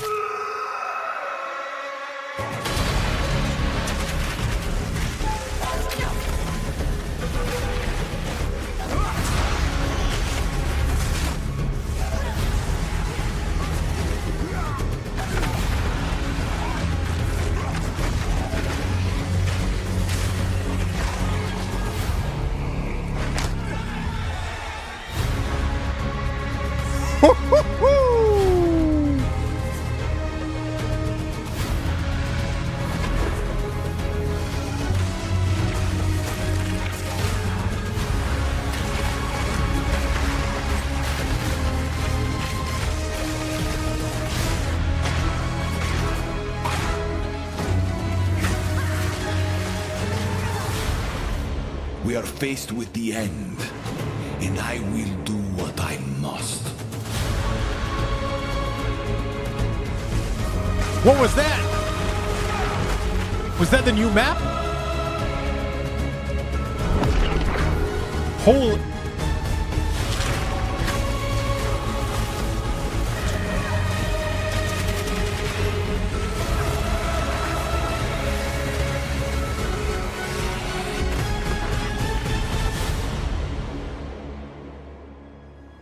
Those who obsess with death, let them soon be acquainted with it.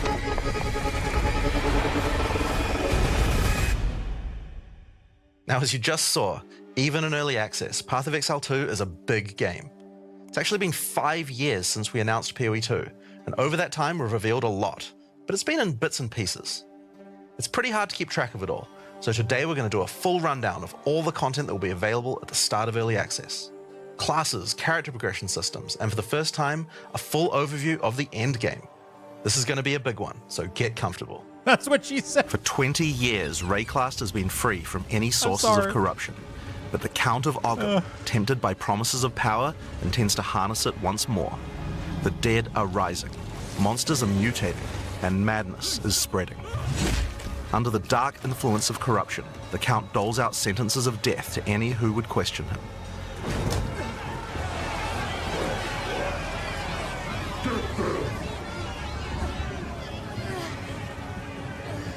Oh, is that our intro? Oh, and this I like is where it. you find yourself at the start of PoE 2. Explore the dark forests of Ogham. Traverse the barren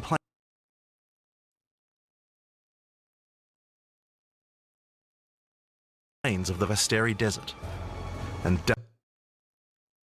delve into the jungle ruins of Utsal, an ancient Val city. What is going on? There are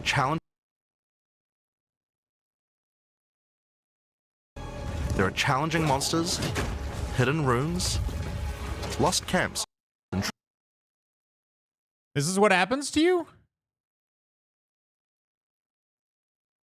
forge unlikely Is this on bonds YouTube? By any chance? and uncover lost civilizations. But first, you'll need to pick a class. Now, Early Access will initially have 6 classes available. Let's have a look at them. The Monk is a fast and furious melee fighter. He dashes in and out of a variety of skills to mix Okay, it's not just me, right? It's everybody? and match different combos. Okay. Is the stream on YouTube by any chance? To get new skills, you will first need to find skill gems. Using a skill gem will open the gem cutting menu, which shows all the active skills available in PoE 2. You can choose an existing. Oh, okay. Okay, it's not just me. Whew. Okay, I was starting to get scared, man. I was like, bro.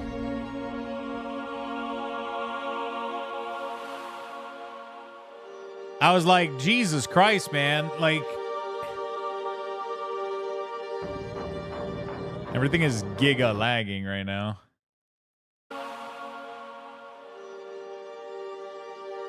Okay, if there's technical difficulty, it's fine. I just don't want it to only be me, right? So.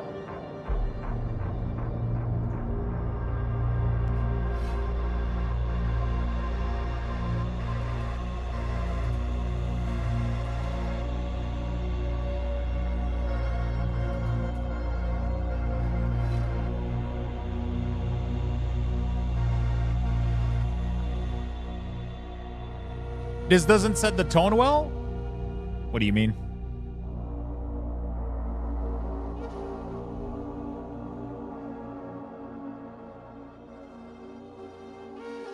This is Twitch's fault. It has nothing to do with their with them. This is Twitch having issues right now.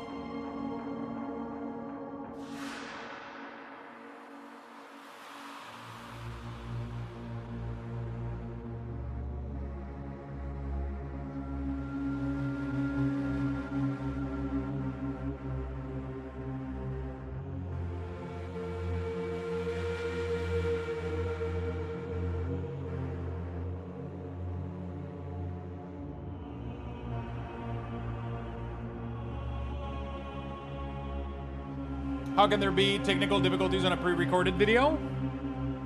Sir, just what are we facing? Those who power intends to harness. There are 21 active skills for quarterstaves, so this just scratches the surface of the options that you have. By endgame, you'll be dashing from pack to pack, spewing where you find yourself at the start of PoE Okay, so 2. they're rewinding the video. Explore the dark forests of Ogham. Traverse the barren plains of the Vasteri Desert. And delve into the jungle ruins It's of Twitch Utsal, having issues. an ancient Val city. There are challenging monsters, hidden runes, lost camps and treasures, roaming merchants, and of course, unique bosses. No two areas are the same. it falls to you to track down the seed of corruption, the source of all this devastation. Holy shit. On the way, you'll face fearsome monsters, meet strange characters, forge unlikely bonds, and uncover lost civilizations. But first, you'll need to pick a class. Classes. Let's go. Now, Early Access will initially have 6 classes available. Let's have a look at them. The Monk is a fast and furious melee fighter. He dashes in and out of combat and has mechanics that involve building up and keeping momentum. Like all classes in PoE2, you'll want to use a wide variety of skills to mix and match different combos. To get new skills, you will first need to find skill gems. Using a skill gem will open the gem cutting menu, which shows all the active skills available in PoE2. You can choose an existing skill to level up, or choose to engrave a new one. Since this is a level 7 skill gem, even if you pick a new skill, it will immediately be level 7, so there's no harm in trying out something new. The Monk primarily uses the quarterstaff. There are 3 schools of martial arts: lightning, ice, and wind. Okay, I like don't that. think you have to stick to just one. The best combos are going to involve mixing elements of all 3. Yeah, this was a Twitch Let's try issue that killing was Palm. for that stream. Like many Monk skills, this can be used to quickly take It advantage happens. of a specific situation. Let's move If on. there's an enemy on low life, you can use Killing Palm to dash to them and kill them. My instantly. stream has 300 This will viewers. provide Theirs has power over charge. 200K, Then we can right? use a different Like, skill to consume that not power super- charge for a much more devastating attack. you know? The Monk also has powerful combo skills. Tempest Bell, for example, is a skill that places a giant resonating bell. Hitting the bell causes it to ring, dealing damage to all enemies around it. Ooh. You can also do things like nice. freeze or shock the bell, which will add That's elemental actually pretty damage to the cool. strikes. The Monk also has a variety of abilities to empower his staff. If an enemy is close to being stunned, you can use Staggering Palm to punch them down. After that, any attack you do will shoot out wind projectiles. There are 21 active skills for quarterstaves, so this just scratches the surface of the options that you have. Wait, By only the endgame, you'll staff? be dashing from pack to pack, spewing projectiles and obliterating screens of enemies with huge combo attacks. There's 21 Now, if you skills like a just style for of the melee that's staff. a little slower but hits much harder, then the warrior is for you. He pounds the ground with big chunky attacks and can shrug off the hits of small enemies with large amounts of armor. Even though the mace slams are slow, you never lose control. Longer attacks can be retargeted as you go, and if you find yourself committed to a long attack, you can dodge roll out of it at any time. Whoa. Among the skill option for maces, you will find a variety of slams, fire attacks, war cries, and shield skills. Here, I'm going to slam the ground, rending it apart with lines of fire. Any slam skill will then cause these fissures to erupt with lava. I can even run through them with a skill like Stampede to do huge amounts of damage. The warrior can also use war cries, which can empower your next skill. Seismic Cry, for example, will double any slams from your Dude, next the attack. animation. The Stampede counts as a slam, so I can double that for even more craziness. If you want to go a little faster and be a little more defensive, equip a shield. In PoE 2, you can raise your shield at any time to block all damage from the front, What? even spells. What the While holding up fuck? your shield, your stun meter will build as you take damage, so be careful. If it reaches 100%, your stance will break and you will be vulnerable.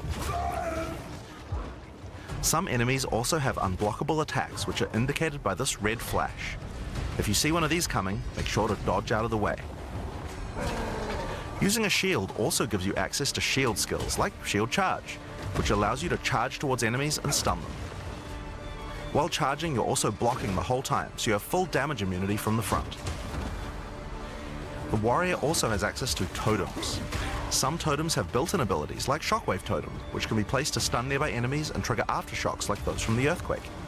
But you can also get Ancestral Warrior Totems, which allow you to use any slam skill in your repertoire. This is a meta skill, which means that it's a skill you can put other skills into. I can take a slam like Sunder and socket it into my Ancestral Warrior Totem. Now when I summon him, he'll sit there and slam the monsters from a distance.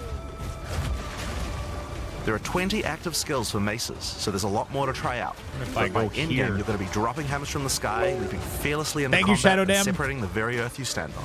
Let's go. Time for some ranged attacks. The ranger is primarily about the bow, but we wanted to make sure that she feels agile as well. In PoE 2, you can shoot while moving. Combined with all the skills the ranger has that allow you to jump around, you will have a lot of mobility in combat. Bow skills have a variety of lightning, poison, ice, and physical attacks. Lightning attacks bounce around between targets.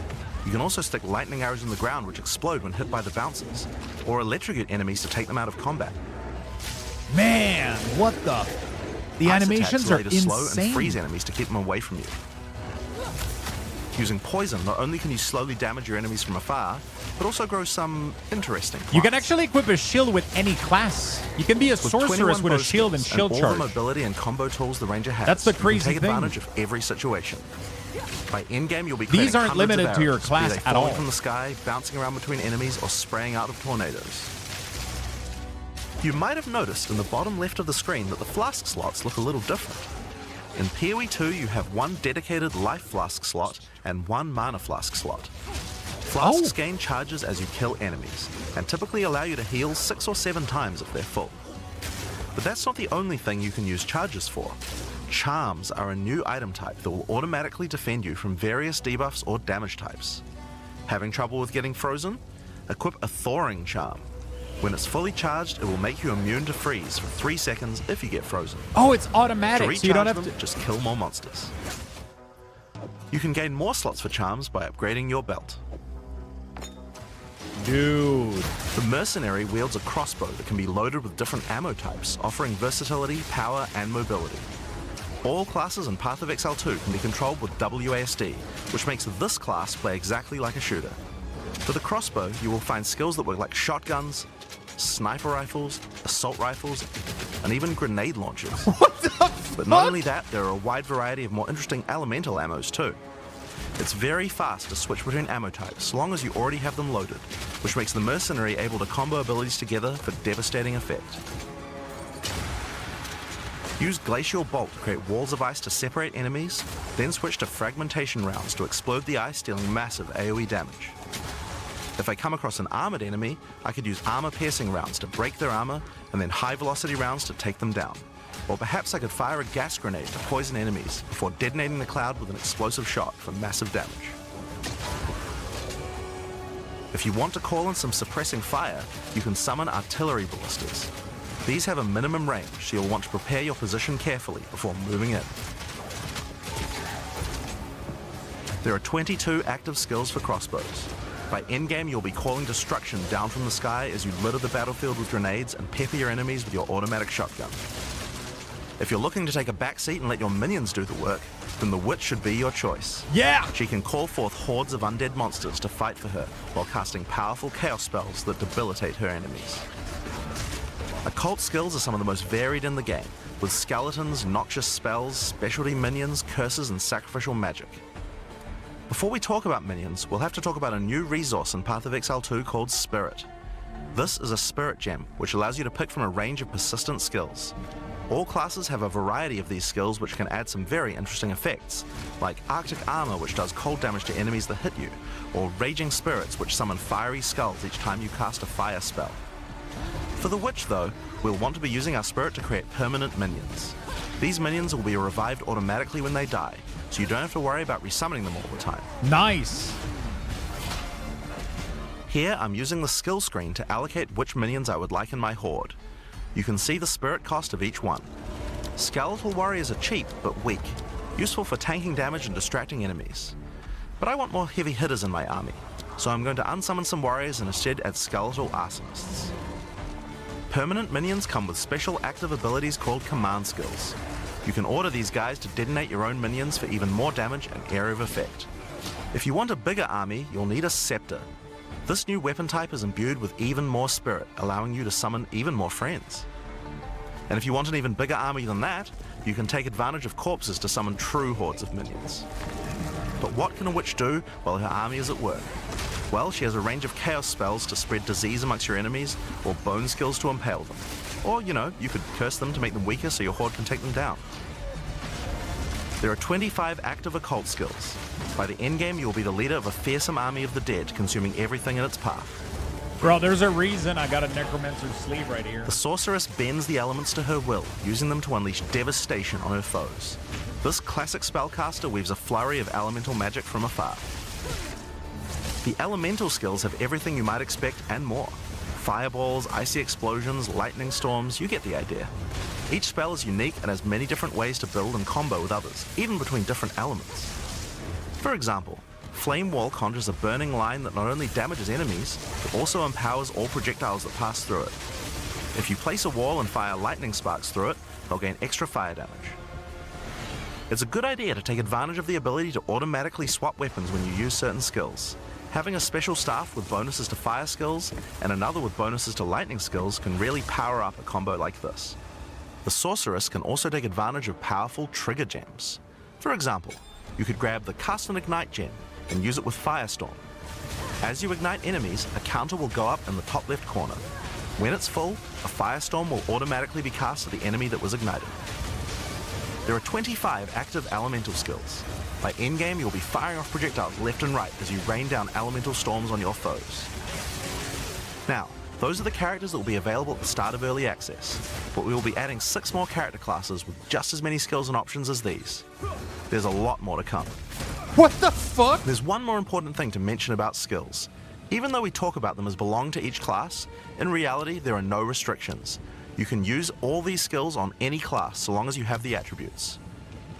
For example, a Poison Ranger might want to try out using Occult Curses to increase her poison damage, or a Monk might want to trigger Elemental Ice Walls to use with his Glacial Cascade combo. The possibilities for cross-class combos are practically unlimited. We're looking forward to what kind of things you guys might find. Now, Path of Exile is a game known for build customization, and we haven't even scratched the surface of what is possible yet. So let's talk about support gems. What the fuck is happening, Path of dude? Exile 2 has a system of support gems that can be combined with your active skills to dramatically change the way they work. If you find a support gem, then right-clicking it will open up this screen. Here you will find a variety of recommended support gems for each of your skills that you can pick between. For example, this is a multiple projectiles support gem and can be used to add multiple projectiles to any skill. Normally when you fire a grenade it'll look like this. But if we add multiple projectiles, then you get 3 of them. Once you have the gem, you can also freely move it between any of the skills on your character. If you want to have a multi-shot sniper rifle instead, then simply move the gem over to your high velocity round skill. Generally speaking, if it sounds like a support gem should work with a skill, then it will work. So it's a good idea to experiment. Note that you can only have one of each support gem on your character. So you'll want to think carefully about which supports can be used best with each skill for maximum damage. Now, if you want to stick to the recommendations, you should have a perfectly good time. But if you want to experiment a bit more, then uncheck that recommended button and you can see the full list of supports that will work with your skill. There are hundreds of support gems to choose from, and even we don't know the results of all the possible ways these can interact. Each skill can have up to 5 supports socketed into it, and if you're clever, you can come up with some pretty interesting ideas. Now all of this is just scratching the surface.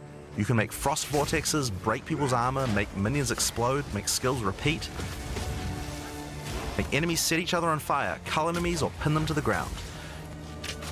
Supports let you drastically change the behavior of your skills and create your own unique build, or at least follow someone's OP build guide. Or follow speaking of somebody builds, else's let's OP talk build about one of the guide. most iconic Path of Exile systems, the passive skill tree. Yes, it's huge. There are over 1,500 nodes on there. Now, a lot of people open the tree and can get a little intimidated at first. Okay. But try not to be scared. There are lots of options, but at its core, it's pretty simple. Each level you get 1 point to put into the tree. Each class starts at a different location, but they all share the same tree. Around your section of the tree, you'll find relevant bonuses for your character. You should be safe in the knowledge that there aren't many wrong choices here. Almost all the starting nodes will be useful for your character in some way. But if you do happen to make a choice you regret, you'll be able to respec any nodes you've taken by spending a little bit of gold. Oh, nice! No longer Orbs of Regrets? Oh, that's good. Now, the tree is generally divided up into clusters which have similar themes. In each cluster you will find small nodes that give simple bonuses like increased damage, but the real power comes from notables. Notables normally have much more interesting bonuses, and they tend to care a lot more about how your build works and what skills you're using. For example, in the mercenary area of the tree, this one gives a 25% chance for crossbow skills to not consume a bolt. And here's one that gives grenades a chance to blow up a second time. This one gives a chance for projectiles to rebound off terrain, as well as giving you some pierce chance to make that more likely. Note that even though this is in the mercenary section, this would work with projectiles from all classes, so there are often reasons to go to different areas of the tree. In order to get between these clusters, you will generally have to allocate nodes in the attribute highways.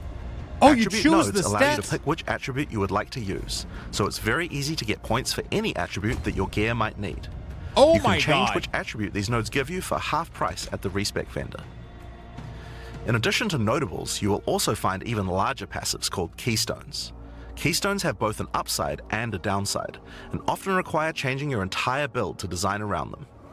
A great example is Giant's Blood, which allows you to wield two-hand weapons in a single hand, but doubles the attribute requirements of them.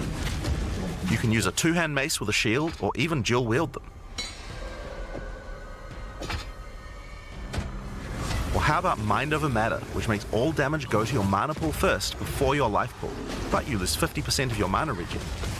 Skills like these can be tough to build around, but if you're up for the challenge, they can be very rewarding. As we showed you earlier on the Sorceress, you can swap between weapon sets on the fly as you use certain skills. One of the new features in Path of Exile 2's passive tree is that you can choose to have your passive tree change as you switch between weapon sets to take advantage of specific bonuses on the tree. What the For the fuck? Sorceress, you might want to change between fire and lightning specialization. Or you could switch between one hand and a two-hand setup in order to be able to block boss attacks while following up with heavy hits from your bigger mace. Or perhaps you could have a full curse setup on your witch to debuff enemies before switching to a chaos degen build for maximum damage. If you want to stick with just one weapon set, you can just use these specialization points as bonus points to invest however you like. Oh. But creative players will find plenty of opportunities with this system. Oh! You can get weapon specialization points throughout the campaign from optional bosses and quests. For example, if I manage to defeat the Crowbell, I'll get a weapon specialization book. There are lots of other permanent boosts available from the campaign too. On the map you can see icons that indicate the many optional encounters you can find. Some of them have permanent character boosts, and others have powerful items. If you're having trouble getting past a boss, it might be a good idea to explore and see what you can find. For example, if you defeat Blackjaw the Remnant, you'll gain a permanent increase to fire resistance. One of the most important finds are spirit bonuses. You can find the first one here in the canopy in Act 1. Defeat the boss in this area to acquire a permanent addition of spirit. The permanent buffs you gain from spirit are very powerful, and every class will find a use for them, so make sure you hunt down these upgrades. There's one in each act. Now we haven't even talked about the most important element of character progression, items. That's why we're all here, right? Items in Path of Exile can be broken down into 4 rarity groups: normal, magic, rare, and unique. One of the things you're going to want to do as you play through the campaign is upgrade the items you find, and you can do that with currency items. An Orb of Transmutation will allow you to upgrade a normal item to a magic item with 1 mod. You can then apply an Orb of Augmentation to add a second mod, then use a Regal Orb to add a third mod, and upgrade it to a rare. Finally, you can use some Exalted Orbs to add more mods to your rare to a total of 6 mods. One of the things we think is really important is to make these options available to use as you play. All the items that add mods are much more common than they were in Path of Exile 1, Okay. so that you can use them throughout your campaign Oh, playthrough. nice. We want you to find things on the ground that can be crafted into upgrades much more frequently. Oh, that's so good. As well as making the drop rates on these items much more common, you can also get them by disenchanting unwanted gear at the magic item vendor. If you disenchant magic items, you can build up to an Orb of Transmutation, and by disenchanting rares, you can build up to Regal Orbs. Another important area of crafting items in PoE 2 is sockets. Some items you find will have sockets that can have Ezomite runes placed in them that add more mods to the item. If I insert this glacial rune into my helmet, it will give extra cold resistance. This is a great way to solve problems that you have with your build, like resistances or damage. Oh, that's good. If you find socketed That's a good items way that to you make don't have a use sockets. for, you can take them to I mean, the it's pretty salvage standard. bench in town to work towards an Artificer's Orb. This will allow you to add sockets to your existing items. Body armors and two-hand weapons can have up to 2 sockets, while the rest of your armor and one-hand weapons can only have 1 socket. You can also salvage items with quality to create items like armor scraps or whetstones. These will allow you to increase the quality of your items for an up to 20% boost. If you don't want to disenchant or salvage your items, you can always sell them for gold. Gold can be used to buy items from vendors, Oh, and we there's try to do a gold lot now. to make sure that the items they have for sale are actually useful. Every time you level up, they get more stock, so make sure to check back often. Oh shit, I Other just vendors realized offer there's a gold gamble. now. Pay a flat amount of gold and you'll get a random item of a specific type. This could be a great way to improve your gear, if you're lucky. Gold is also used to respec your passive skills. I just realized Take advantage that. of the system to experiment with your tree and rework it as required. PoE 1 doesn't have gold. The other thing you might want to use gold for is the currency exchange.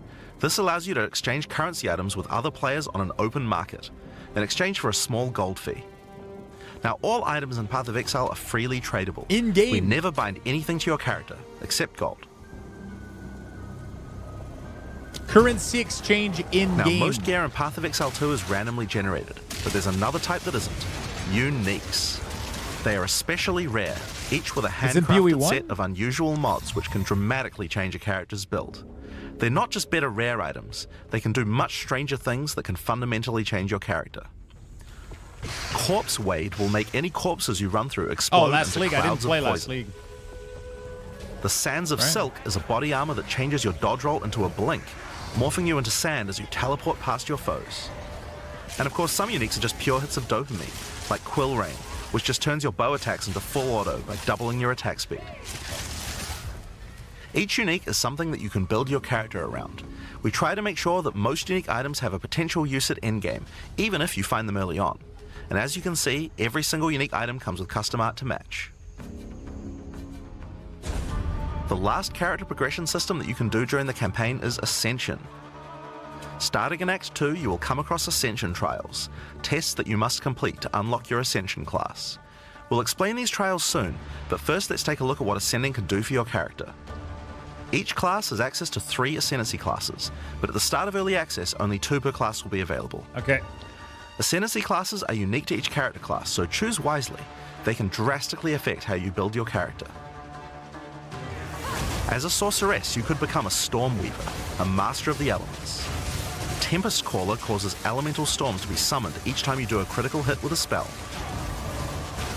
With Strike Twice, you can stack 2 copies of Shock for more damage, and going deeper into the tree, you can make all your damage types apply Shock. Make a Shock build from any skill.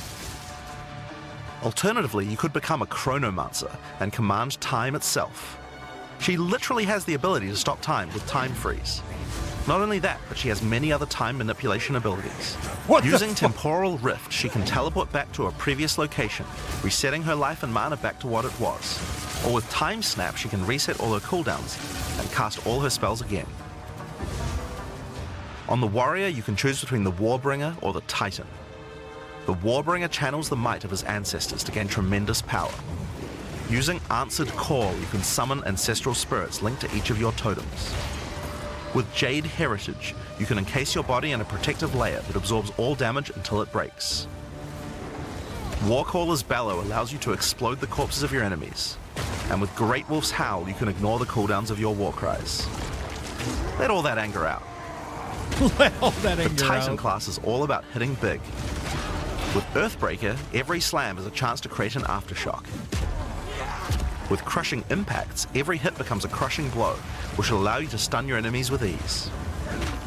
With Surprising Strength, you can take advantage of stunned enemies to deal 40% more damage. Hitting big. Rob is As a getting ranger, excited you might here. choose to be a Deadeye, an expert markswoman who can take down foes with style. With Endless Munitions, every attack gains an extra projectile. With Gathering Winds, she gains a small increase to movement speed with every attack, but be careful, she loses them when getting hit. With Eagle Eyes, she will never miss, allowing you to stop wasting all those passive points on accuracy. Oh shit. Alternatively, you could become a Pathfinder, the master of flasks and poison. Ooh. She can choose from one of several throwable concoctions, allowing her to spend her flask charges to throw explosive bottles that deal various types of damage. A bleeding concoction will make your enemies bleed, while a fulminating one can shock your enemies, allowing you to do extra damage. Contagious Contamination allows her to spread poisons between her foes, while Overwhelming Toxicity doubles the number of stacks they can be infected by. Running Assault allows her to move much more quickly while firing, while Relentless Pursuit makes her totally immune to being slowed by enemies. The Witch can ascend into the Infernalist or the Blood Mage. As an Ooh. Infernalist, she can summon a loyal Hellhound companion. The Hellhound sets enemies on fire, as well as taking a percentage of the damage if the Infernalist gets hit. With Pyromantic Pact, you can turn your mana into Infernal Flame. As you cast more spells, the flame builds up, and if it overflows, you'll take damage. Using Bringer of Flame, you'll want to make sure you keep the flames topped up. While your Infernal Flame is above 30%, all damage from you and your minions will ignite enemies. Oh shit. She can also transform into a literal demon. While in demon form, she takes an increasing amount of damage, but her cast speed and damage increase rapidly as well. What the So if you're fuck? planning on transforming into a demon, make sure you stack a lot of life recovery. She can also become a Blood Mage, a master of life and energy. All Blood Mages must pay the price of making skills cost life as well as mana, but in exchange, every monster they kill will drop life remnants, which allow them to quickly gain back that life. With Crimson Power, she can gain large amounts of extra life, and with Vitality Siphon, she can use her spells to leech life back as well. Once you've got a significant amount of life, you can use Gore Spike to make your critical hits deal incredible amounts of damage. A monk who is in tune with the elements might become an Invoker. With Elemental Expression, the Invoker will create waves of elemental power each time he does a critical strike. With Faith as a choice, you gain the ability to meditate, allowing you to double your energy shield. Choose between I am the Blizzard or I am the Thunder to specialize in cold or lightning. And I Shall Rage will allow you to turn into an unbound avatar. Each time you apply a status ailment to an enemy, you gain Unbound Fury. When you have enough, transform into an avatar to deal way more damage and inflict even more elemental please show me ailments. the avatar. Please show it to me. Some monks choose to reach into the darkness instead. Ooh. The Acolyte of Chayula can exchange their mastery of spirit for darkness, Oh. a resource that can be utilized to both absorb and deal damage. Okay. The Shroud of Edgy Darkness will protect you from all damage Edgy monk? incoming, but if you take Grasp of the Void, you will deal extra chaos damage from all the darkness you have. Their Dark Pact offers greatly increased resistances to chaos damage and can allow their mana leech to not only happen instantly, but apply to their energy shield as well. Another node you can take is Waking Dream, which allows you to see into the domain of the Breach Demons. There you will see the Flames of Chayula that can be taken to gain life, mana, and damage. The Mercenary has a job to do, but which job suits you? You might choose to become a Witch Hunter. Oh. Obsessive Rituals will give you a sorcery ward, allowing you to defend yourself against elemental hits in exchange for less defense against attacks. With Zealous Inquisition, your enemies have a 10% chance to explode on death. The chance is doubled against demons and undead. With Judge, Jury, and Executioner, your initial hit against enemies can deal up to 30% of their life and damage, if you're lucky. This is great for hunting powerful bosses. And with Witchbane, you can break your enemy's concentration, preventing them from casting spells as often as they would usually do. You could also choose to become a Gemling Legionnaire, enhancing your abilities by embedding gems directly in your flesh. Integrated Efficiency will give you extra skill slots. Thermatological Infusion gives you extra maximum resistances as you sock up more and more support gems. Adaptive Capability allows you to use any color of gem without worrying about attributes, while Crystalline Potential adds extra quality bonuses to every gem socketed into your character. Dude. So those are the Ascendancy classes for the start of Early Access. But one thing we haven't talked about yet is how you ascend in the first place. Ascension in Path of Exile 2 requires completion of one of the Great Trials, which you'll find as you progress through the campaign. Each one is associated with one of the major cultures of Rayclast. Located in the Vasteri Plains are the Maraketh, a culture of rich tales and brutal traditions, who must do whatever it takes to survive in the desert. I can only get so erect The right highest now. position like, in holy Maraketh fuck. culture is a Sekima, and it is not a title given freely. All aspirants must complete the Trial of the Sekimas, a grueling gauntlet that will test their strength, will, cunning, and patience. To enter, a warrior of the Maraketh must prove their worth by trapping the soul of a djinn in a coin, and you are no different. Once you have earned your coin, it may be placed on the relic altar to begin the trial. So they're reworking that whole system. In the Trial of the Sekimas, each room has its own challenges to overcome. In this room, each rare monster you kill will send its blood to the chalice in the center of the room. Okay. Once the chalice is filled, you will be able to proceed. While fighting monsters in the trial, you will need to be very careful. Each hit will not only hurt you, but will damage your honor. The monsters are well telegraphed, so that you can avoid their attacks, but if you run out of honor, you will fail the trial and need to find another coin in order to try again. Okay. It is a good idea to make sure that you are well prepared before challenging the trial of the Secumus. After each room, you will be rewarded.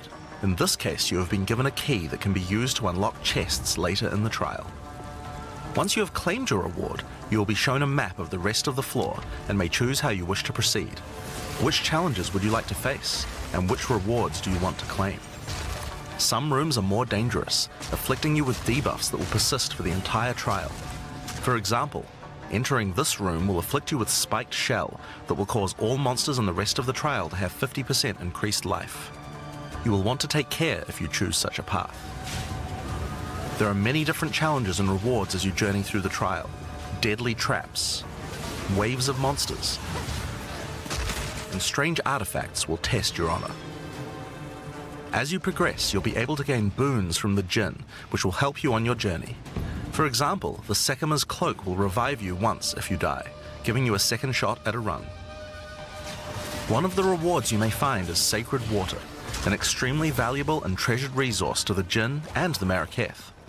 Trading it with the Jinn will allow you to receive many benefits. You can recover honor, gain additional boons, or remove afflictions. At the end of the floor, you'll find a powerful boss which will truly test your limitations. In order to ascend, you will need to defeat him.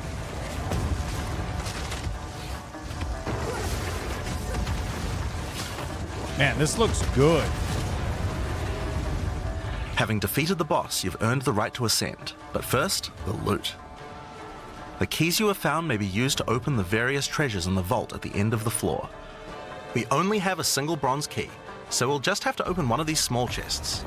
If you want to open the better ones, you'll need silver or gold keys. Let's use the Altar of Ascendancy. Your first ascension will allow you to pick your class and grant you 2 points to use in the tree. Now there are more floors and many more rewards that can be found within the Trial of the Secumus, but we'll save that for the section on the endgame. For now, let's talk about the second Ascendancy trial, the Trial of Chaos. In Path of Exile 2, you can choose whichever trial you like to earn your ascension. Each culture on Rayclast had their own methods to ascend. If the Trial of the Secumus is not your kind of playstyle, or you're finding it too difficult, you could try another. You can gain all your ascension points from just one, or mix and match them. It's up to you. For early access, we will have 2 trials as options, with a 3rd trial coming later for the full release. While exploring the Vaal jungle, you'll discover the Temple of Chaos. Before the Vaal embraced the science of corruption, their civilization worshipped chaos. This ancient trial was once used by the Vaal to test their high priests. A high priest of the Vaal must show willingness to risk everything to gain power. Entry to the trial requires a token from a strange entity known only as the Trial Master. For those in which he sees potential, he shall inscribe an ultimatum. Many have attempted these trials in search of greatness. Most have perished. Will you be able to defy the odds? Before you begin each chamber, the Trial Master will offer you a reward and a choice. Choose one of 3 tribulations to affect you through the rest of the trial. These modifiers might beef up the monsters, curse the player, or add environmental hazards like turrets or trap runes. Okay. In this case, we'll be picking shocking turrets. As you enter the room, the Trial Master will fill it with hazards to test your commitment. In this case, you must destroy all the monsters that fill the room, while dealing with the lightning projectiles from the shocking turrets.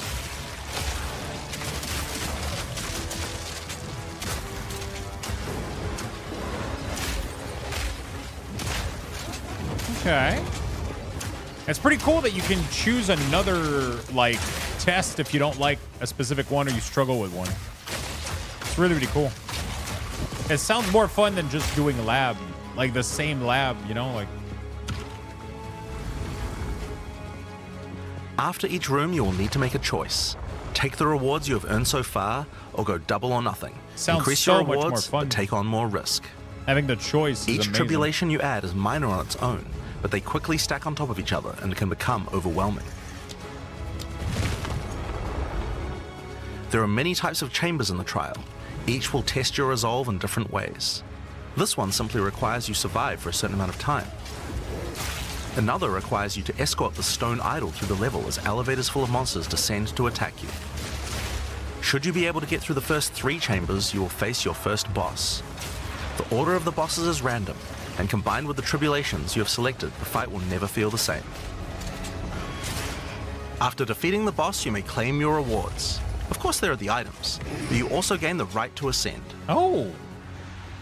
If you already did the Trial of the Sycamores, then you can claim 2 more points to add to your Ascendancy class. Now, it's possible to go much deeper. There are more bosses, rewards, and risks to take. That is a really cool new way to when we get ascend to instead of endgame. just lab. So how about we talk about that now? So far, we've only been showing you footage from the campaign, but some people would argue that the endgame is where the game truly begins. Something that happens almost every time a new action RPG launches is people saying, there isn't enough endgame content. Well, we want to make sure that in PoE 2, people don't feel that way, and we actually only changed our development priority for this recently. The first 3 acts of PoE 2 already take around 25 hours to complete if you're a new player. This is already a pretty significant campaign. On the other hand, people spend hundreds of hours in endgame each league. We realized that finishing the rest of the campaign for early access was actually a bad idea. Instead of having acts 4 to 6 in early access, we could concentrate on endgame and make that great. For new players, a 25-hour campaign is already a huge game with lots of content. But for existing action RPG players, what you mostly care about is all the endgame challenges to overcome. So several months ago, we switched the entire development team's focus over to making endgame content. At the start of early access, there will be 50 bosses and around 400 monster types. But the great thing is that the rest of the game is like 80% there. We'll be adding content to roughly double the size of the game during early access and into release. Now, in order to make the endgame happen at the same character level as what it would be after we added the rest of the acts, we've added a second difficulty level called Cruel, where you repeat the campaign with all the monsters and bosses leveled up. And of course, new rewards. Okay. You can kind of think of it as like a new game plus. It's also a lot faster to get through the content the second time as your clear speed increases. Okay, that's That'll like take you to around Nightmare, level 65 you know, like... where the endgame begins. Once we add the remaining 3 acts, we'll be removing Cruel difficulty. Okay. So you'll progress straight from the end of Act 6 to endgame. I like this. What is the endgame? To explain that, I'll hand over to no Mark. problem with that. He can tell you all about it. It's early access. The game isn't fully released. Hi, I'm Mark Roberts, Game Director on Path of Exile 2.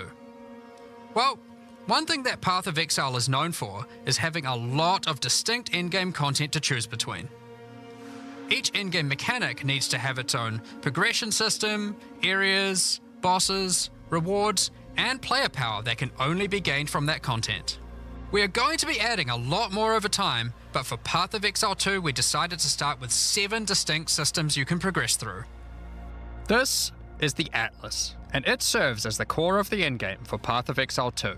It's infinite and expands in all directions. Now, we are not going to spoil the plot too much here, but corruption from the beast has blighted the land, and your objective is to help fight it. In the center of the Atlas you will find the Ziggurat, a temple in which the Val research the fundamentals of space and time. Here, we can open portals to nearby locations and begin cleansing corruption and finding resources. In order to power the portal device, we will need waystones. Each waystone has a tier which will determine the level of the monsters that you will face. To go to an area, simply click one that is adjacent to an area that you have already completed. Insert the waystone and click Traverse. Portals will open, allowing you and your party to travel to the area you have selected. All the areas in the endgame feel distinct from the locations in the campaign, and we have dialed the randomization up to 11. The monster packs you will face in each map are totally random, and the combination of them can lead to some very interesting combat situations. There are over 400 monster types in early access, and they have a lot of varied and interesting abilities. Depending on which combinations you face, you might find some serious challenges. In order to cleanse the corruption from the area, you will need to defeat all the powerful rare and unique enemies in it. Once you have done that, the area will be marked as completed and you will be able to travel past it to progress deeper into the world. If you die, then the map can no longer be run, and you will have to find another way around to get to the areas behind it.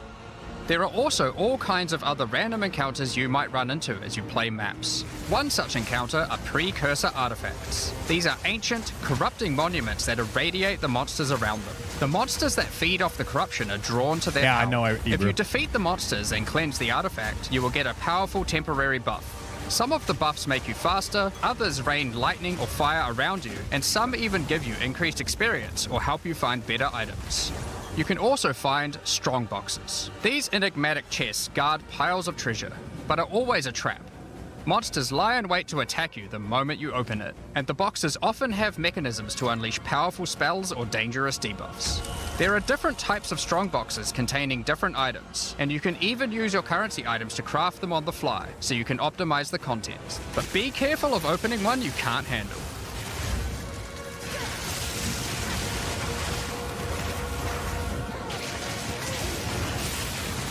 That is so Sometimes good. you'll discover monsters frozen in essences, solidified crystalline corruption. These dangerous monsters can be broken free. If you defeat them, the essence they drop can be used to upgrade normal items to magic items with a guaranteed mod from a category. Okay. For example, we could use this one on some boots to ensure a So they're movement speed mod. explaining. Okay. Rarely, essences will also drop that allow you to upgrade magics to rares, adding the guaranteed mod. So they're explaining the essence systems from PoE 1, but they seem to simplify it and just make it clear and simple. This is incredibly powerful, since it allows you to get a second deterministic mod in your crafting projects. That's insane. Combining these with the currencies that are commonly found in Rayclast for modifying items, and we can get a very nice pair of Thank boots you, indeed. Polaris. Waystones, like all items, can also be crafted using your currency items. Adding prefix mods will improve the rewards, while suffix mods increase danger. The more dangerous a map is, the more waystones will drop. Adding mods to your waystones is key to progressing to higher tiers and sustaining them, but it will require you to take on larger challenges. There are a variety of factors you'll have to consider when crafting your waystones. Some maps will have higher density, some lower, some have more magic and rare chests, or monsters, some are more linear, and others more open. Make sure you explore and think about what makes certain maps good if you want to maximize your returns. Man, As you cleanse corruption from higher and higher tiers of the Atlas, you will gain What's up, points that Cyber? you can spend How in you the doing, Kitty? Atlas tree. This tree allows you to juice the danger and rewards of all areas in the endgame. You could increase the number of monsters, the number of rares, the number of precursor artifacts or strongboxes, even the quantity of item drops. As you explore the endgame world map, you'll notice various different biomes, from snow-capped mountains to dense jungle valleys. Most maps are restricted to certain biomes. As you continue to explore deeper into the Atlas, there are all sorts of things to discover. These cities are constructed by different peoples of Rayclast, and have specific items that can be found there.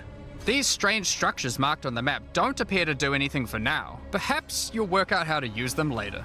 You might find unique maps like Untainted Paradise, an undisturbed island full of beasts that give an extreme amount of experience. You may even find a lonely man just enjoying his retirement who will give you a unique item for free.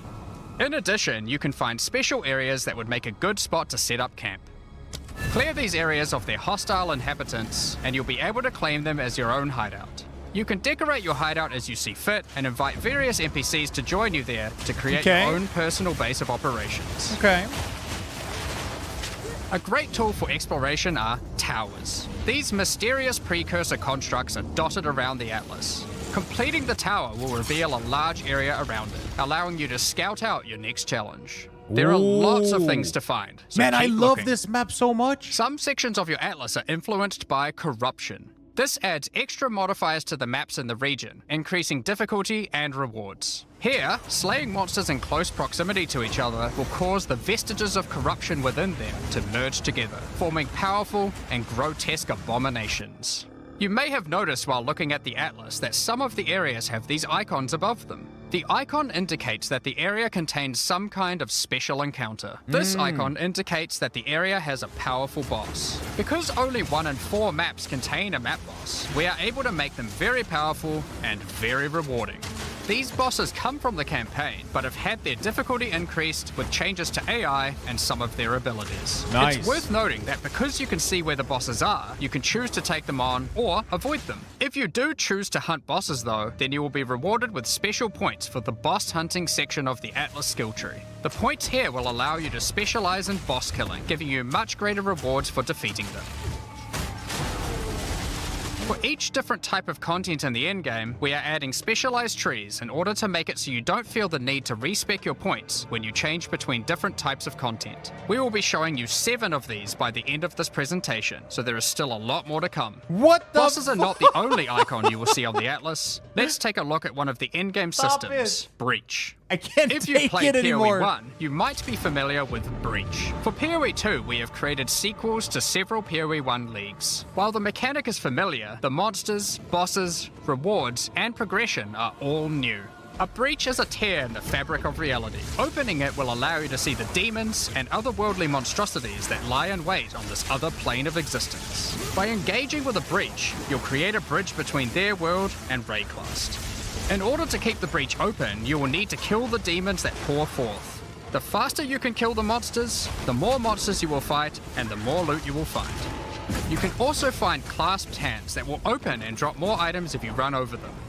These can be a good boost to the rewards of the breach, so keep an eye out. One of the rewards that you may find while fighting monsters from Breach are tablets.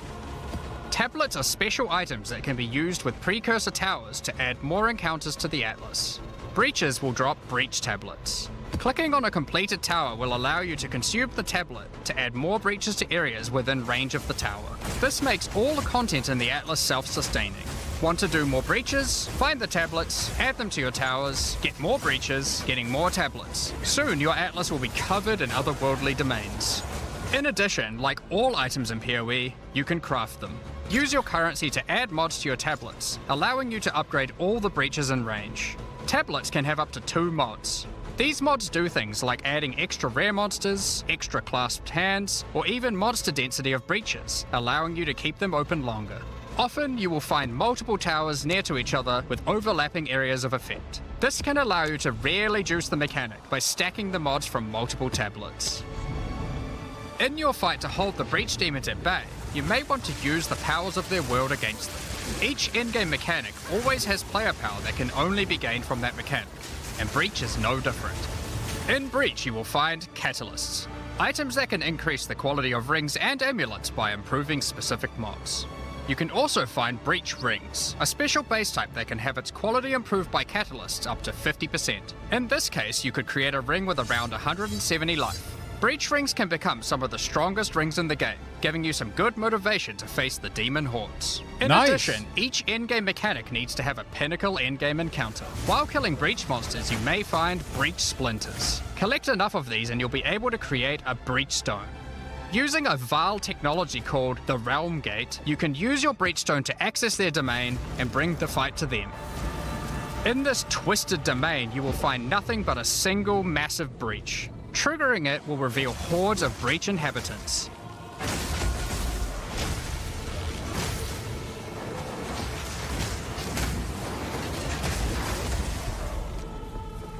And should you be fast enough, you will be able to fight their leader, Zesht. We that are one. We that dreamed. We in nightmare. We that are one. Fate relies truth. Oh my god.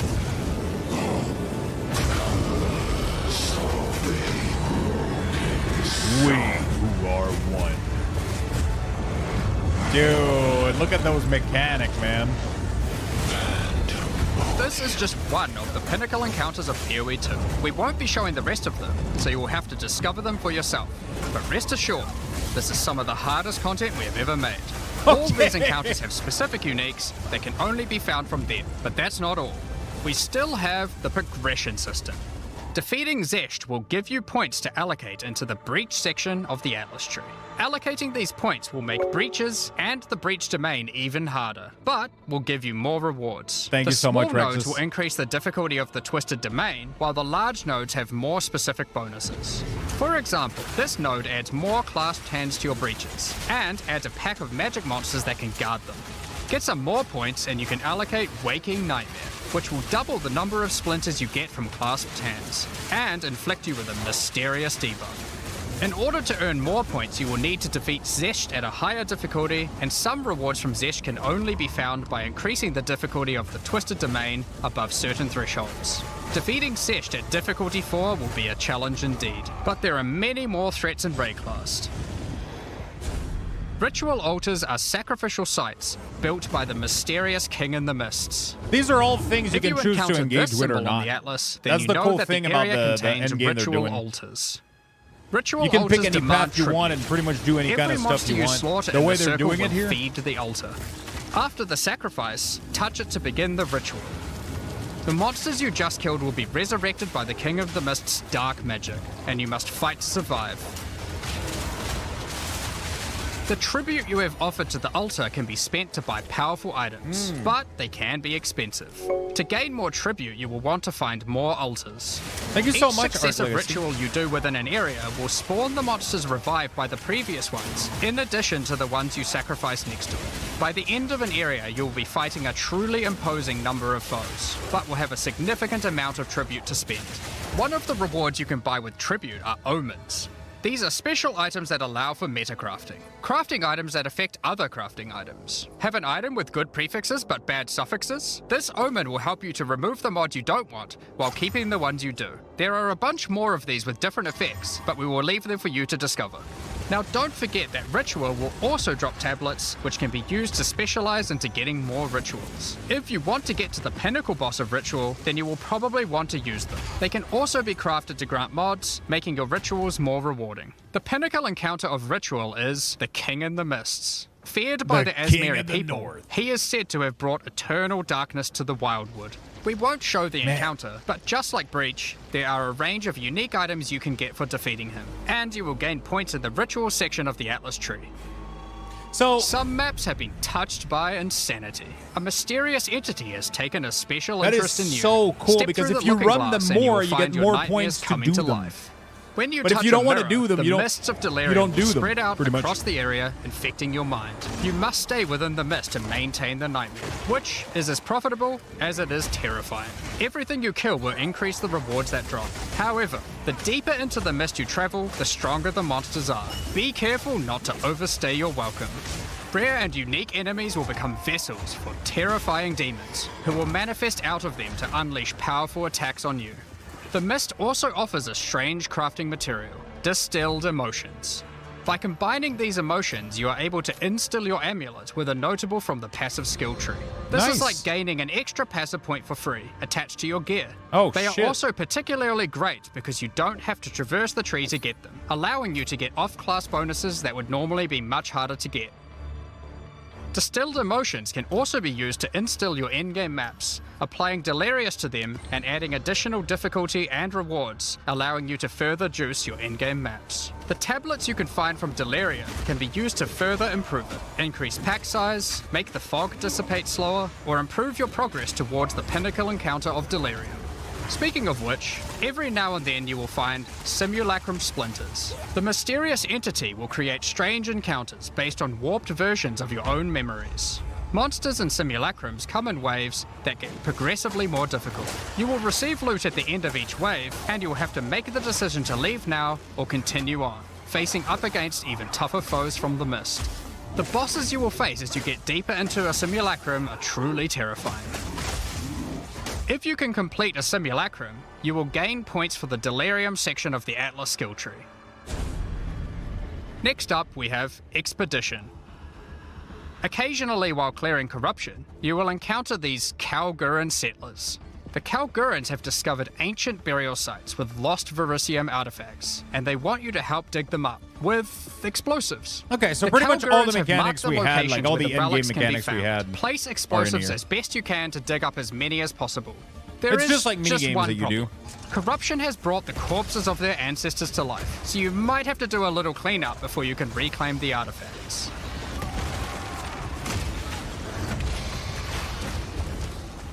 You can also find remnants, the destruction of which will further anger the restless dead. Each one you blow up will make the subsequent monsters more powerful, but also more rewarding. Oh, I didn't know it Danig, was... Rog, Tujin, and Gwenin will exchange the artifacts for useful items and runic magic. You can also find tablets to increase the number of expeditions and the rewards. This one increases the radius of explosives, while this one increases the number of remnants you will find. Eventually, you might discover a logbook. These are special maps full of buried treasure and relics, essentially one giant dig site. Here, you can create an extremely long chain of explosives and go through a very high number of remnants. But be careful, many remnants have mods that can really brick your build, so you will probably want to avoid these ones. If you add too many remnants, you could easily make the encounter harder than you can handle. There are all sorts of interesting things buried under the ground in logbooks. You might find dripping caves and hidden pirate caches. But the most powerful encounter is Olroth, the ancient undead commander of the Knights of the Sun. Defeating him will grant you unique rewards, as well as points to spend in the expedition section of the Atlas tree. So those are the endgame systems on the Atlas, but we are not done yet. The trials we talked about earlier have much more content when you get to endgame 2. Just like the other endgame systems, they also have progression mechanics, unique rewards, and player power that can only be gained from them. As you get higher level coins for the Trial of the Sycamores, you will unlock more floors to explore. Each floor has its own challenging brooms and a floor boss that you will need to kill. God damn. There are 4 floors in total, leading to another pinnacle boss at the end of the last floor, which can only be accessed. I wonder how much they were able to the Trial of reuse the from Sycamores is where you'll find PoE jewels, 1, you which know, you like can socket how much into of your those they had tree. to recode. These are or... like passives that you can craft with I'm your assuming the currency engine items. is different. They can be really powerful as they allow you to stack modifiers that may not be easily accessible on the tree normally. This jewel gives lightning damage and shock chance, for example. There are quite a few jewel sockets on the tree, so it's possible to gain a lot of power here. There are also other types of jewels that don't provide any bonuses themselves, but affect other passives surrounding them. This jewel increases the effect of small nodes and radius by 25%. With careful placement in the tree, you could get a significant amount of power from it. There are also unique jewels available with very interesting effects, but you will have to find those for yourself. In order to push further into the trial and uncover the secrets of the Maraketh, you will want to take advantage of its progression system, relics.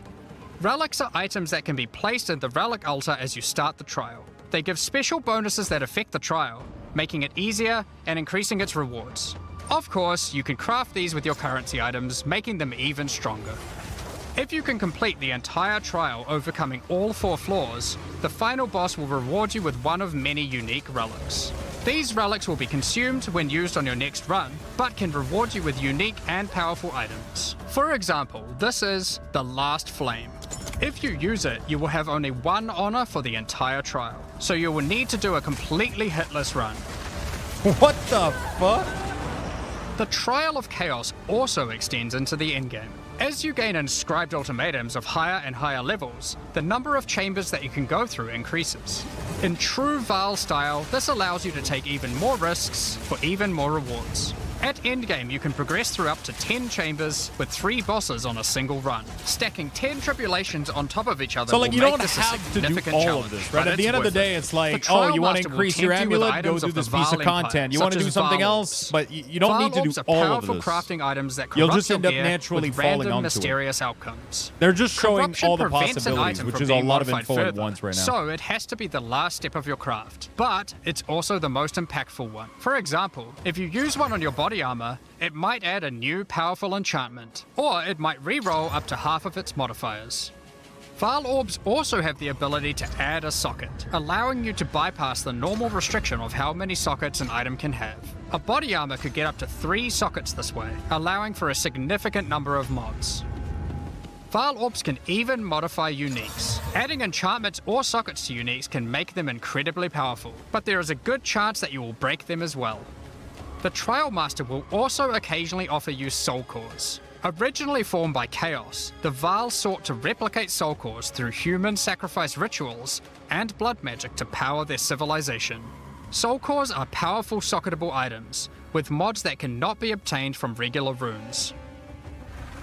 Like all endgame content, there is of course a pinnacle boss. The final chamber will drop keys to this mysterious door. Some say this is where the Trial Master himself resides. How did they do all of Perhaps this? you are willing to take the risk to find out. Had enough yet?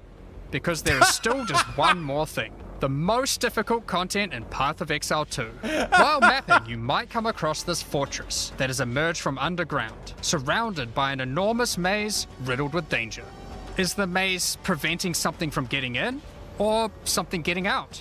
This fortress is of ancient origin, and its construction has similarities to the towers and tablets that you have been using on your journey through the endgame. It is clear from the entrance that there are 3 keys required to enter. Local factions are vying for access to the fortress in order to seize the power they believe will be inside. Each of the faction's leaders have managed to get their hands on one of the keys, so you will need to defeat them. Each faction is led by an Uber-Act boss. You can see one of them inhabiting the city, but in order to fight him, you will first need to defeat their 2 lieutenants in the adjacent zones. Be careful. If you fail against either of the lieutenants, or to kill the leader, they will move on, and you will need to find them again. Kill all the Uber bosses and you will gain access to the fortress. We aren't going to spoil it, as we can't wait to see you guys attempt it for the first time. But is there a tree you get points in after killing it? Of course there is. This is Path of Exile. There is always another tree. So these are your challenges for PoE 2. As you can see, this project is crazy huge. Way bigger than even we expected when we started out. But how do you gain access? Well, during early access you'll need a key to get in. To thank our existing PoE supporters who have spent more than $480, we'll be giving you guys a key for the PC version for free. Anyone else who wants one can get one by purchasing one of the new early access supporter packs that have just been released to the store. If you just want early access to PoE 2, then you can get a key in the $30 early access pack. The pack also comes with $30 of points to spend in the MTX store. But we also have a variety of other supporter packs filled with exclusive microtransactions, points to spend in the store, and even physical items. The cosmetics can be used right now in PoE 1 and in Path of Exile 2 when early access starts. Most of this footage has been recorded in Path of Exile 1, since that's where you can use them immediately. The Lord of Ogham supporter pack contains a cosmetic armor set befitting of the Count of Ogham himself. There is also a matching back attachment which has an alternate variant depicting the influence of corruption. Also in this pack you can find a portal formed of the rusted armor of the fallen soldiers in the Red Vale of Ogham, and the offspring of a vicious crowbell boss found in the hunting grounds. This one doesn't look so vicious though.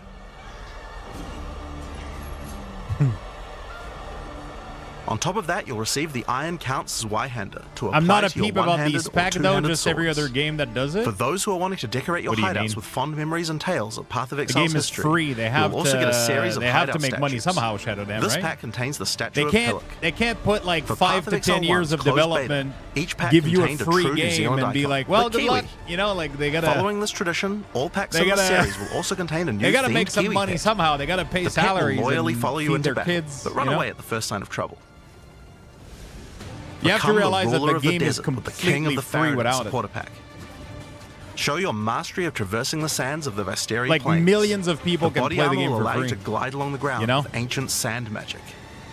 Now each armor Because set of comes these with supporter body armor, packs. boots, It's probably one gloves, of the and best helmet.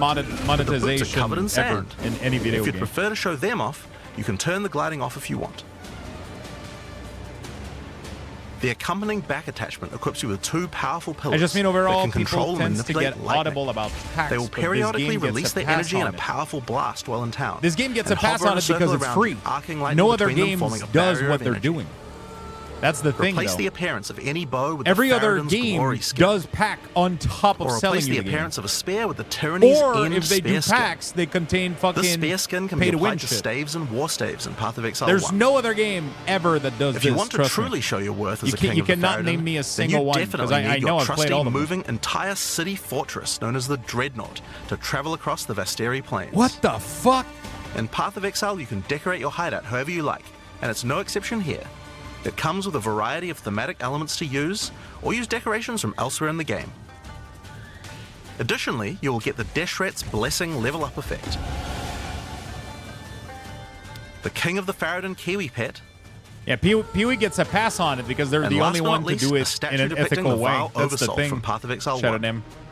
That's the thing that's very For those who important to don't know how understand. supporter packs They're work, literally each the only pack one to comes do with it all the correctly. cosmetics from the previous tier, so you'll get all the items from the Lord of Ogham supporter pack as well. The Thaumaturge of the Vaal supporter pack features an armor set and back attachment League themed doesn't around do the it Vaal correctly and the either. pursuit of You have to science pay to and play the progress. fucking classes you want to play. You can find the Soul Core weapon effect in this pack, which causes thaumaturgic energy harnessed from sacrifice to spill from your Definitely body. not the only game for sure. This Name pack me also one. contains Doryani's Idol. It replaces the default appearance of any foci to an ancient relic once used by Doryani, and this can be applied to shields in Path of Exile 1. That's not the only Vaal weapon you'll find. It also contains the Wand of the You don't have to pay Thaumaturge for a single skin. class in League, by the way? Yeah, you And have the to Royal play for Sacrifice millions of dagger hours, skin. you know? Like, that's... Yeah. You wouldn't think to put sacrificial gems on a Kiwi, but the Vaal did. It's like whatever, you Thaumaturge know, of like, the Vaal supporters will this is receive my the opinion, Thaumaturge of the Vaal Kiwi pet. They, you know. And the Statue of Dominus. This is also the first pack in the series with a physical item. both of these you just When named purchasing are this pack, completely you'll different. receive though. a Path I'm not of going to go Exile into 2 it logo because we're in a t-shirt. sponsored segment, But if you don't but want one, both you of can the opt out and return for additional what points you to just spend in the pointed store. out are completely different. Becoming a Warlord of the Karui supporter You will can't grant play you an everything armor and do set everything and day back one. You attachment, just can't. adorned in You're jade limited. carvings and iridescent feathers resembling power. Content is actually locked Enough to behind even you impress farming the or spending ancestral money. gods, specifically Completely Tukohama, different. the Karui god of war. Overkill, you say? I think the Karui people would disagree. Why not drop a gigantic totem on rare enemies you slay to crush them to a pulp? Replace your crafting bench in your hideout with the Ancestral Canoe crafting bench, where Ancestral Chief Mata will summon a giant canoe manned by Karui warriors to aid in your crafting desires. We must all start somewhere. You'll also get a pair of weapon skins. Equip Akoya's Felling Axe skin to your one-hand or two-handed axes, or Tukohama's Crusher to your one-handed or two-handed maces. It looks so good. I like it. A true Karui warlord is always accompanied by their trusty Kiwi. Equipped with armor and harnessing ancestral magic, they make the perfect sidekick. Once one of the most feared beings in Rayclast, Malachi was slain by a powerful exile. May the statue commemorate the virtue of exiles past, present, and of the I need future. the Kiwi. It looks good, right? Of course, it's not all about dressing up in game. You'll want to look good in real life too. By becoming a Warlord of the Karui supporter, you'll also get a Path of Exile 2 hoodie. I need that Our hoodie. final tier of supporter pack in this series is the Liberator of Rayclast supporter pack. The Liberator of Rayclast armor set and back attachment come made with the finest materials in Rayclast, and shattered glass mosaics suspended in divine power. Set up your base of operations in the Beacon of Salvation hideout. Why restrict yourself to just one island when you can liberate more? The Beacon of Salvation hideout comes equipped with your own collection of small islands and personal operators of boats that you can use to row between them. Just walk to the piers, click a boat to enter, and navigate as you choose. Decorate each island as you see fit to best represent your well-earned hideout.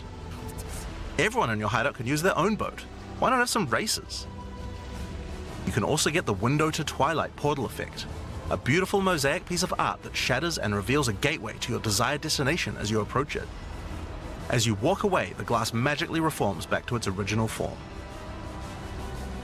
Rule in style with the Throne of the Ruler map The device. Naru game. Sure, this map device can create portals to in-game maps. Not wrong, But it not also wrong. comes with a throne you can sit on to oversee your Not growing wrong kingdom. at all.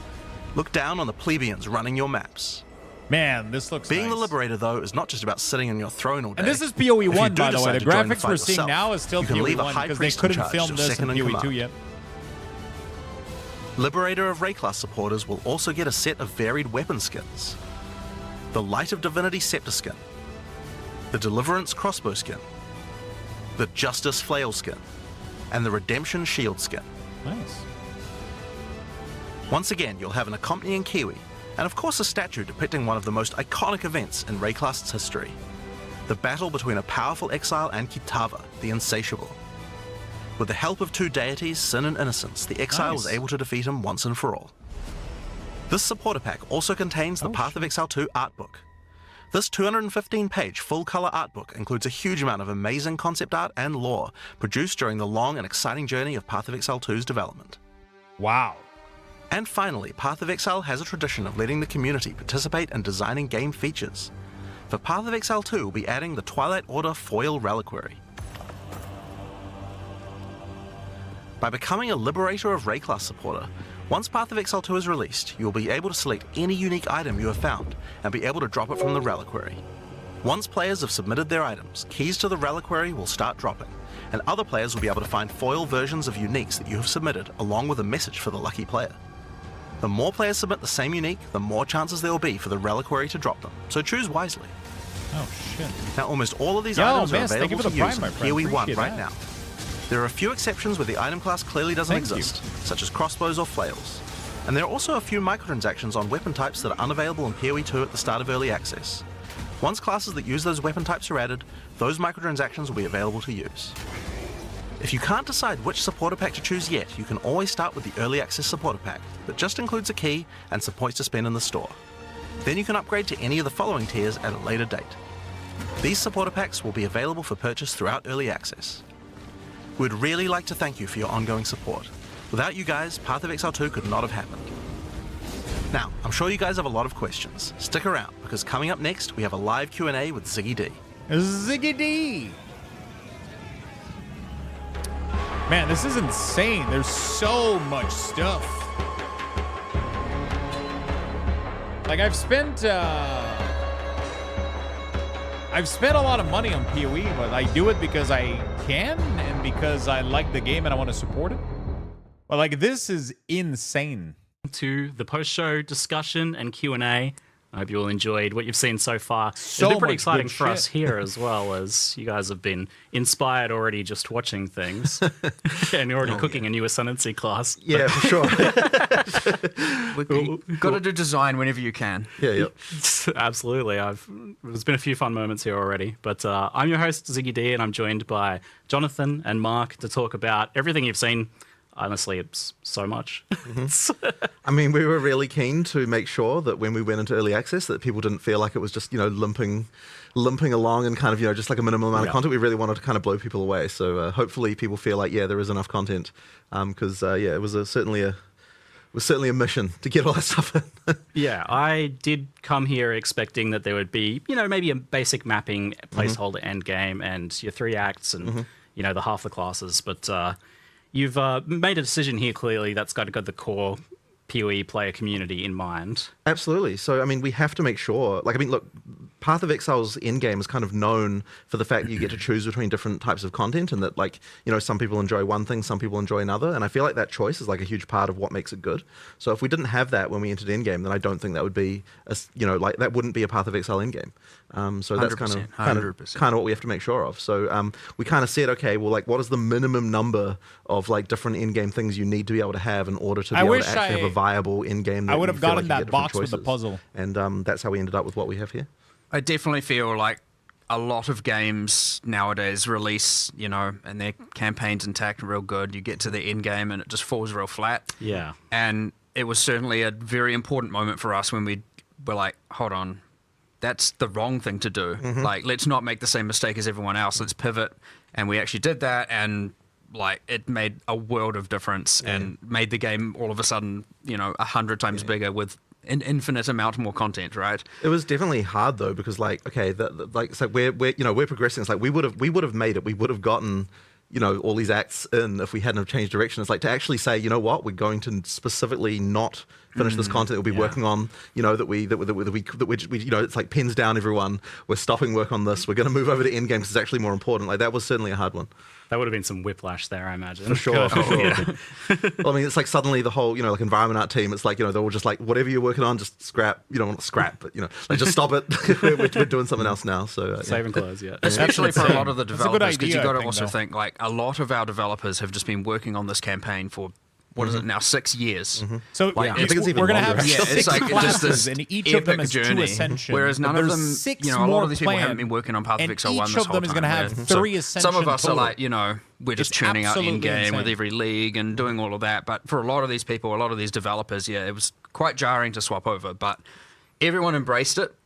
Talked about it. Everyone was happy about it and stoked about it, and it just ended up coming out real awesome. So 3. I think it's landed well, and it definitely kind of blew me away when you. So even before I saw anything, we were in the car on the drive here, and you were just info dumping all of the end game. You're like, oh, we got this feature, we got this feature. I'm getting dopamine just from hearing about it. I haven't even seen anything yet.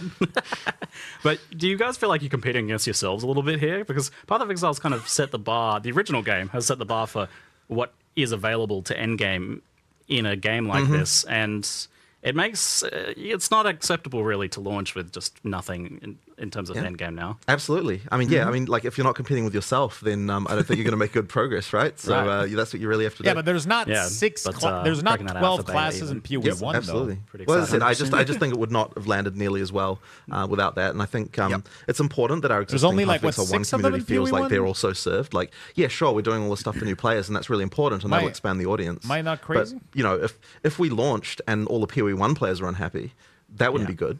So right now, we have to PoE 1, make sure there's that they 6 also feel like plus we've got a game for both each, them and and for all the new doubling players it we for hope this to game. bring to the genre. And there's you definitely want all those different axes as well. Like just having 2, right? You'll get a lot of content can be immediately divisive, right? Obviously, that's the nature of it. That's how it goes, right? Yes, Scion doesn't and so really you count. have all of these different avenues because there are different players who like different types of content. Yeah. So if you're just like, here's your one end game system, well, immediately then there is a portion of players who are just like, I don't want this, right? And so having all of these options is like ultra key, and that is what Path of Exile 1 has taught us. And again, it's like growing. I'd say lessons mapping system, learned, though, you know, blows my for the fucking genre, mind. and it is expanding in other games and stuff. But yeah, certainly, as you said, competing with ourselves. Yes, PoE 1 has like, you know, 40 axes, you know, and we've got 7 really good ones here, and obviously more to come. But 7 is a lot, mind you. Especially when it's all like, you know, like people have to learn a lot of things again. It's going to be very interesting to see how long it takes people to do the kind of difficulty 4 pinnacle content. It's like we have it. You know, we have to. It's honestly like we actually don't even really know because like you never know what people are going to find in terms of builds and so on. Like I'm hoping that it will take people a while to be able to work it out. But you know, you never know. Maybe end of day 1, people just be like, oh yeah, easy, no problem, mate. You know, could be what it's like. We have a few people that are doing that sort of thing. I saw like a solo self-found level 100 in 24 hours or something. Jeez. Okay, we got this is where we've got it now, is it? So but I imagine there'll be a little bit of a soft reset there for people. Yeah, for sure. A There's stuff to relearning learn. period. There's stuff to learn. And I mean, PoE 2 has changed a lot over the years, so more than 5 years of development now. And what was that initial pitch when PoE 2 was first put forwards, like as to what it's going to be? Because it was much smaller in scope originally. Yeah, so when we started, it wasn't even a sequel. It was just we're just updating the character rigs, and over time, it kind of feature creeped into a proper sequel. But the thing that we were saying is, whenever we were talking about it, and I guess this is the main thing, is that we're like, okay, when we make an area here, it needs to be that there's like a theme for it. It feels unique from everything else. We're not going to just like have recycled stuff like within the campaign. It just feels like, oh, you know, we just took this area and modified it slightly. You know, each one's got to have its own stuff. It's got to have monsters that were like carefully thought about that like, you know, fit in with the world. And it's got to have bosses that are actually like good tier quality. You know, and every area is going to have one. So those decisions have kind of been things that have meant that like I have to go they really change my raised the pants. quality Be right bar back. to a level that took us way longer than we even really expected. I'm going to give you guys a Like, 4 Luxthos raffle. We're going to be back in a minute. Those things there, just like they, it's huge, right? Like honestly, I feel like we underestimated significantly what it would take to deliver that level of quality. I remember really early on, a battle I fought for, and I mean like way back, was like, if you think back to, say, Diablo 2, which obviously still holds a lot of, you know, power in terms of design motivations and philosophy and stuff within the company, you get things like the super uniques, and PoE 1 did them, and it's just like, here's a boss with 1 or 2 skills. And I remember very, very, very early on in PoE 2, I'm like, I want every single boss to be memorable and a thing. I don't want a unique monster that's just like dies in 2 seconds and uses heavy strike and has a fancy name. And I remember, I even got some push. Poor Caliph. I remember getting some pushback at the time and thinking like, you know, I love the bosses, my favorite part of everything. And so I was just like, man, I don't want this. This is just terrible. But of course, that decision, me pushing for that, me wanting that, turned into this megalithic. What have you done? Now we have 50, aiming to be 100. Honestly, probably later, several more 100 once all the end games, everything start to evolve and more expansions comes out. And I'm like, yep, we maybe just made, 100 times more work for ourselves, but 100% bloody worthwhile, because I'd say those bosses are one of the main, attraction pieces of the game. And anyone who plays it is just like, holy crap, those boss fights are amazing. So like, obviously some are bad and some are good to different people and all that. That's how it all goes. That's part of all the fun. But it is true that me pushing for that thing literally created thousands and thousands and thousands of hours of work. Now, worthwhile work, but it is again that exact thing of like the scope was kind of small on numerous axes, and as we just raised the quality bar to what we thought was good, it certainly went from, what was it initially, just reskinning some character classes and new rigs or whatever, into this like mega scale entire campaign. Yeah, I love everything. that they talk about Diablo though, like full standalone separate that game. like that's their biggest fun other motivation, anecdote right? since we went out of that territory. Diablo It was 2. originally codenamed Project Chimera. What? I don't. It was this pipe dream. I've never been a fan of these codename things it like that. It was this like there were times way back in the original Office. There was all this like. Sometimes there'll be a feature you can't really do in PoE 1, and it was always like, we'll do it in Project Chimera. That was like amongst the developers, and people were like, what the heck is that? Now, ironically, there is a boss in Act 3 called, well, it's got a different name, but it's called the Chimera internally. It is a Chimera. It's a multi-headed beast, and you've seen it in a few of the marketing, things here and here, different trailers, little snippets of it. And I think it's just ironic that was actually the first boss asset made before everything, the first monster, because back in when we used to just make random monsters and we'll find out how to use them. And that was made for that game. It was used in the original PoE 2 trailer, right? It is the only incomplete, technically, but only from a balance standpoint, or it was the last boss to finish in the entire Path of Exile 2 campaign right now. It sounds like it was like some sort of emotional demon that you had to battle there, of like the legacy of the original idea, and you had to finish it. I don't know We had what the a official moment with the release date monster is. I game don't know if we designers have where one. we're like, oh my god, it's happening, the Chimera is finally being finished. Holy, this is like, we were effectively like, we need to celebrate this boss finally being done. It was like at the origin, and now it's at this, point where we're about to deploy early access. Not to say the end, because the end is forever away. Yeah. It's still the beginning of a journey in many ways. Yep. But on that note of celebrating, like, how do you guys feel having now kind of, for the first time, I feel really like laid bare kind of everything you have, you're putting it out there, and only being 2 weeks away from everyone playing it? Well, it's always scary, coming into a release, and I think especially for, there's like a bunch of people on the PoE 2 team who have, who like they have, this is their first game that they're going to be releasing, and that experience is something that,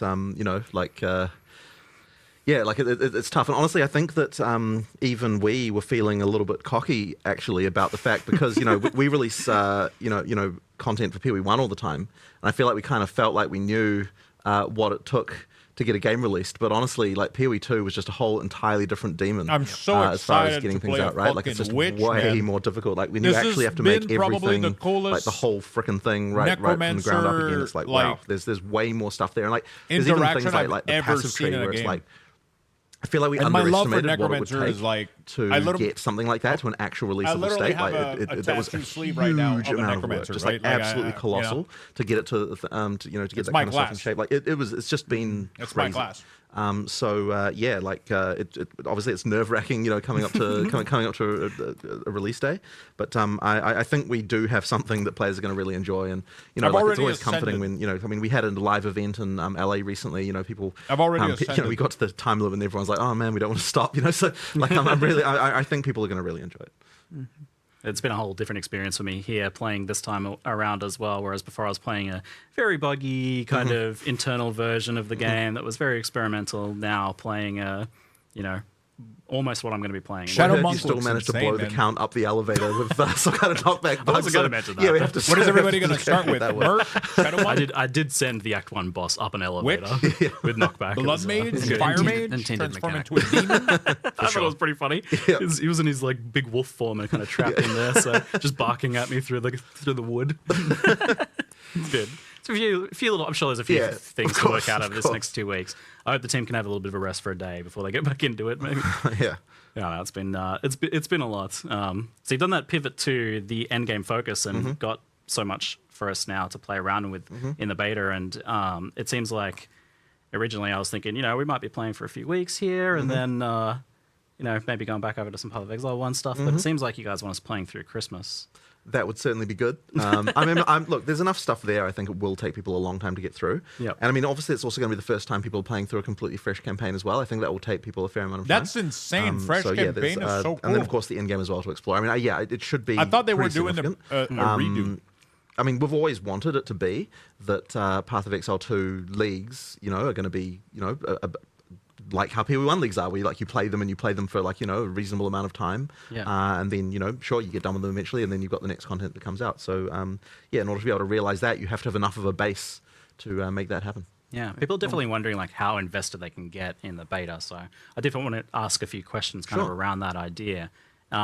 So firstly, is there going to be wipes and resets, and will there be something before launch as well? So we are going to be having new leagues effectively throughout the beta whenever we launch something significant, because we want to make sure that all of the effectively that people are able to play through. But that stuff will be merged into an early access league, and effectively after we go into full release, that league will stick around. Now, I can't promise that everything about your character will function exactly like how it did in that thing. I imagine it will be a glorious kind of snapshot of all of the here's all the broken stuff. Yeah. But effectively, we can contain all that stuff in the sort of early access league, and then if you still want to play those characters, then you can go right ahead and do that. But the action is always going to be in whatever the most recent league is, and then of course after that point there'll be a standard. It's a league that game. You got to go for the latest. Which all our economic sins will forevermore be archived in the in standard. So that's no doubt what will happen. Well, it's nice that it's not going to be affecting what will be the standard league. Yeah. Also, that's the idea. People will be able to kind of get invested in their characters. Because, absolutely. I mean, there's even something kind of cool about the idea of making something that will be like that little historical piece. Yeah, absolutely. A little collectible. Absolutely. And I'm sure there'll be some handful of legacy things that only exist in early access leagues. So, I guess we'll have to see. One thing I hope PoE does is you talked about, I don't have to delete characters and that I can name all of them how with the long same are we expecting? name. Well, we also got to remember, I don't know if they'll do that this time. a lot of the PoE1 players will be thinking very differently to people who are obviously going to experience this as a new game, but it is a new game, right? You don't have all these predefined, hyper-refined builds to play to immediately, go through things. You don't have people coming in with fully detailed 7 million line build guides of exactly what to do with what items.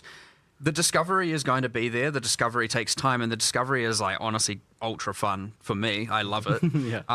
Now, those things will emerge after time. Of course they do. Completely fine. But you should remember, there's a lot of game to play here, to discover, insane. to learn about the world, the new narratives, the new world building, the new unique items, the ascendancy classes, the massive passive tree, which is bigger than PoE1's, the end game systems, the bosses. It's not going to be this I personally, when a PoE1 league comes out, for example, I play for a month, sometimes a bit longer, sometimes a bit less. It ultimately also depends largely what's going on here and how much I need to invest here. So, and there are other people who play for more 3 and whatnot, but there's certainly going to be a much longer time period you can play this for while still discovering new stuff and not feel like you're finished, you know what I mean? Yep. Now, of course, you see that's subjective. Everyone can pick their own point when they finish, but if you want to see everything and do everything, you're going to be investing a lot more time, especially these first time rounds, and then obviously with every league, there's more to discover, but you get faster at doing all these parts over and over and over again. You'll get more efficient over time. That's how the game works. So, yeah, I'd expect a lot of time to be sunk into this to fully explore it to start with, a lot, not a week, not 2 weeks. You're going to be going far, far longer than that if you want to see everything. But it's up to you. Play at your own pace. See how you want to go. I'm Learn so at your excited own pace. for this. That's the beauty of a new game as well, which we haven't been able to experience with Path of Exile 1. Such a perfect or release other games date, right before for Christmas, so long man. is actually discovering the entire world. And there's some familiar mechanics at the end game and stuff like that, which is awesome for people. But I certainly want to I'm very excited to see people discovering the new things and getting so excited about it. I can tell you're amped for watching people go through that discovery process. I'm maybe even diving in yourself 100%. I love sitting there in Path of Building, as many of us do, but I am very excited for that. That new discovery process for a while. I think you were saying how much you were part spreadsheet. I think I was saying I'm maybe 60% spreadsheet, 40% discovery, and that's my play archetype. So coming up with our player profiles, Timmy spikes and things like that. For Path of Exile, your family wants to see you for Christmas. The discovery part of me is ultra excited, and I'll mind you, that's coming from someone who kind of knows all the content. I'm still, because there's something different about making it versus actually playing it live with the players, seeing them discover it, uniques being linked in chat and on Reddit and all of that is just so cool. So we're gonna get a massive dose of that, and it is genuinely exciting to just see how people are gonna think. What's worth 1 chaos or what's worth 10 chaos, what's worth if chaos is chaos even the metric. yes, is chaos even the currency that people settle on? We were arguing about this earlier. I'm pretty sure that one C spam in chat might turn into one E because, like, you know, one exalt. Given that exalt is now, I think it'll be chaos. People probably ad remove will still be. People don't appreciate, by the way. Like, so when we say we've increased, you're going to be getting multiple exalts in Act 1. In PoE 2, like we actually have increased that a lot. It isn't just like an idle, you know. Like I can see exalts becoming the new kind of like chaos. And yeah, I think actually that chaos will being be the new divines. I actually agree. Interesting. But we'll see. Like, that's my point. But it's a new economy, crazy, right? like, they don't even know what the market currency is going to be. Well, you know, for trading. Because they don't know. Like, people made that up. You know, like they didn't choose. So, do you have some kind of like beta release roadmap for updates and things like that for people to look forward to? I mean, we certainly did have one 6 months ago when we were, but now that we're now that we're sort of getting to release, it's like, oh my god, like, you know, we have to look at it. So, I mean, look, I don't think it'll be any less than 6 months, and I think it could easily end up being more. I certainly don't want to. I mean, look, 2025, I think. Really want to be, you know, full release in 2025. I don't really want to be spending more than a year. That would be pretty crazy. But I mean, honestly, like we have to get all the content finished and all that sort of stuff. Okay, you know, we so always 2025 feel like would be the release. Things, and of course, we have to learn what we need to learn. We have to get the game to the point when it is really fun.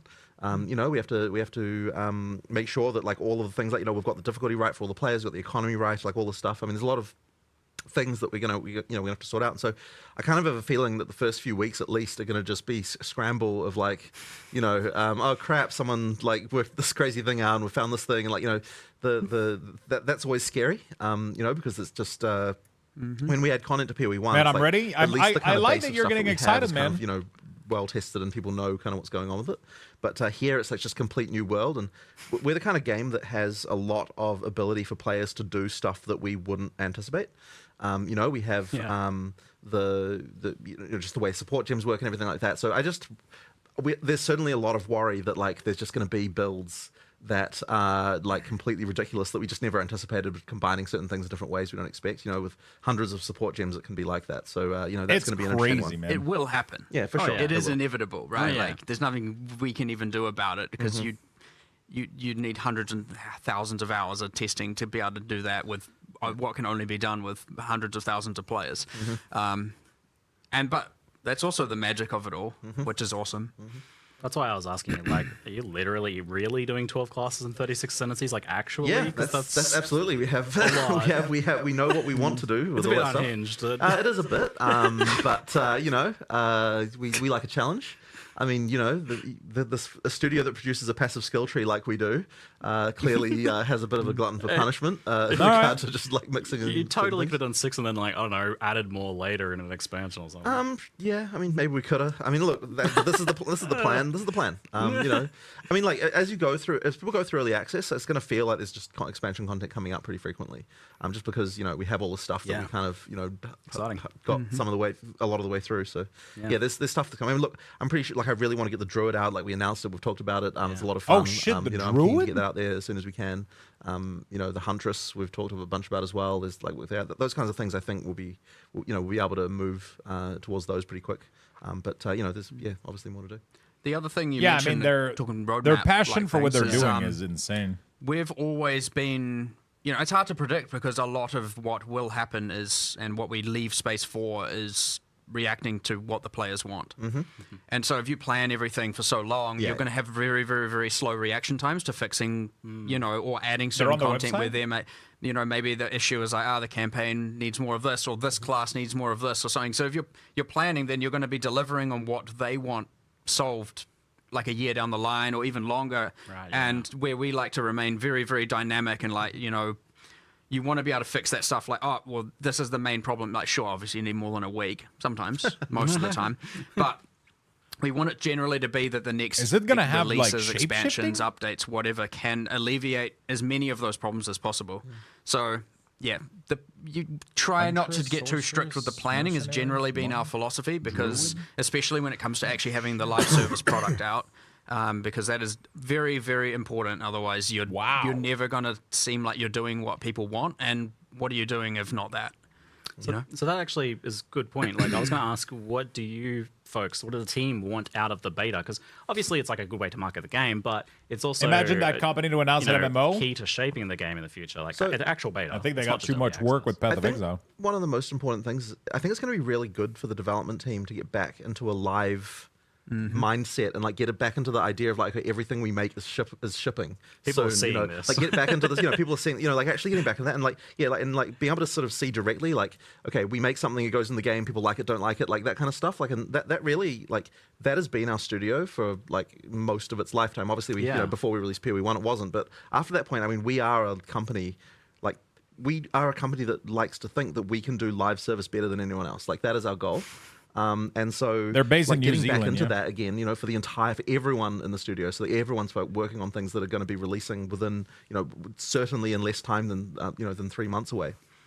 Is going to think be really, really good for us again. I look forward to just being able to do that because these long term, like really long term things, like that span over years. It's like you go so long without proper feedback, like stuff kind of gets made, and then like it's not really in a real game, and so it doesn't get probably tested lose properly. perspective, and you absolutely lose perspective on this stuff. So I think that that's just going to be a really great to get back to that again.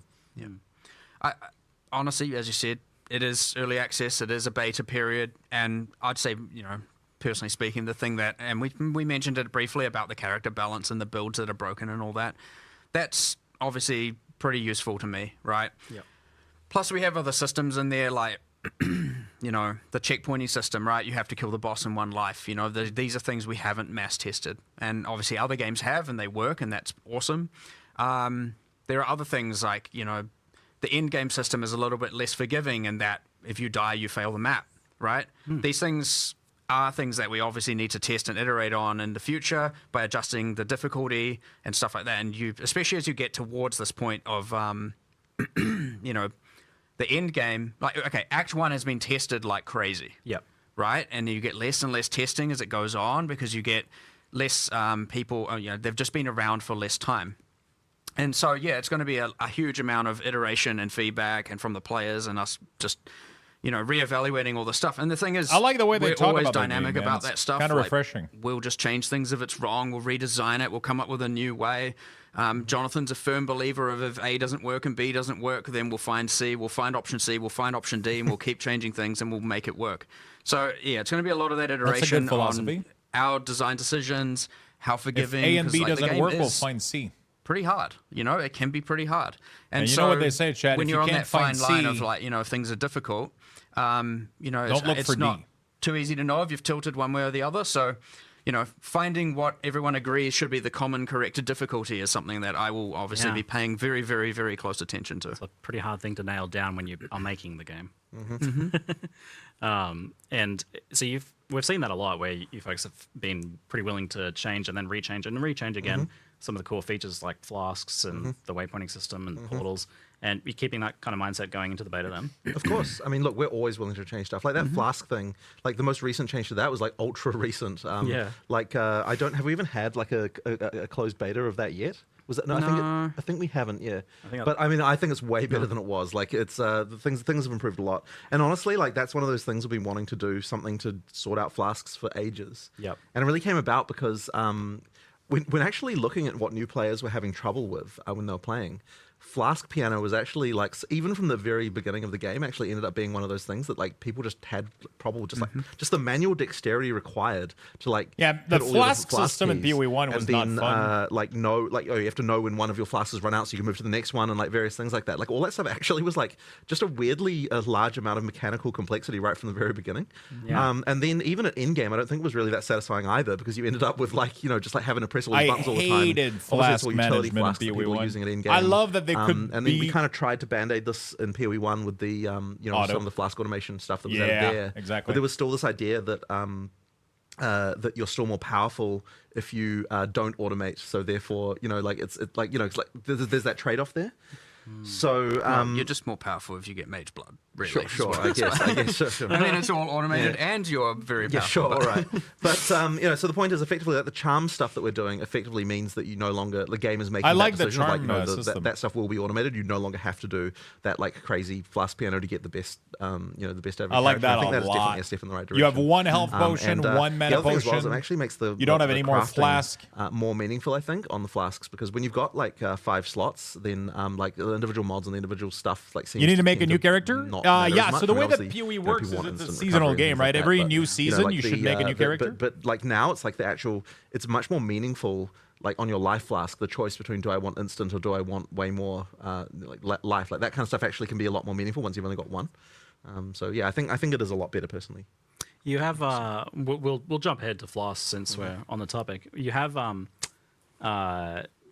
locked in effectively the fact that there's a mana flask there now, so that there's always going to be a mana flask slot. And how does that tie into your design for mana? And are we always going to be using a mana flask slot, or if we solve another way, what does it do? You can absolutely solve another way, and then you'll just have a flask slot that isn't doing anything for sure.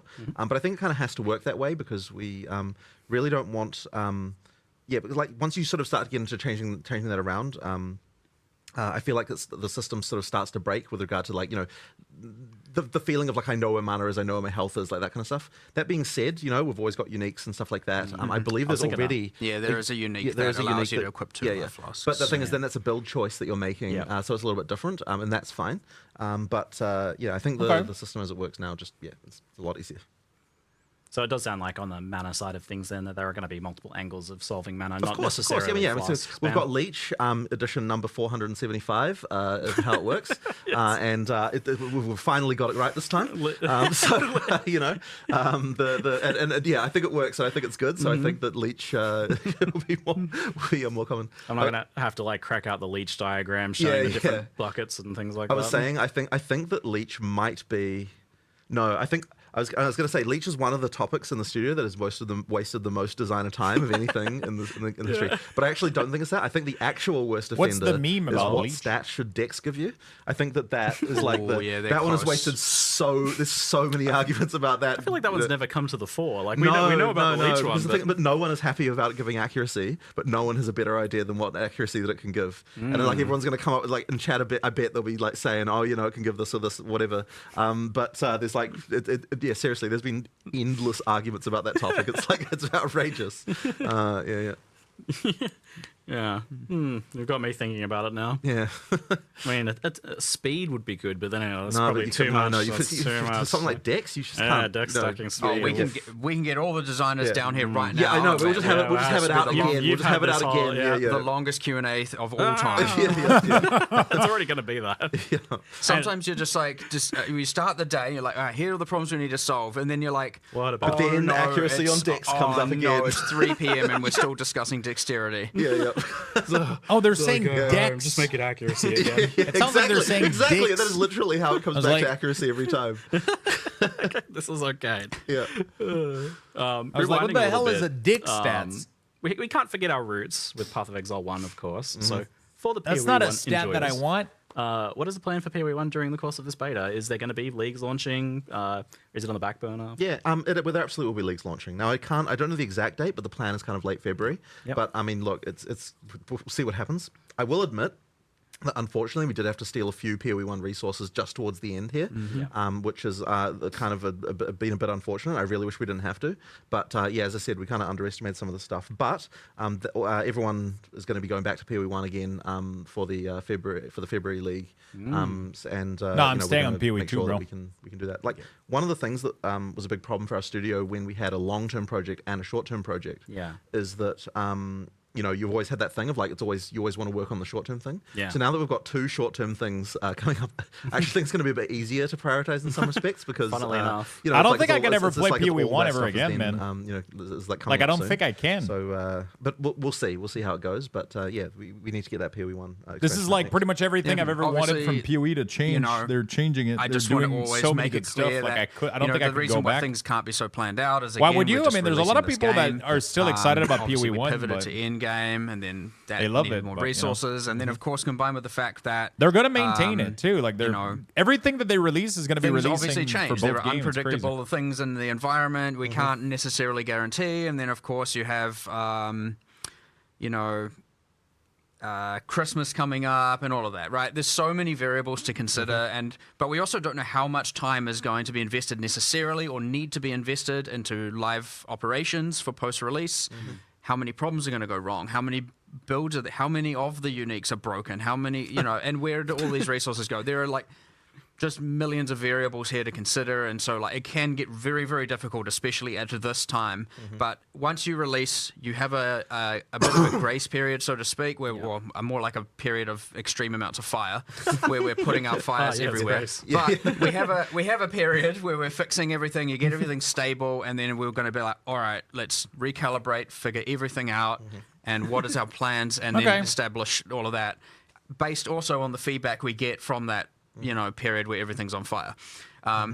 Not to make it sound like it's going to be bad, but that is the inevitability. Is there's always problems. And hopefully, it appears good from a player perspective, but there's always going to be like, oh my god, people found this, and you know, like we don't have to see all the fires. So like ideally, the best thing is when we're able to fix some kind of exploit before people even hear about it. And when I say exploit, I'm just talking about some broken thing. Like if we we obviously normally have to worry about like the whole mid-league nerf concept, but it's like if you can deal with something within like an hour or two of it happening, then it's like you're kind of okay because you know no one had a chance to kind of like everyone didn't swap their build over to it or whatever. But we're gonna have to be really on the ball for PoE 2 just because there's so many things that are new. Well, I mean, look, we have several bosses with several elevators. How many of them can be pushed up the elevator? You know what I mean? Well, that's what I mean. When I say a fire, I'm talking about bosses getting pushed up elevators. Like, that's not okay.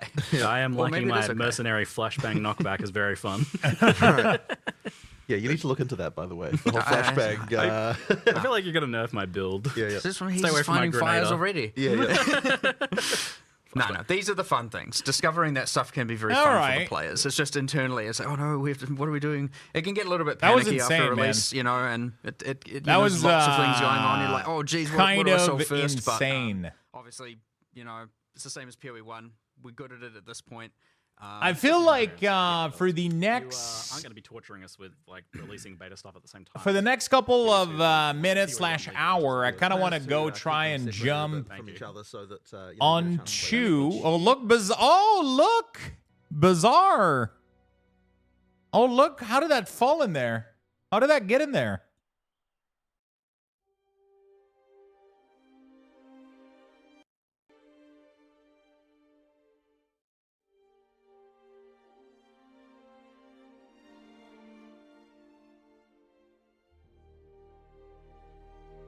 How did that get in there? No, I'm thinking, WoW Classic, man. What is the, what is it, Anniversary Realm? Hardcore Anniversary Realm. Is that what people are doing? I don't know if I want to do this or if I want to play the Bazaar a little bit. I don't know. I don't know, chat. What do we do, friend? Are you guys excited about PoE or not? Like, holy fuck, I'm excited. Like, I thought I was excited, but like now is, yeah, but I just want to, it's either I do a little bit of World of Warcraft Classic Adventure, maybe if Druid was in early access. I mean, yeah, it's going to be... There's a lot of fun class, though. There's, like, a lot of totem classes. There's a lot of cool stuff. Servers are up. I feel like I kind of want to try Hardcore Anniversary Realm, but... A bunch of my friends are playing Classic, so I don't know if I can bring myself to play. I'm not... Totem class as a warrior, so no.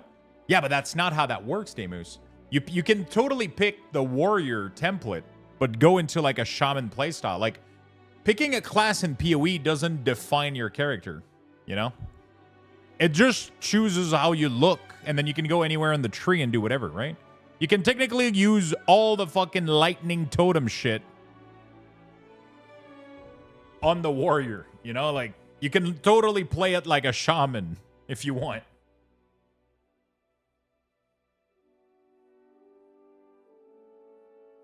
Like, if you want to make, like, a cool shaman build, you could literally start as warrior and then go into, like, the totem stuff and just play it like a... You can totally do that.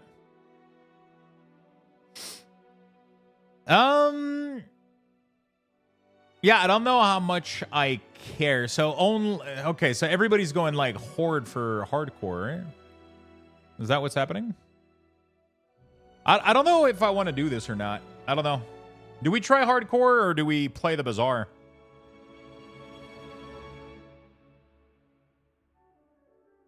Classic weak ores don't exist, Small Pikachu. I never made classic weak ores. Blizzard doesn't make a class template character for...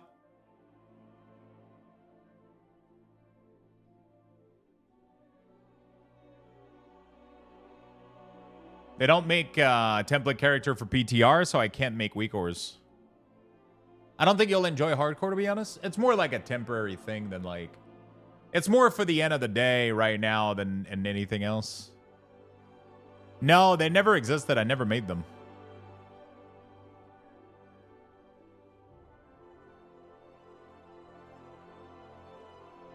It seems like I can't log in anyway. I might just play the Bazaar for the rest of the night, honestly. I think that's what we're going to do, chat.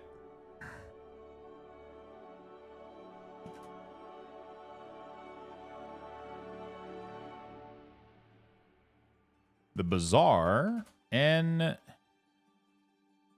relaxing. New. Learning. I need to find a title. Chat, give me a title for the Bazaar. Give me a title. Mastering the Bazaar. Maybe that's a good name. Mastering the Bazaar. New auto battler. Maybe something like that. Card game? It's actually not a card game though. It's actually just this is have you ever done cocaine? It's exactly the same thing.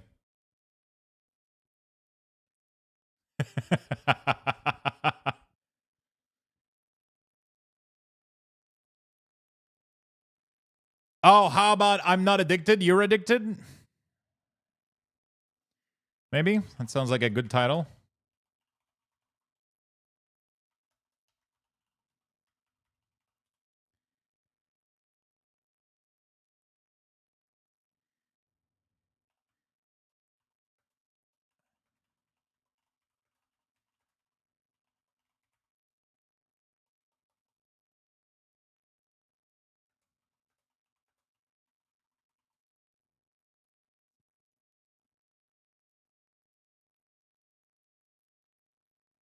All right. Master bearing. Okay. Getting Bazaar on the Bazaar.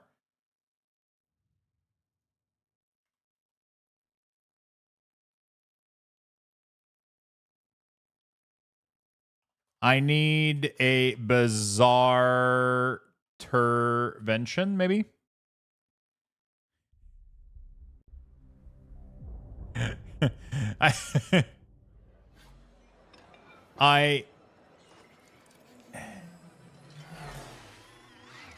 I'm totally not addicted.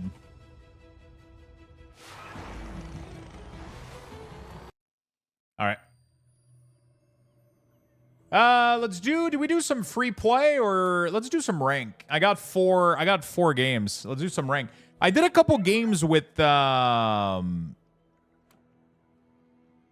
I actually did a couple games with Dooley, and he's really, really fun. Dooley is really, really fun. I don't have any more skins of her? Okay, interesting.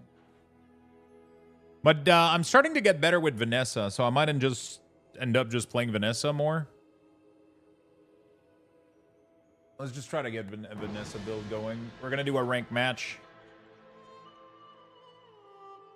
I got Bazaar earlier. Going to go work out and cook. I'll give it a go tonight. It's really, really good.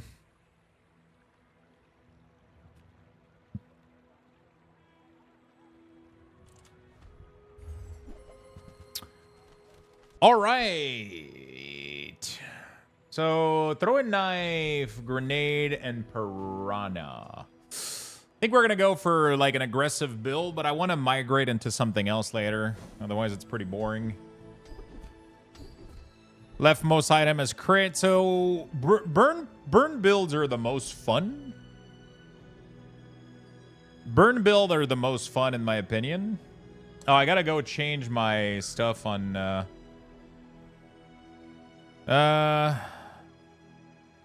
learning the Bazaar. I'm totally not addicted. The Bazaar is not even on YouTube in the it's so weird. In the game list, it's not even in there. This is really, really weird.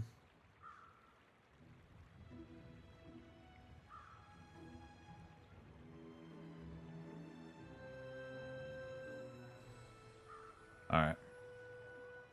Cool. I guess it's brand new. Grenade plus power horn is so oppressive early. Yeah, it can be. I can go for like early on. You can go for like a lot of very aggressive item and just try to like nullify people out. I find poison build like to be like kind of medium. Burn builds are usually the strongest with Vanessa. I'm gonna go with a build that I'm not gonna die early, so.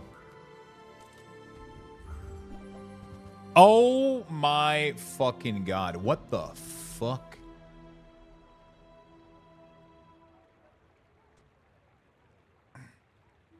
So this is a really fucking interesting... Do we go for Ice Pick? I don't think Ice Pick is good. I got 8... Yeah, I can't get it. It's fucking silver. This would have been insane. I could go for Ramrod, apparently. I guess it would at least reload my ammo. It's dog shit, though. The problem is it's like 8 seconds. It takes too long to reload. But this is 7 seconds. I could try to make a freeze build. There's not a lot of thing that can freeze, though. There's really, really not a lot of things that can freeze. And the scaling is pretty... I mean, I could try to go for a freeze potion with, like... Okay, so here's the issue. So you do have skill freeze on... Yeah, but it's only 5 damage when you freeze. And then it's like a 7-second casting time. So, like, usually those are going to be, like, on first poison or on first burn. So you're going to get... The only good way to freeze is if you go port. And then port generates you... Like, the only almost guaranteed way to get... freeze potion is through the port, which uses an ammo build. So like Ice Pick doesn't really fit with an ammo build. That's like the problem. It could be fun though. I mean, I guess we could kind of try it out. I just don't know if it's gonna work. How long are you going tonight? For about an hour more ish. So maybe a game or two of this, and then. Yeah.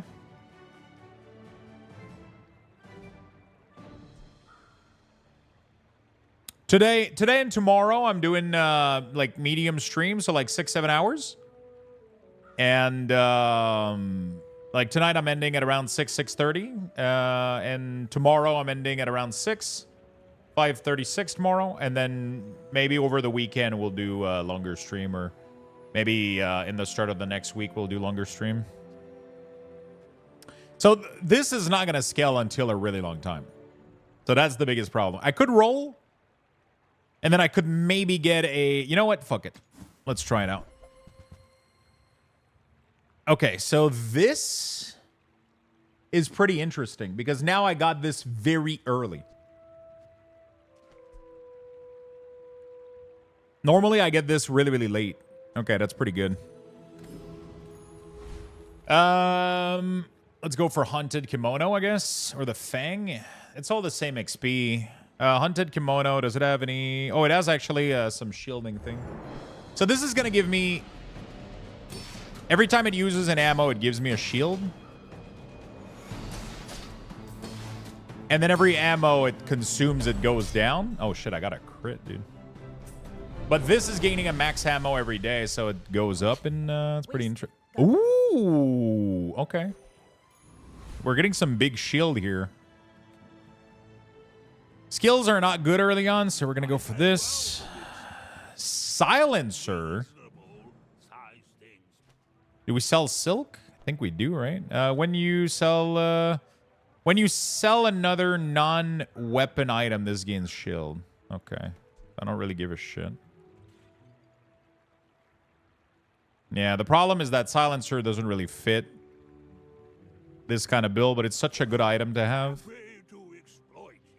This is also free. Because I can sell this and this. Sell weapon. I don't have money, so we'll go for the abandoned chest.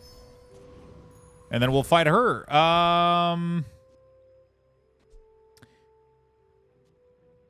Maybe I remove... Do I remove the shield and go for Piranha instead? Because otherwise I don't have any sustained damage. But it's so low damage. I think I'm better off just like Giga shielding and hoping for... the dust to kind of kill her, I guess.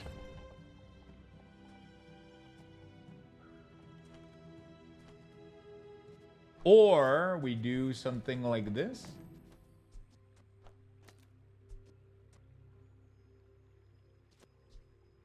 This has 15% chance to crit now.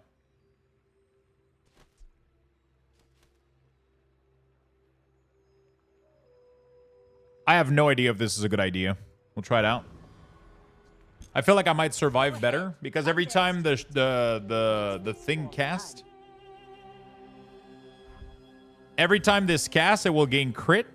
Oh fuck! This is gonna outscale me. Actually, no. I should No, it's gonna outscale me. But I do have shield and she doesn't. So like this is gonna do.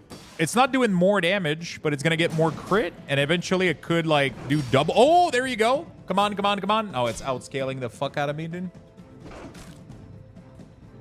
Oh, what the fuck? Bro, this attacks faster than a fucking piranha. Isn't a piranha supposed to attack fast? Like, isn't that the whole point of a piranha in real life? Waiting to be filled.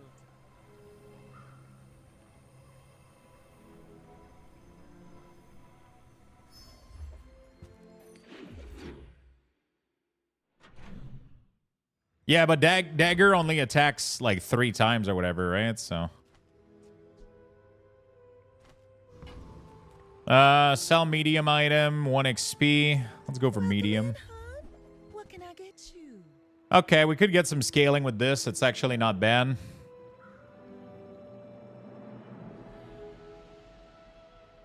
Oh, delivery's free. I like these. Probably gonna sell this.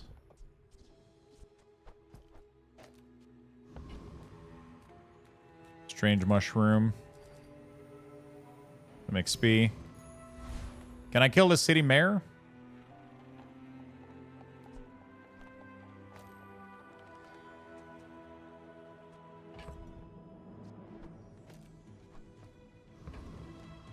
Actually, I think it's better off having more weapon because this is going to scale them.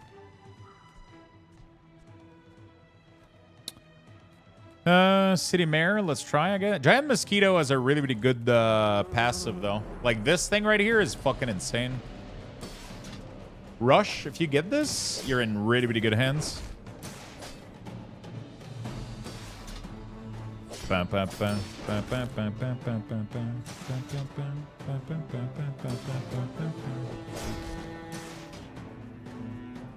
Yeah, wings are good. Like everything here is good. Even the ember is nice. But rush would be bis. Rush would be really, really bis here. Okay. Slow 1 item for 3 seconds. Your other slow of +1 second. So that's pretty cool. Because now we can pair this and this together, which is actually kind of insane. Because now this would slow 1 item for 2 seconds at the start of the match. Non-weapon. Get an item. Sell non-weapon. Let's see what she has. Harpoon is really, really good. And actually, this is good also. I don't think I'll be using this, but I'll be getting this so I can get some ecom. I don't have any more. Get a small aquatic. Small aquatic is not bad, but I think I'm going to go for this so I can get more XP. So I can level up. I almost want to get an aquatic item. 6 damage. I don't really know what I'm going for right now, so... okay. Give your shield when you use another non-weapon shield 10. So this is non-weapon. Okay. I think we'll do something like this. I think. We're out to dethrone a king, not to squabble with nobody. Okay. It's gonna hurt. But this is gonna destroy this, and he's only gonna have this and this. There we go. I think we're in solid hands. This is gonna keep slowing the pulse rifle, and it removes the multiplier. Oh yeah, I win this so easily now. By destroying the friend, it's no longer multi-attack. Harpoon is just too strong. It just is.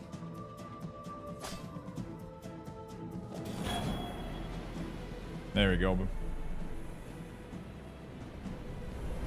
Nesting doll is pretty bad. I wonder if you can actually make this good. I guess if you have port, you can actually, it could actually have a lot of ammo and shield quite a bit. Aquatic item, bronze tier skill. I don't have a lot of money right now.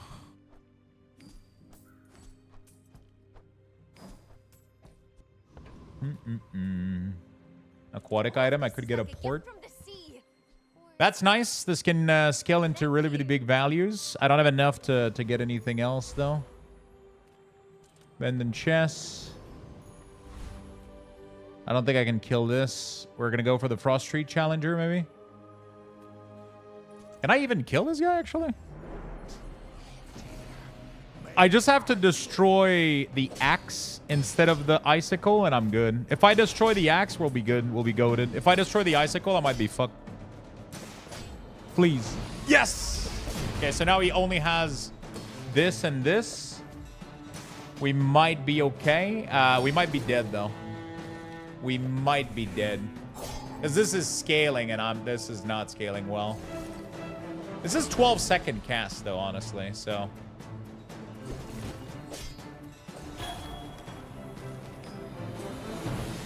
Please! Oh my god, I won barely!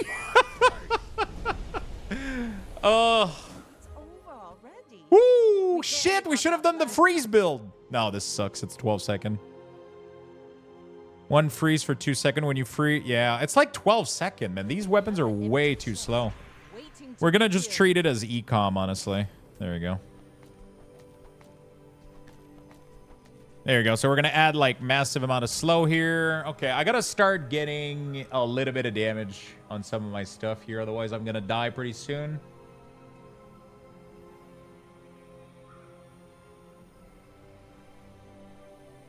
Do I get an ammo item? Ammo item. What can we get that could be good?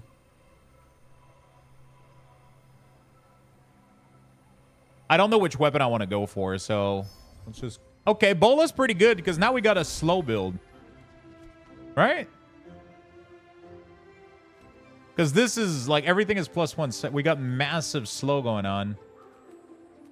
What are the tools? Tools is great because I can get powdered flask, which is really, really good. There we go. I think we're going to go for this like that, right?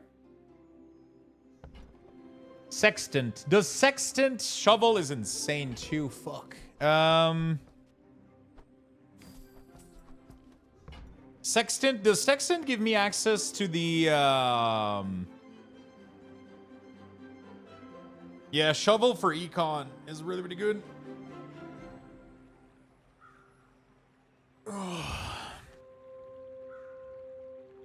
Does Sextant give me access to the it's actually is it?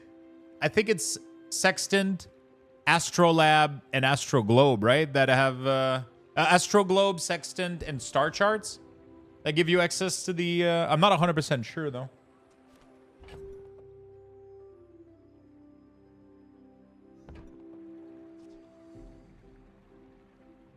Ooh, I saved that one from Curio's Junkyard. Cleaned up real nice.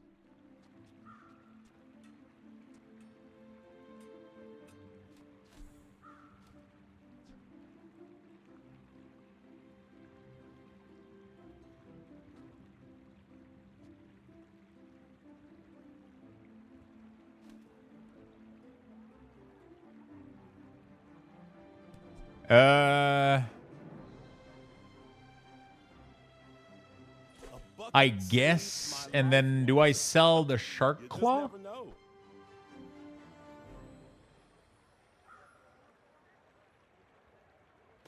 What? How do I fit this in there? That's what she said.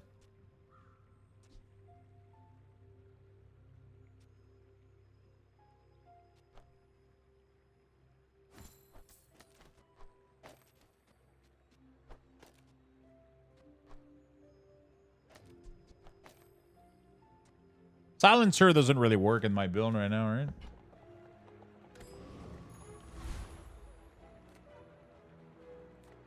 Ammo skill. Oh, your item has plus 1 max ammo. If you have exactly one weapon and it's aquatic, when you use an ammo slow, when you crit with an ammo reload. Oh, shit. I think I have to get this one, right?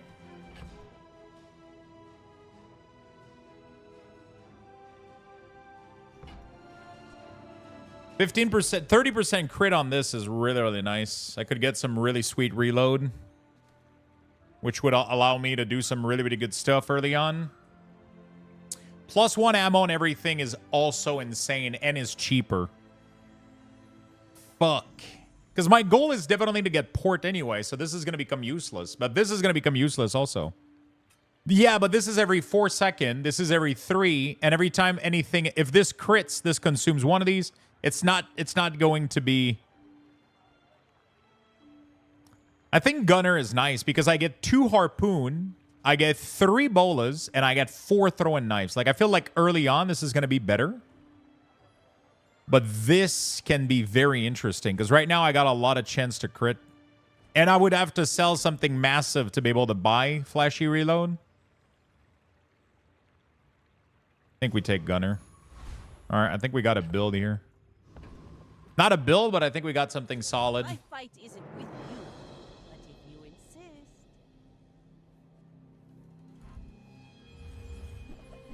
insist. What the fuck? 300 with no.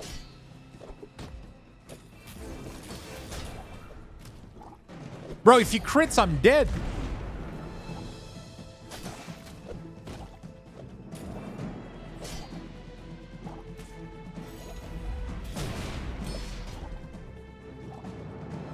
Bro, how did he get a sniper rifle? This fuck... What the fuck? Okay, how can this guy... Level 3 has 4 and 5 passive. Okay, this is insane.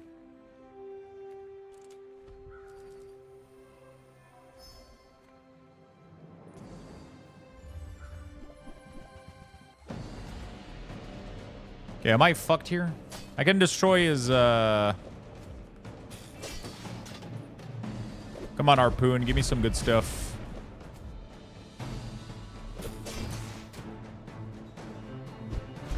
Oh, man. I don't have a good sustainable build. I'm not doing enough damage right now. This is not doing enough damage for sure. This is, yeah. God damn it, dude. Harpoon literally destroyed the worst 2 item, but I don't think it would have been... Even if I destroyed the goggles, this was going to kill me. Actually, no, he ran out of ammos.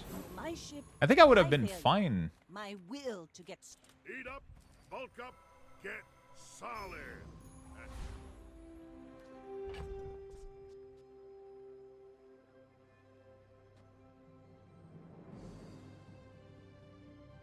I think I would have been fine, dude. Adjacent food and tool. Okay. Actually, I have no idea. Yeah, I'm unlucky, just like everybody else, you know.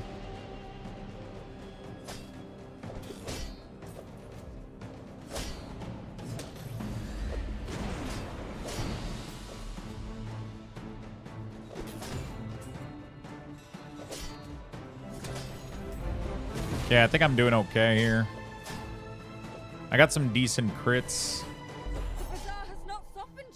Okay. What do I want here? I guess gold is fine.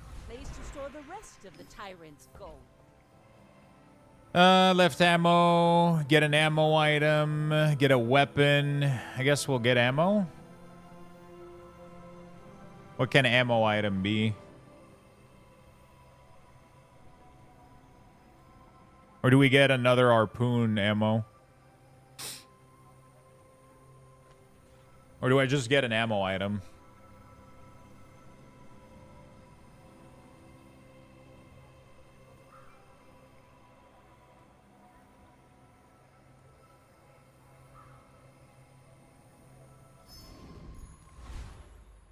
Get a small friend, sell health, toughness, and shield. I think Astrolab can be here, can it not? Do I upgrade this? Cove. Could get some nice shielding. That's what, like 8 shield every 3 seconds?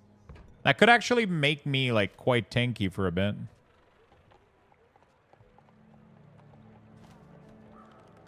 But yeah, I don't think that's good enough. Life Preserver would have been nice. I didn't get anything good. Like my armor. Get a slow item. I tried my best. Cast aside your destruments. Okay, that's good. Now this will inspire the crew. 2 item, we'll take it. The cleaner the blade, the quicker the fight. I don't feel like I improved my build whatsoever here. I don't feel like I improved my build here.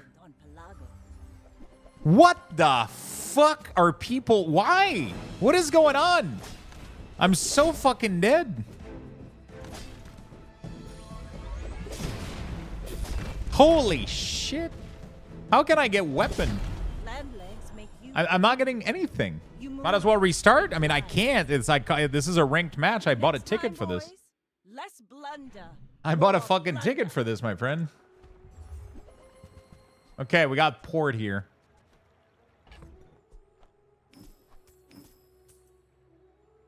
We got port.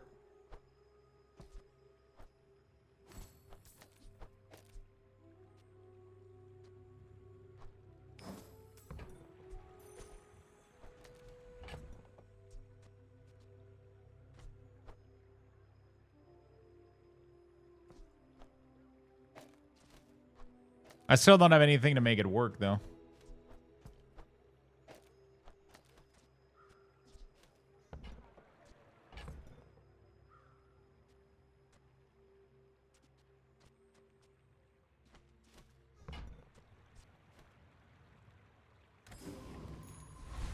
I still don't have anything to make it work, though. Ba,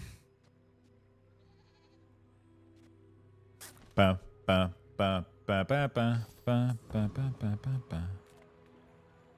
Sell skills? Oh, I need item, dude. I'm a people person, and sometimes I sell stuff.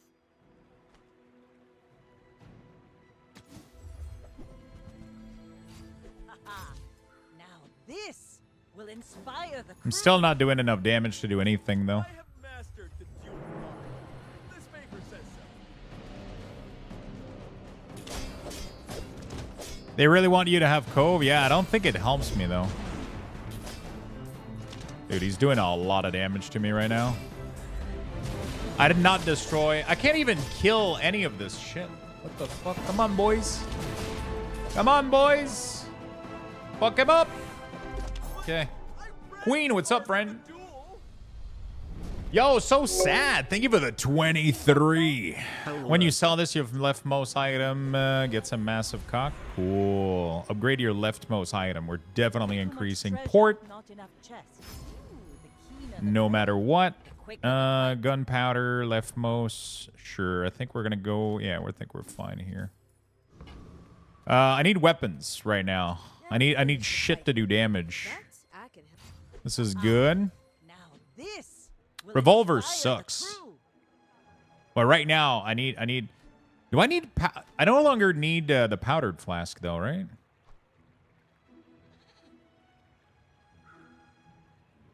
So this could trigger more throwing knife though, at least I guess.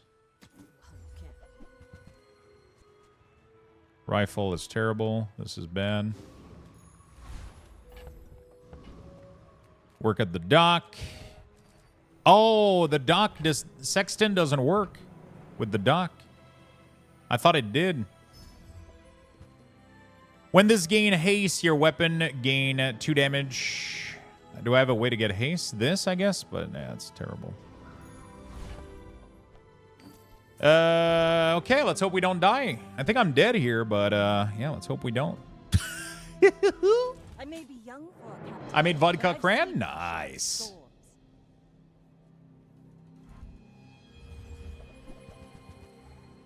Yeah, massive cannon, massive. Yeah, we're not winning against this. Holy fuck, we're not.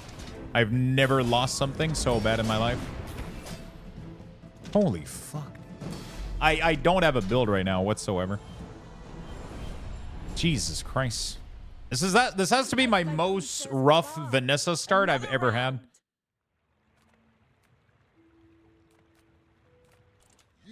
Yeah, submarine is really, really good. But, like, that's not the build I'm going for right now.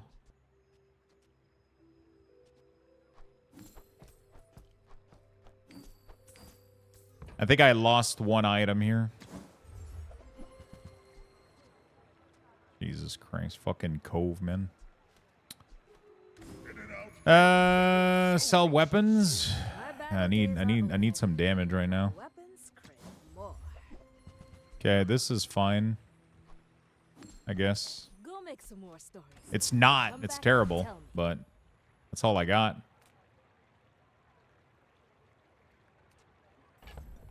I thought sextant would work for the dock, but it doesn't.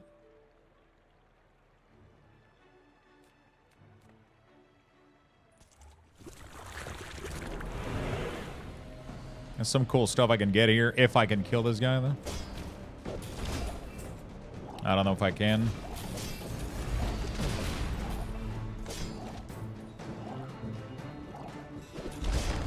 I don't have enough crit right now on any of my shit, so I'm dead. God damn. Okay, yeah, this is over. This game is over. I can't even kill the middle monster, man. Plenty more coming. I can't even kill the middle monster right now. When you get haste, you gain damage. Sucks. Star chart is nice, but I think it's way too late. I'm gonna be a business tree. Way too late.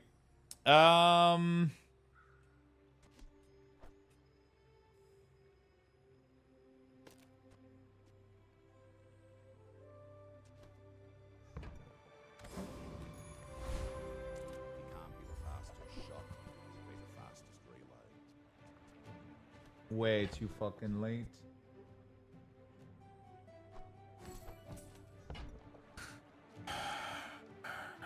Grenade is better than revolver. Don't go out at night round here, even with this on.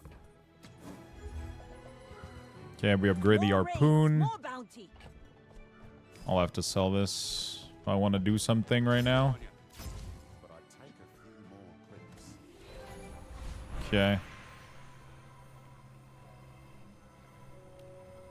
I need damage right now. That's the bad part about all of this.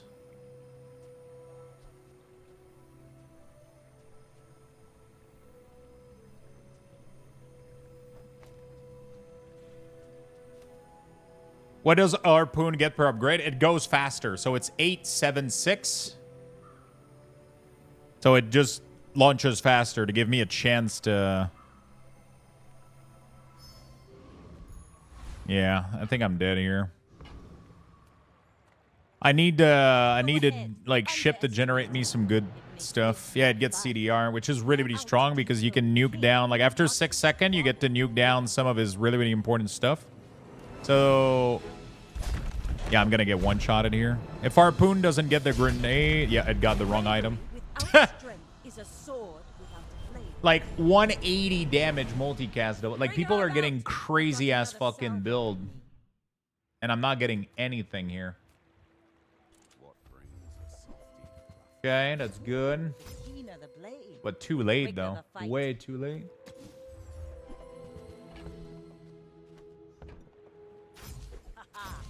I got a repeater, but I don't have any crit right now.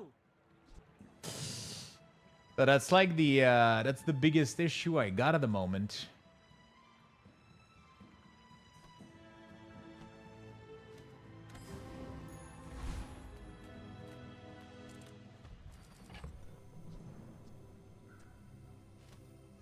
Snapper is nice if I can. How delicious.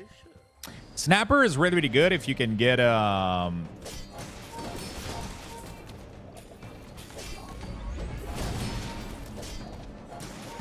if you can get like extra burn damage. Really, really strong item. Like this has 25% crit, this has 15. If I can get some crit, I get some extra dagger.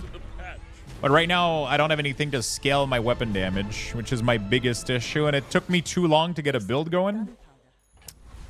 So it took me way too long to get a build going, which like right now I got something decent, but it took too long to get there. So now I'm like at 0 prestige and I don't have any victory. So I doubt this build is going to work, but hey, sometimes you win, sometimes you lose. Sometimes you get some really, really strong build like going early on.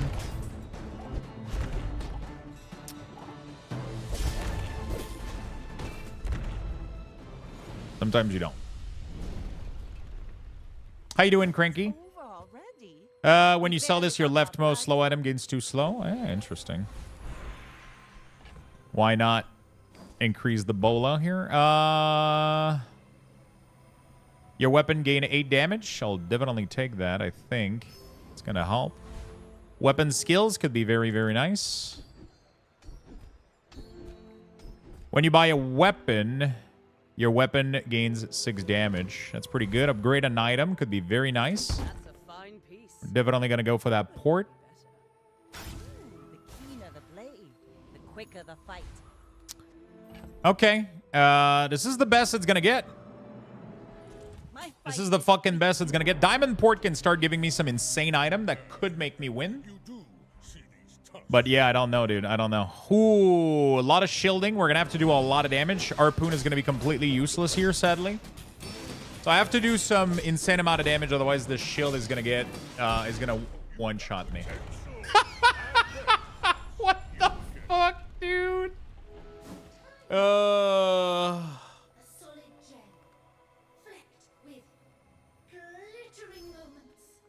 Enchant with a heal effect. What happens to throw a knife if I put a heal effect on it?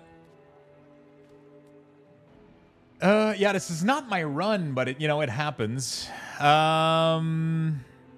Throwing knives. Heal for 10. Okay. What about the port? It heals for 135.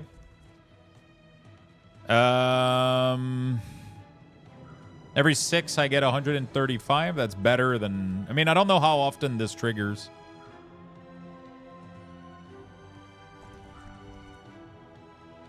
Check double barrel. Double barrel. 90? Yeah, that's pretty good. Go for that, I guess. But I'm probably never going to keep this fucking thing. Port is forever. And I mean, let's be honest. I'm not even going through next fucking... I'm on the edge of the plank. At this rate, I'm not even going through and... I have so much new stuff to show you. Nothing... I'm not going to pretend like something's happening here. Pop Snapper Diamond. It would be nice if I had any sort of burn skill.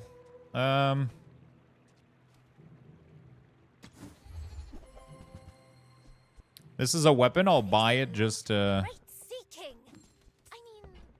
get 6 damage here. Sell weapons. I almost want to go so I can scale my shit. 2. This is definitely worth buying. 2. 2. Every weapon I buy, I get a little bit of extra damage. I wish I would have gotten that sooner, but, you know. Wandering Shoal. Is it doable?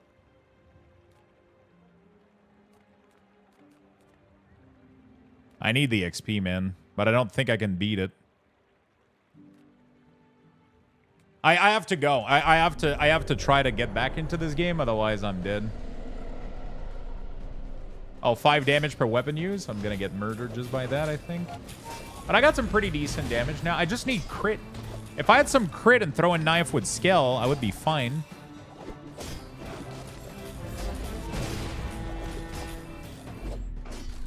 You know?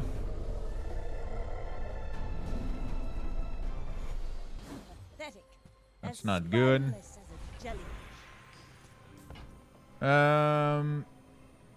Your leftmost item gain 18 damage. Do I want my double barrel right now, or do I want my throwing knife? Because I don't have enough crit, I feel, to trigger the throwing knife more. But I feel like I don't have any choice.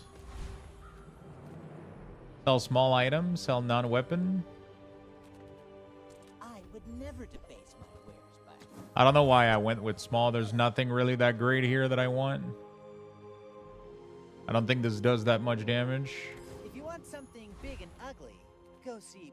Sell medium. Nothing huge. All about moderation. Pistol. When you use an ammo, this deal 15. Interesting. Pistol sword. I use a lot of ammo, but I can't get rid of harpoon. And this is not scaled, so not good. All right, chat. I think that's our last encounter here. Not a great build. It ended up not working whatsoever, but hey. I needed like some kind of haste upon starting combat, some good skills. Like, look at how much skills people have and how much I have. It's ridiculous. Oh my god, Power Kick is gonna one-shot me. He ended up getting a freeze on Harpoon immediately, which is crazy lucky. Wow, dude. Jesus Christ. This has to be the worst run I've ever did. Holy shit. God damn. Officially the worst run I've ever did. Let's go again. I mean, there's nothing we can do. There's nothing we can do, chat. I'm going to give you guys level 4 Luxthos raffle. We have 9 subs for the day today. Thank you so much for watching. Thank you for supporting. Thank you for being here. Really do appreciate it. Exclamation mark join in the chat if you want to earn some additional Luxboxes. I'm going to be right back.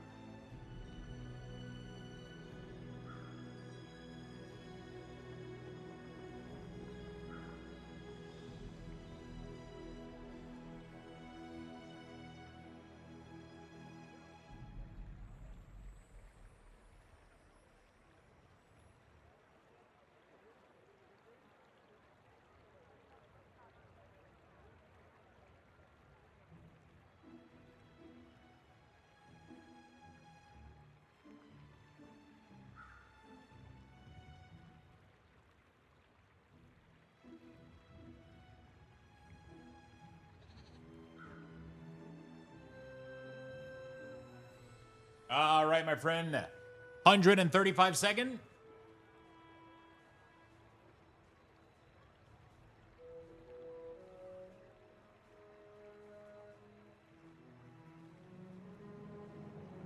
Okay, do I get caught again into this throwing knife bullshit?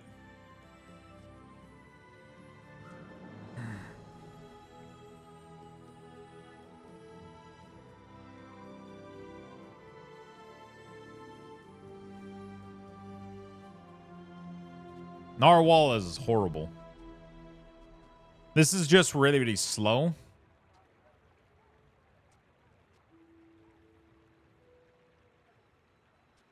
$90 seconds, chat. Get in there, my friends. Don't miss out on the free Lux boxes. They're used for giveaways. They're used for tickets. All sorts of stuff. All sorts of stuff. Get in there, people. 45 seconds. Join. Let's go.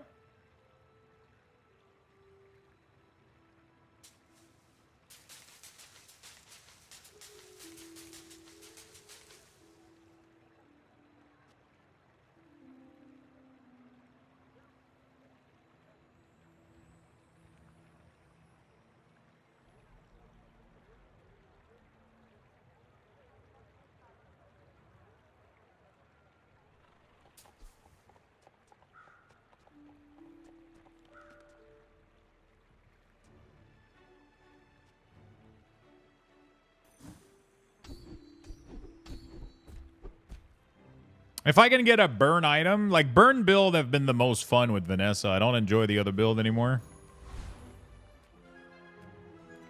Medium, it means I could get a cannon. And we get a cannon. Good shit, good shit. All right. Not too bad. Not too bad.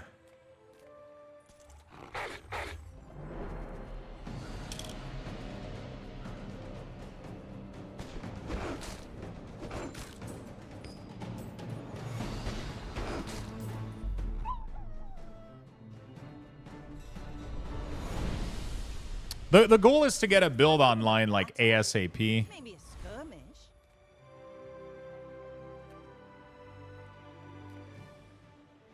Discounts for peace. Non-weapon can contain a lighter, which is pretty decent. We'll get this for a friend, I think. Because there's a lot of thing that you can get friend for, which is nice. We're going to go for lighter right here. There we go. Beautiful. Abandoned chest is very, very good. Get one XP, 2 gold.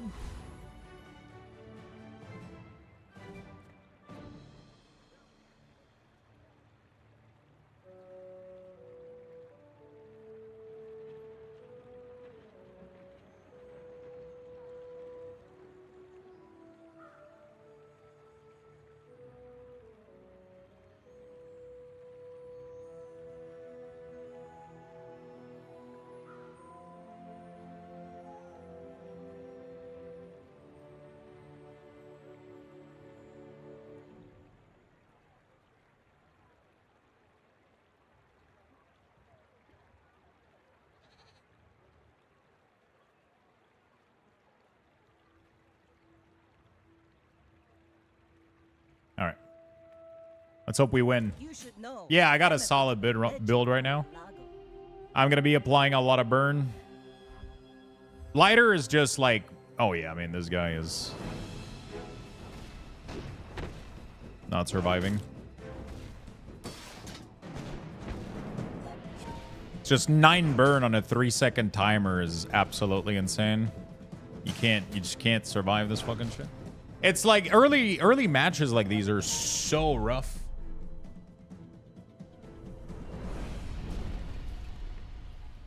All cannon. No. Another empty chest.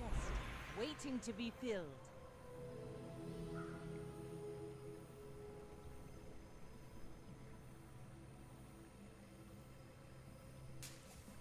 Get an ammo item.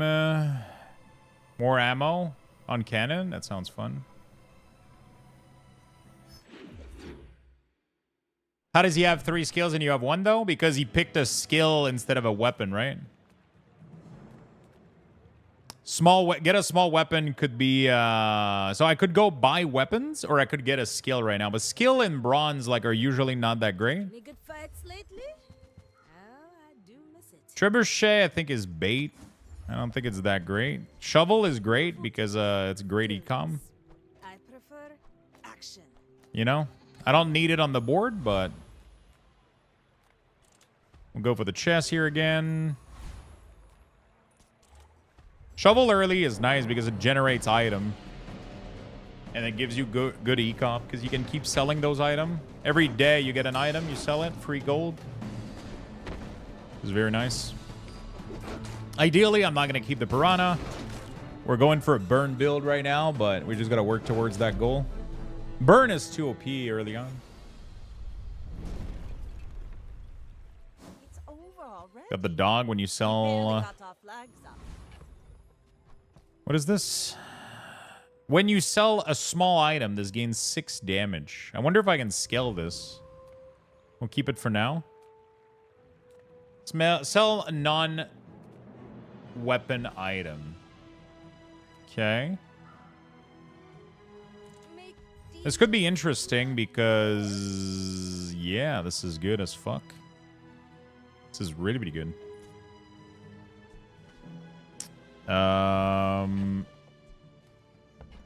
Vanessa, some crit. Sure. Okay, this is insane. Let's sell this. Get the star charts. I think lighter is bait. Powdered flask is good though. So we do this, and this. So there we go. Now we got to build. So now we got star charts to get the additional. So this is going to generate us ecom. This is going to allow us to pick the dock, work at the dock for the extra. And then this is a friend so that when we level up, if there's no other good options. So I don't have any gold right now, so I'm not going to go for a medium item. I'm going to go in the jungle here. We'll get the free XP. Very nice. And then when we level up sometimes here, 1 ammo is not a bad thing. Aquatic item could be very, very good. Oh, it's either we get an extra ammo on this, but with the reload, I don't think we need it anymore. PoE stream was insane, my dude. Absolutely fucking insane. I think I'll grab the weapon. Aquatic could be really, really good. Aquatic could be very nice. It could also be absolute dog shit.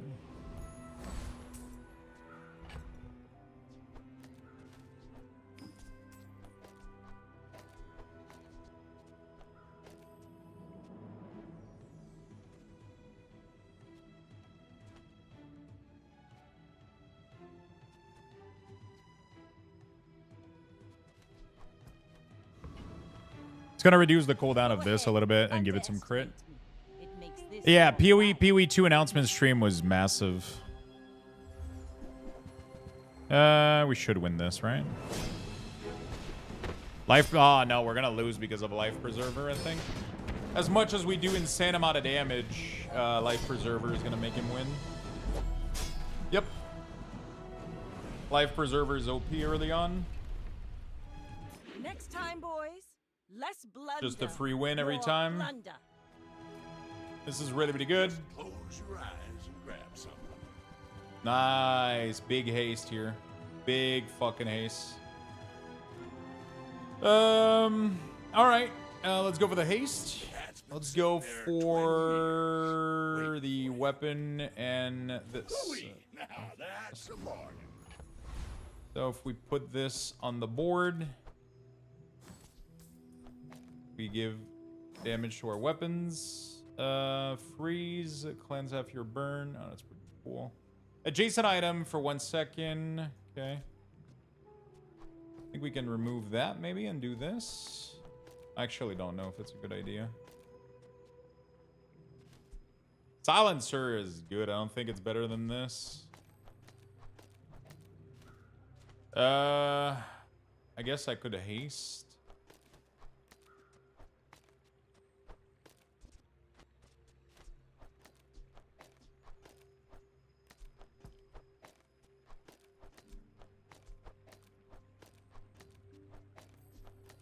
I could haste the horn, refuel this? I guess. I don't fucking...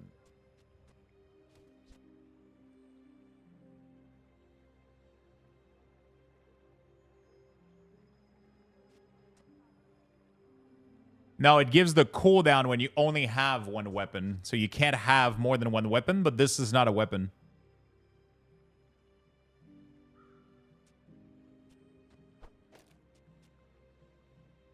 Yeah, but oh yeah, it gives the cooldown, but it doesn't give the damage. So you need the damage though. which is the important part, right? 52 damage is insane.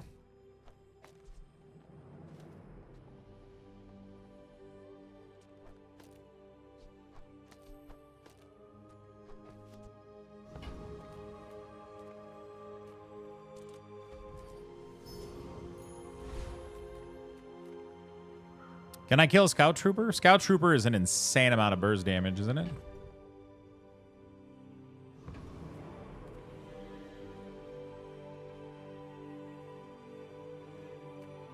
For now, it's definitely the best, especially since I reload.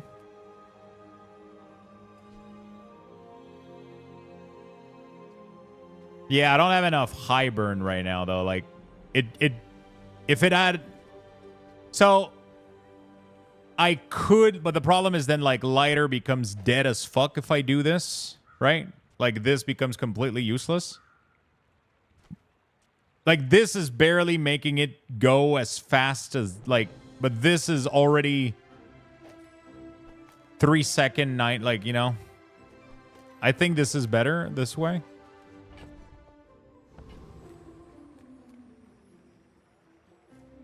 I should be able to kill Scout Trooper, though. There might be a chance I can't. He does a lot of initial damage.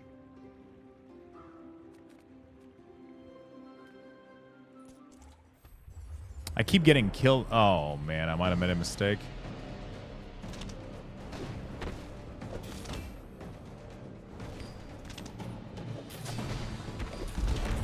Yep. Massive mistake were made. Holy fuck. God damn it. The problem is I never know if I can kill something, so I go randomly, and then I end up losing. Silver tier skills is nice. I don't have the gold for it, possibly, though. Lifting, yeah. I guess. But it's really, really not that good. I'm pretty sure I skip, actually. If I'm going for a burn build, this is not going to help me whatsoever. This either. Fuck.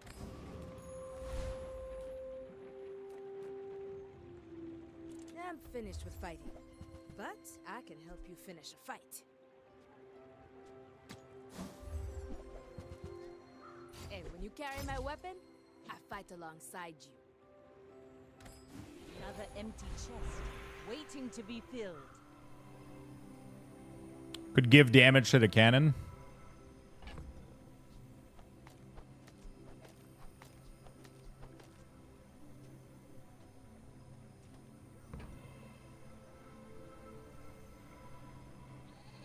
Or get an ammo item.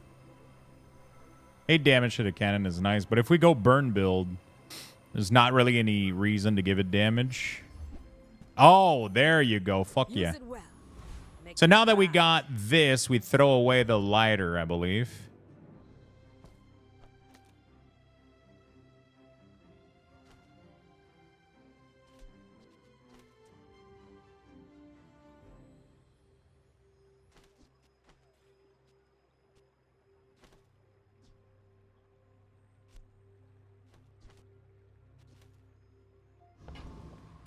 I think we do this.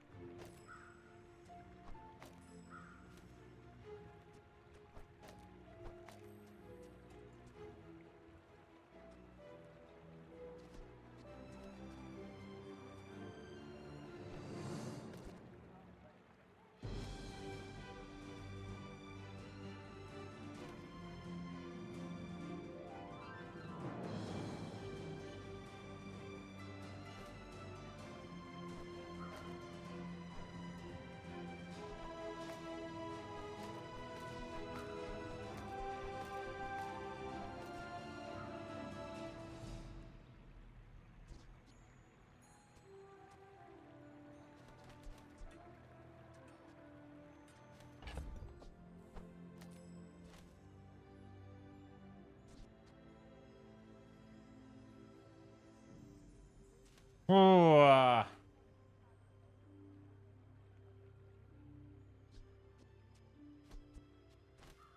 I'm not feeling confident about this build.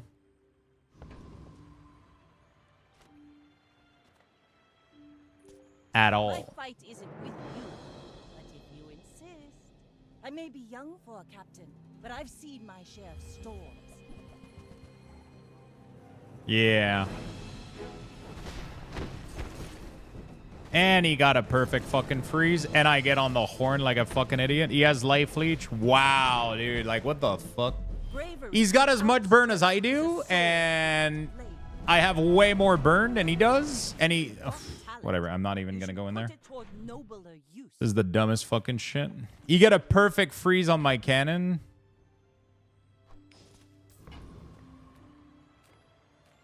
Work at the dock. I really need this right now.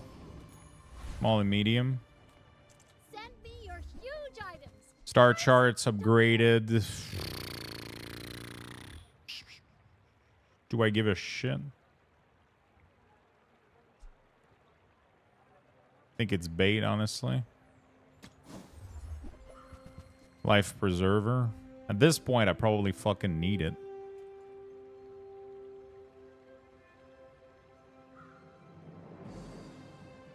Fly from Barcoon instead. He actually cares about this. There's fun size, and then there's boring size.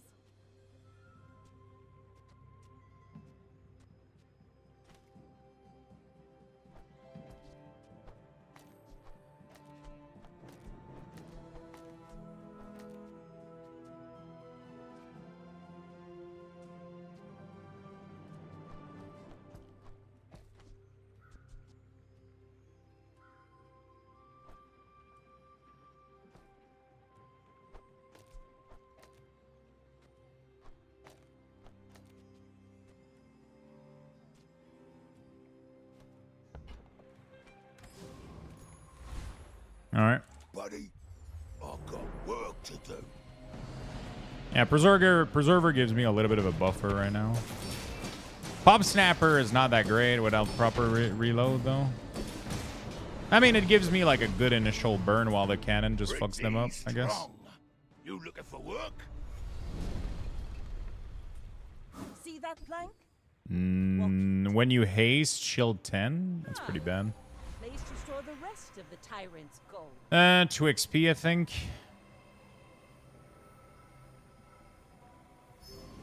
Feel like I definitely need XP. Just taken the first This is step good. toward good. Now this will inspire the crew. Silver Bola does a lot of damage. But it doesn't go into my build at all right now. Silver Skill. I don't have enough gold for this shit, I think. My economy is really, really low.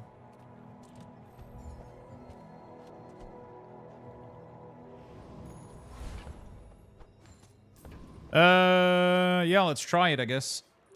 You should know, I'm a bit of The ammo on Snapper would have been great, but 2 XP is too hard to pass. Like, 2 free XP like that is massive. Oh, what the fuck, dude. I don't think I'm going to be able to out-sustain because I don't have reloading on this. Cannon is going to do a great deal of damage, though. But, yeah, I'm not surviving this, right? Yeah, I'm dead. Holy shit. What the fuck? Actually insane of a build. How do you even kill this? Bring her about. I've got another salvo with me. Unique skill to Vanessa. Get a haste item. Level 5 skills are usually not that great.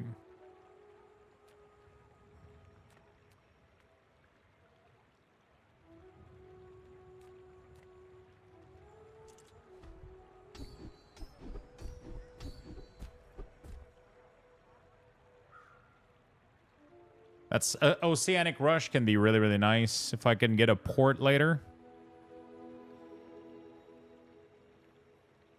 But I don't have the port yet, so sell medium and large. Small items, small people. I love them all. Submarine would be so good. Captain wheel adjacent item. Get a haste.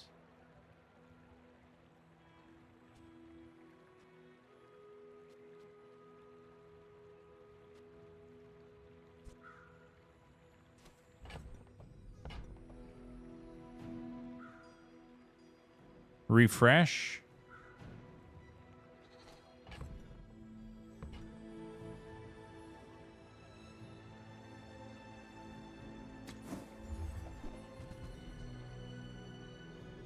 I think I need to go for Crow's Nest right now. Otherwise, I can't survive, man. I think I need... yeah, let's do this. Let's do... Let's sell this. Let's sell... Let's get Preserver. I think I sell the Silence. I think I sell the Pop Snapper. And I go... I think I have to.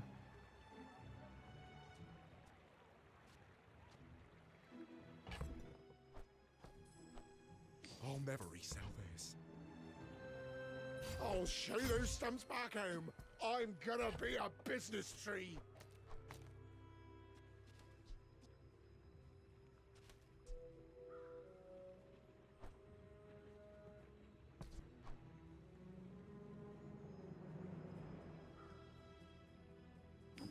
It's not really my size, but I guess I'll take it.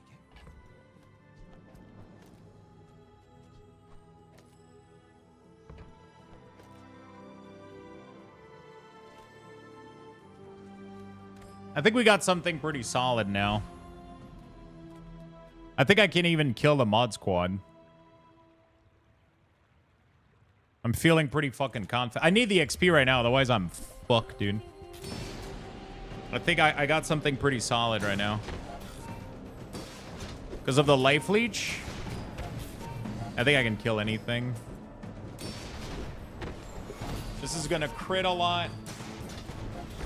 I almost want to get this, because this is high crit, I want to move the Pop Snapper and give this the burn instead.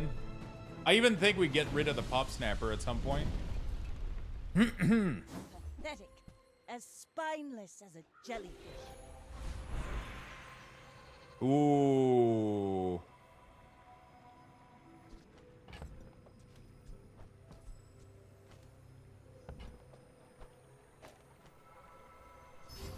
More crit.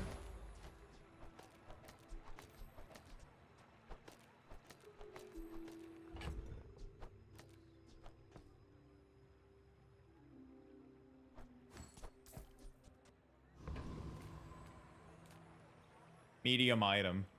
Could be a lot of good stuff in there. Nothing tiny, nothing huge. All about I don't think Harpoon fits in my build right now. Shovel? Okay, sure. Better ecom. I'll get a free shield. I don't have any gold.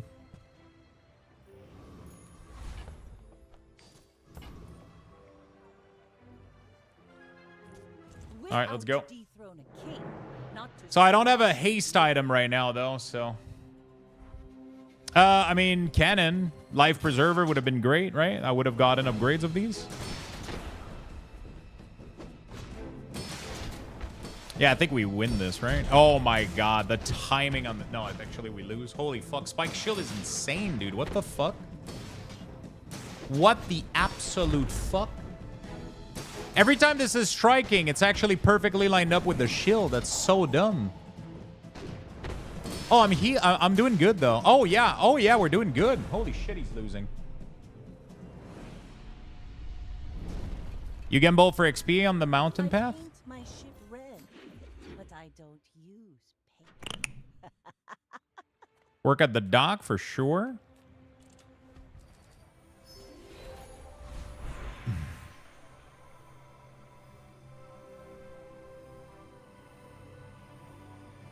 I don't have a friend, so this is worthless. One burn is insanely bad.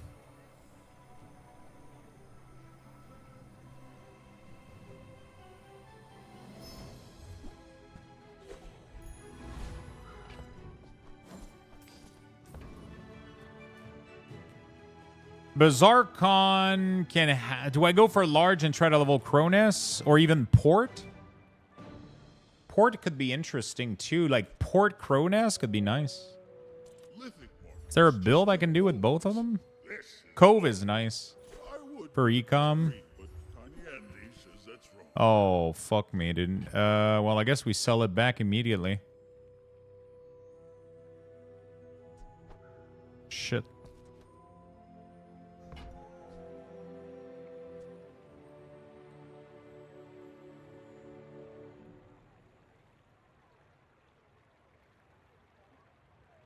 Do I buy both and drop Life Preserver? And drop this and this? But only this to reload this and charge it. Is it worth?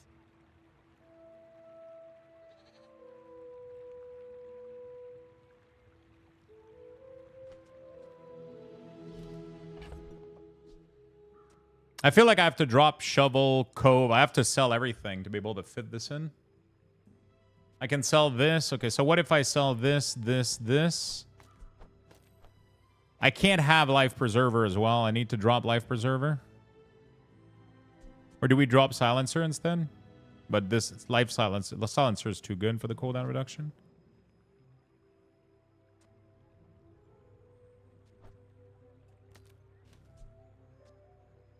I guess I could have this between this and the Port for cooldown reduction.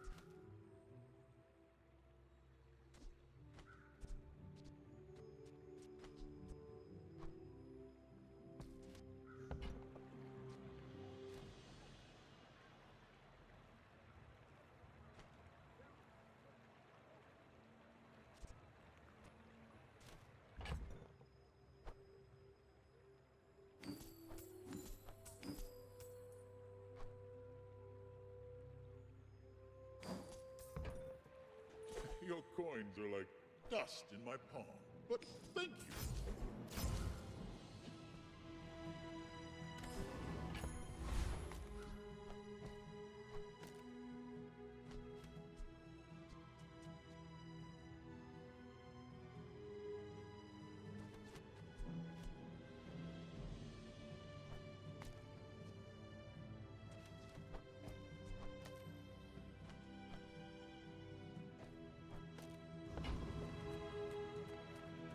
Dire Mosquito would be nice. I need the Paralyzing Rush.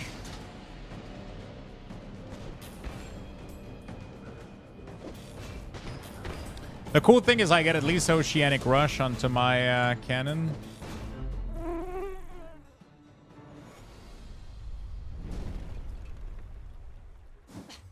Waste of gun. Yeah. Weapon... My battle days are over, but my weapons crave more. Do I go for Grenade? When you use another aquatic or ammo item, this gains 30 damage for the fight if the item is large, reload 1. I wonder if Torpedo can scale. Hey, welcome back, man. How you doing, buddy?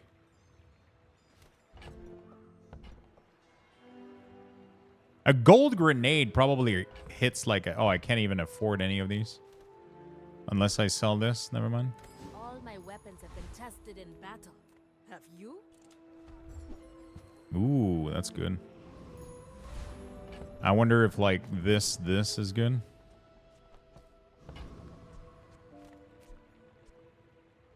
Oh, but then this could go on this.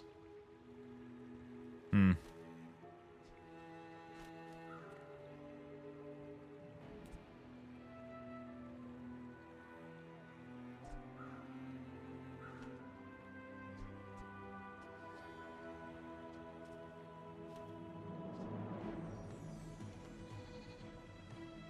Go ahead, underestimate me. It makes this more fun.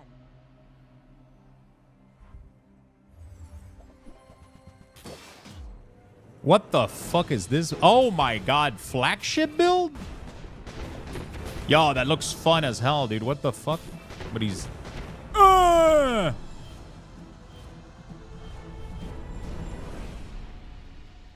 Next time, boys, less blunder, more plunder. Bro, flagship hurts. Flagship is just better than cannon, though.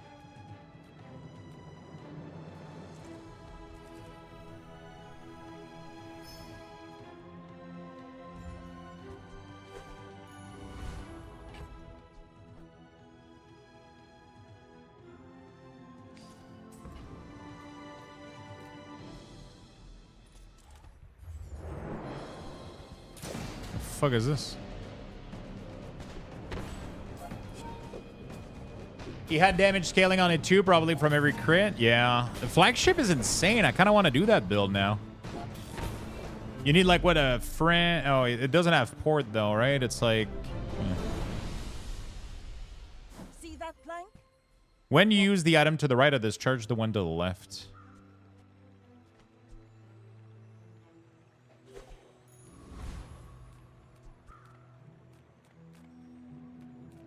Chili Charles. How difficult is Chili Charles? Chili Charles.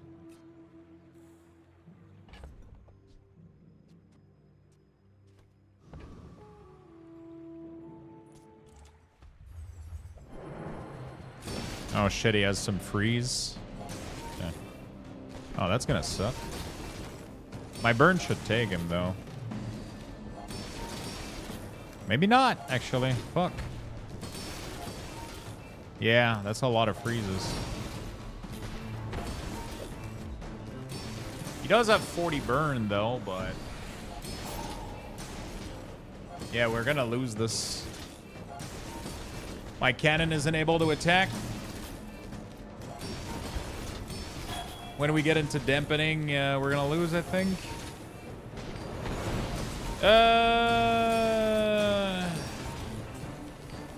Whew, that was close. That was really, really close. Yeah, but my cannon is not attacking, so life steal isn't happening.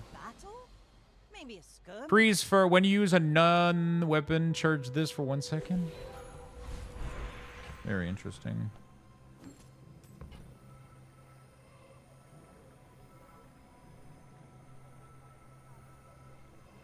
I need some level. I don't think I need damage right now. 18 damage is a lot, though.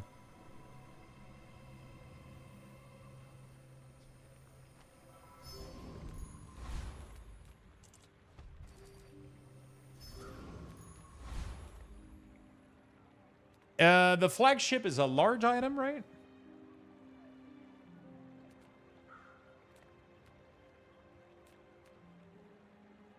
Yeah, port doesn't work with medium. No, flagship is large. Pretty sure. And flagship doesn't have ammo, so you don't want port, right?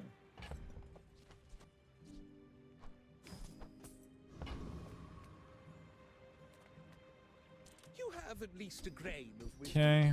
Since you have come to me. When you slow, your weapon gain 3. Okay. A little bit of scaling. 2 aquatic item haste would be pretty fucking nice, though. Guarantees that I don't get fucked here. This will inspire the crew. I guess we'll get 20 damage on cannon. Otherwise, I think I'm fucked. All right, let's try this out. I might be okay now, honestly. From hasting both the clam and the ship guaranteed. You should know, I'm a bit of a legend on Pelago. Oh my god. That's insane, though. That's gonna be a lot of damage. He's gonna apply 1,000,000 burn to me. Wow. What the fuck?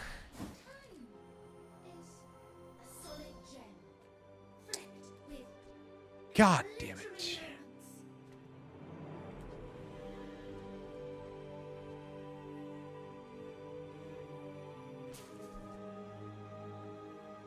I keep getting this stupid heal enchant.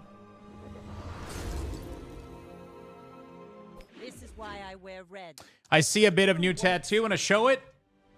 There you go, my friend.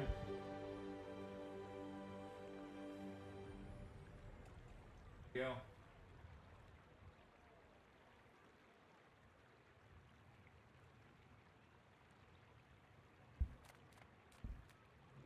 Experience is treasure. I share mine with you. First time you burn, freeze. My skills Not bad. are weapons. A prune the garden.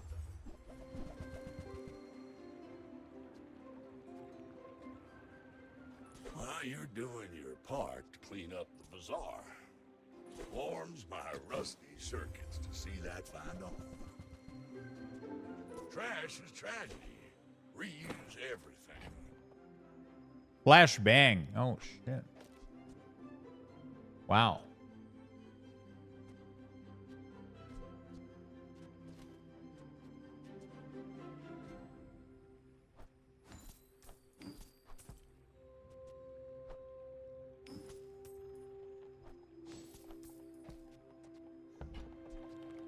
Hooey! Now that's a bargain. Well, you're doing your part to clean up the bazaar.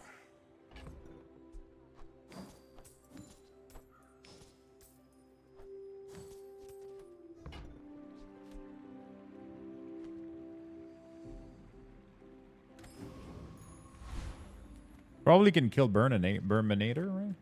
Although Cosmic would be nice. You know what? Whatever. I think I got this. Flashbang is insane, though. It's actually a pretty good find for now.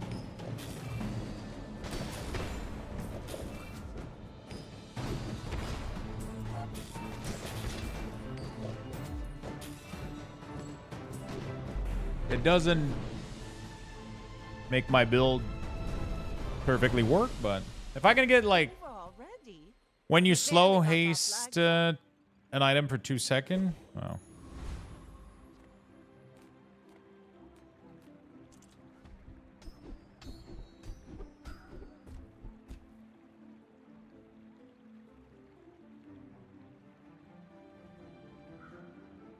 If you put port left of cannon and rivet gun between them, gives you some loop. Yeah, but I have to remove silencer, right?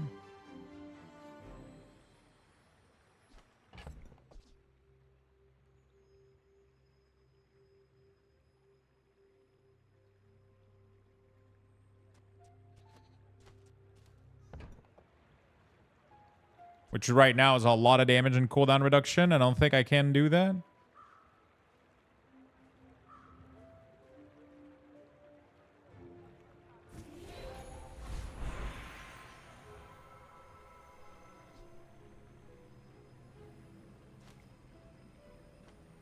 I think I have to go with port. Start getting some good item out of it.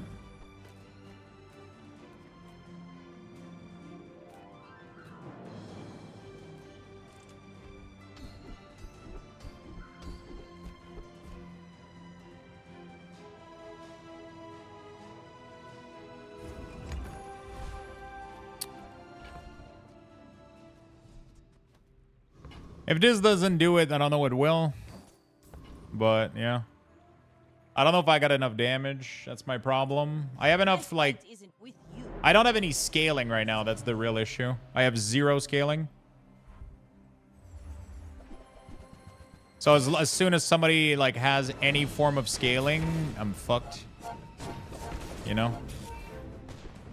Like, see, this I think I'm going to win because he doesn't have scaling, right? None of his shit is going up, so I'll end up... oh, no, actually, it is... What the fuck? When you... oh, there we go. Wait is going to fuck me up, I think.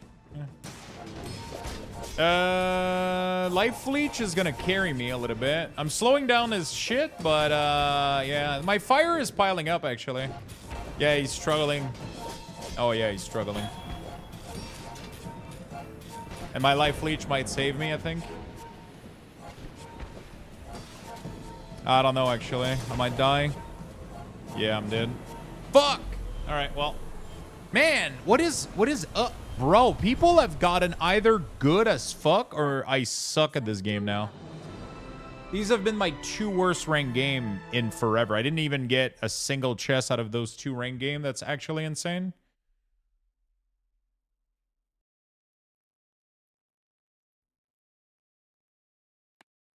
I'm not able to make a single build work, man. Holy fuck.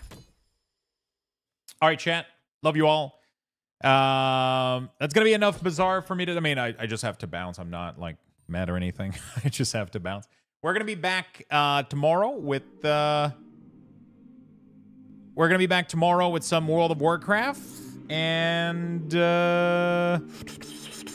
tomorrow's gonna be like a medium streamish, so roughly like 7 hours tomorrow max, depending on what time I wake up.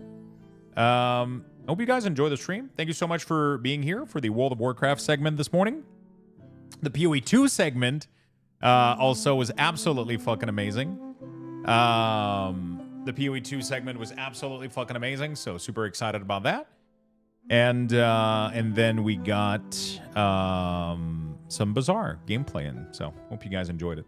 You see Supervive. I've seen a couple of people getting sponsored for it. I don't think I've seen the game itself, but I think I've seen a couple tweet on Twitter about it, like some stuff, but I'll have to check it out. Chat, I love you all. Have a beautiful rest of your day. I'm gonna go head out and relax a little bit, do some errands, relax a bit, and then I'm gonna be back tomorrow for another medium, like 6-7 hour stream, and we're gonna hang out, play some WoW, maybe a little bit of Bazaar, maybe some Classic as well if the server have stabilized. We'll see. I don't know. I have no idea, to be honest. But we're just gonna vibe together, hang out, chill, chat. Probably no longer gonna be wearing a tank top. Right now it's just because it's fucking sore, so it's tough to, like, you know, wear something over it, but hey, it is what it is. Love you all. Have a beautiful rest of your night, and I'm gonna see you guys tomorrow, my friend. I'm gonna give you guys one last Luxbox raffle. We were what level were we? We are level 5, chat, level 5. So that's what we're gonna give you guys. 5,000 Luxbucks! ! Join. Make sure you guys get in there. And yeah, I'll see you guys tomorrow. Thank you so much for hanging out. Thank you for watching. Have a good one.